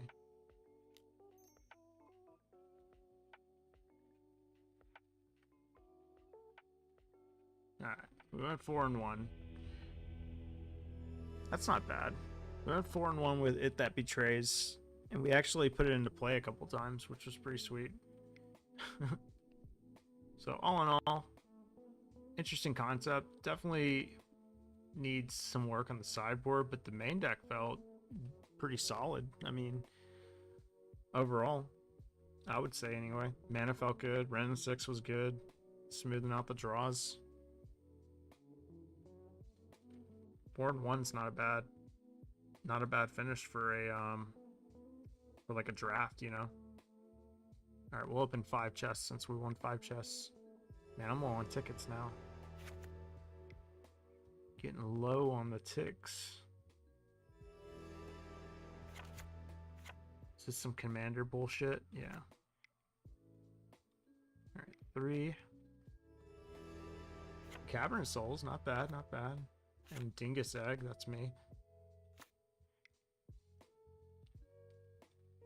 Alright. This is number 4. Gavi Maya. Viridian Zealot. And number 5. This was a cool draft card. This... Interesting. Alright. I think that's gonna wrap things up. That was a pretty cool deck. It was pretty fun. I'd definitely be down to play it again. It was pretty tight. Again, don't know if Primeval Titan is better than It That Betrays, but I will say this deck is much. This deck cares less about Blood Moon, I guess. Like Primetime isn't good into Blood Moon, whereas like It That Betrays like kind of doesn't give 2 fucks about Blood Moon. Like, and you can still even though your mana is bad against Blood Moon, you can always still through the Breach.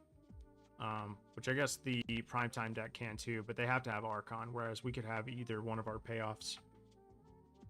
Cavern Sales for 7 ticks. Okay. Cool. All right. Well, yeah, I mean, that's going to be it for me. Appreciate you guys watching. As always, if you haven't done so already, make sure you check out and join the Discord. It's a great community. We don't just talk about Magic. We talk about other games and stuff too. Share memes, all that good stuff. But for now, I'm going to sign off.